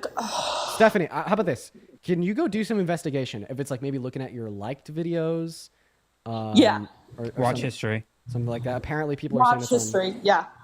It is so good because Charlie just kind of like stood there and was like, "Oh, this is how you win," but it's like she's like, "No, go debate them."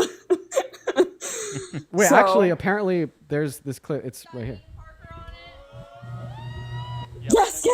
Shirt off for everybody. Oh, my shirt, everybody. My shirt says "Fuck Charlie Kirk." It's got Dean and Parker on it. I mean, clearly you're offended. Actually, I'm not. I find it hilarious. In fact, I'm so important that you have to make a shirt with my name on it. You seem offended.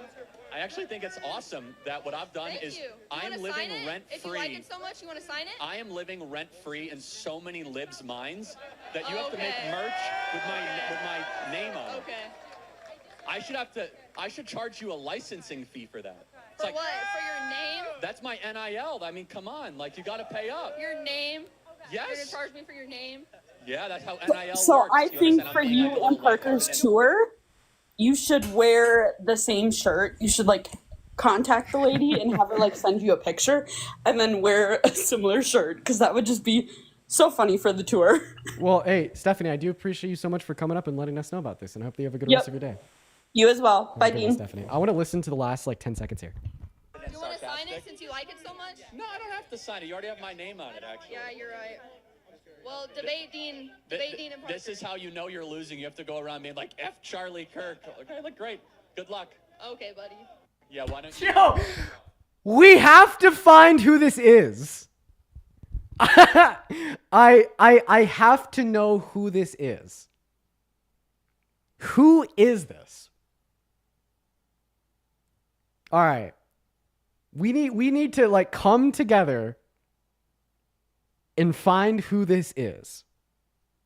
I need to know. I need to know.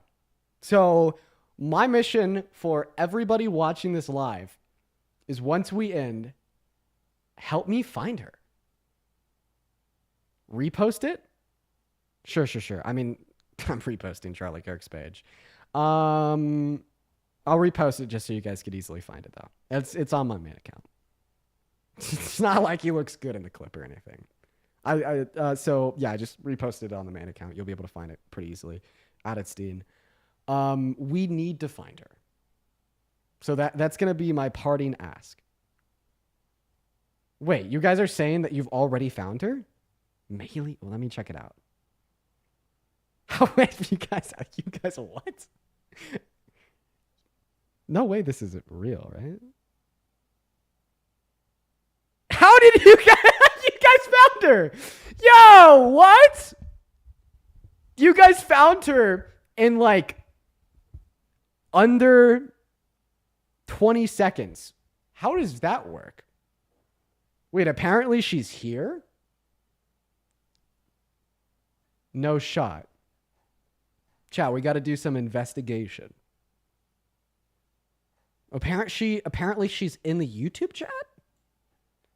You guys got to help me point her out. I don't know. By the way, Matt, you're on mute. I just thought I'd let you know. Oh, thank you. Okay, so we found her. Her ad is at Maylee Rose 14. Okay. Looks like she even like had a video about it. Charlie Kirk and his cult followers are offended by my shirt. I gotta get a closer look at this shirt. Yo, these videos are great, by the way. Yeah, it's just pictures of me and Parker. That's awesome. I'm gonna repost her video. That is so great. Okay, well, I'm gonna follow her. I'm gonna have to reach out. Wait, apparently she's in the live. Well, that's what I was looking for, but I don't. Let's see. I see what her profile picture looks like because I have it pulled up on my laptop. Is she in the live? I mean, like apparently people are saying that she is. I mean, is she under like a different name or something?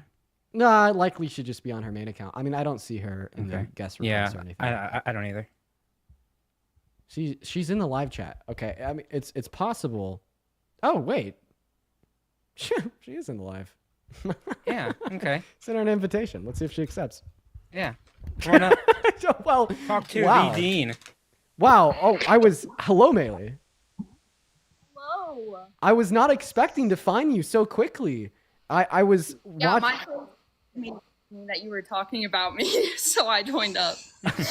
So you gotta tell me about this shirt, because this is fucking legendary. Yeah, let's get that one out of the way. You're a fucking legend. Okay, I want to make that so incredibly clear. Thank you. Yeah, and so you made a shirt. I'm trying to get a look at it, but I can't really tell what's on it. What's on this great shirt? So it's basically just a bunch of pictures of you and Parker, and I tried to include as many as I could of you guys like flipping off the camera, but it's hard to find those. So it was just a lot of you guys. Dude, you're so cool. You're literally so rad. That is phenomenal. You are like one of the very best people ever, and I think that is so sick.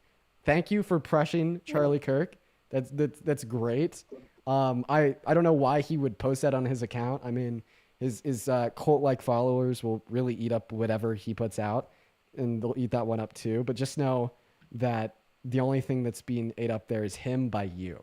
Okay. Thank you so much. Yeah. Well, We had like a whole 4-minute discussion. I tried running like the IUD argument on him, but he was so mad about my shirt, like he wouldn't engage at all. In watching the clip, I saw that he actually didn't say anything about like me and Parker on it, but only about him. Did he say anything in response? Because I even saw in the clip you're like debate Dean and Parker. Did he say anything in response to that, or did he completely ignore it? He definitely responded. I have the full video on my page, and like we were going back and forth for a long time about you guys, and then he just proceeded to cut it out like it didn't happen. No way. Really? What did he say? He was saying that you guys like weren't in good faith and that he didn't have to debate you. He already did. And then I told him about how he agreed to debate you guys after the election and then just like backed out of it. And he was like, well, if I don't want to do something anymore, I don't have to do it. And so I was like, well, if you're going to say you're going to do something, then live up to it. And he just cut it all out. That is hilarious. So yeah, Charlie Kirk actually used to think pretty highly of me, like following my conversation with him. He went on a podcast and he said that I was just a great, good faith debater and that he'd love to have a conversation with me. But then he like posted some shit on Twitter. I think he posted a picture of Trump and he said, "Daddy's home." And then Gross. I like quote tweeted it and I said some shit about how much of a submissive good boy he was. He hasn't responded to me since. So that's the story there. But Melee, it's a pleasure meeting you. Maybe if we're following Charlie Kirk around on his tour and he makes his way back to whatever school you go to, we'll be there too. But hey, I hope that you have a good rest of your day. I dropped you a follow and also a repost. You're an absolute legend. Thank you so much. Thank you guys. You guys are the best. You're the best. I mean, no, thank you. Thank you guys. Have a good Bye-bye. one. Take care. Dude, an icon. An absolute Icon. An undeniable icon. Oh my God. That is great. That is just beautiful. I gotta say, an absolute icon. It is. Wow. And thank you to Morgan for the $10. Thank you so much on Venmo. Thank you so much, Morgan. Thank you for the message too. It means a lot. Thank you. I'm gonna have to bring that up to him. Maybe, dude. Honestly, I think that this might even have inspired me to like tweet at him. Yeah, you should. Said he. So I'm gonna. Charlie Kirk said he would debate me after the election, and I haven't heard a word from him or his manager since.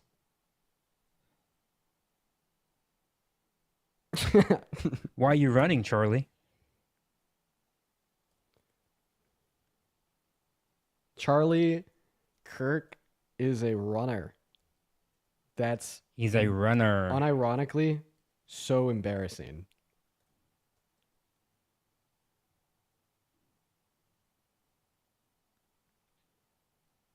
We're gonna get this one out. He's a That's track cute. star. He's a track star.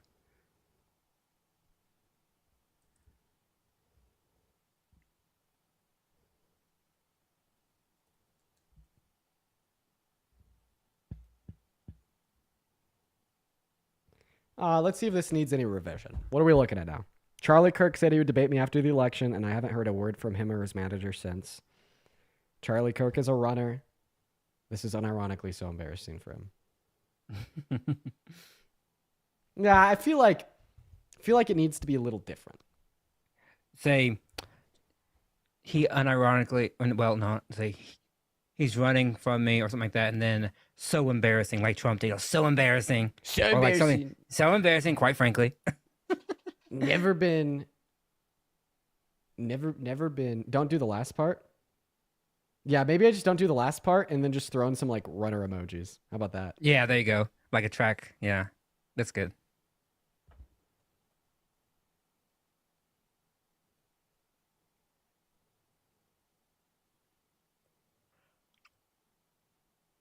Oh, someone said start the sentence with unironically. So unironically, Charlie Kirk said that he would be, but yeah. Oh, Interesting. yeah, I already said it. I just said Charlie Kirk said he'd debate me after the election, and I haven't heard a word from him or his manager yet since. Little runner emoji. I mean, that's good. I mean, it's a good one. Yeah, I got it out there. Dude, the Twitter, it's fucking funny. Twitter is actually probably like my largest social media platform. Is it really? Yeah, isn't that crazy? That's awesome. Like, I mean, your insofar as, guys' like- YouTube is like getting up there too. Like you're at 140. Like that's pretty awesome. Damn, I didn't even know that. Honestly, Yeah. I don't really look at this. Thank you, Kenzie, for the $25 on Venmo. Thank you so much. I really expect that. Thank you so much. Oh, thank you for signing up for the Substack. Oh yeah, everybody, I have a Substack. It's free, daily newsletter, all the biggest news, and it's free to your inbox. So if you want to sign up, link in bio. It's free. Yeah, dude, sub to Mad Substack. Also, I guess since you're talking about it, I also have a Substack, and I'm gonna put that in. Oh yeah, Dean has a Substack now. Yeah, I'm gonna obviously. put that in like the link tree in my bio as well. I'm surprised I haven't done that yet. But we're actually doing a lot of like really fun, cool things over there. We're doing like 3 posts a week, also doing some Q&A as well as some behind the scenes content. I have like a really cool group of people kind of supporting me on that. So it's enabled me to push out a lot of like really high quality content very frequently. Nice. Someone in the chat asked if it's free. Like half of it's free, and I think like the other half is paywalled. For like $5 a month. It's like $5. Yeah, it's $5 a month for like 3 articles a week. I mean, I think that's a pretty good deal. It definitely it is. And I definitely think it's pretty sick. But there's a lot of like free stuff on there too. Mm-hmm. Anyways, all right, real quick, Christian, thank you so much for the $50 over on PayPal, saying sending Thank you, hugs Christian. to you, Matt from Norway. Christian, thank you so much for the love. I would so want to be in Norway right now. Oh, that'd be amazing. Me too. Everybody, please show some love to Christian down below, as well Oh, as Julia. and for people asking, oh, sorry, Dean, go ahead. No worries. I was just gonna say, Julia, thank you so much for the $10. Go ahead. W Julia. And for asking, Adam is doing okay.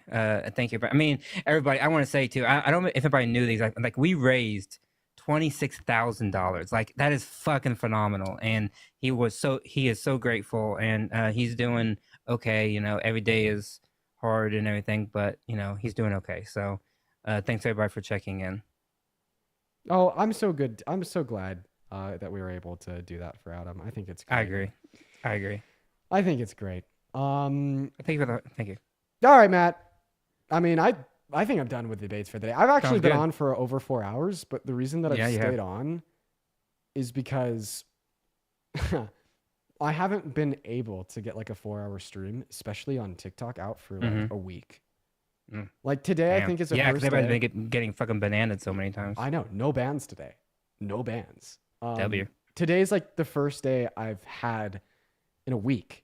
Have that you used was your cell data the entire time? I have. Yeah. And that seemed to fix it? Yeah, seemingly. Fun fact, I'm IP banned from TikTok lives right now. So That'll do it. this is the warning I get whenever I go live on my internet connection. It says suspicious activity. It violates integrity. I and had that authenticity. too when I came back, but I appealed it and it went away. So I don't know if Doesn't that's let me appeal it. damn okay. And thank you to Amy for the $5. I'll be putting out a Substack on that situation probably within the next week or so. So stay tuned for that. That will have my thoughts. All right, Dean. Well, I'll let you go, and I'll let you have your night. Thank you for having me up. I really do appreciate it, and I hope you have a wonderful evening. Yeah, yeah. If you want to head out, feel free. If you want to hang out just for a second longer, I think that Parker's gonna go live soon, so I'm probably just gonna hang out. And Oh, do yeah, a sure, Q&A. okay. I'm Yeah, just yeah, gonna sure, of do a Q&A until he goes live. So I'm not Yeah. gonna be hopping off right now. Sure. Let me actually ask Parker, when are you going live? All right. I Yeah. just started this. Yeah. Hold on. He's live right now. Oh wait, actually, never mind, Matt. I'm gonna go to Ed now since he just went live. Oh, he did just did he go live? Yeah, I just went live like 4 seconds ago. So we're Oh, gonna get it set okay, to go. that's fine. See you, Yeah. man. I appreciate you for Bye, following dude. Matt. Bye. Yep. Bye. I enjoy having Matt up. That's awesome. Okay, here's the deal. I'm gonna go and get off. I've been on for over 4 hours. You guys should all go and raid Mr. Parker. That'd be, quite frankly, phenomenal. So right now, spam Parker's down below in that comment section, and everyone head over. If you're on YouTube, it's pretty easy for you. It's just at Parker get a job. Super simple. If you're on TikTok, I don't know what the handle is. We're about to get that in right now. I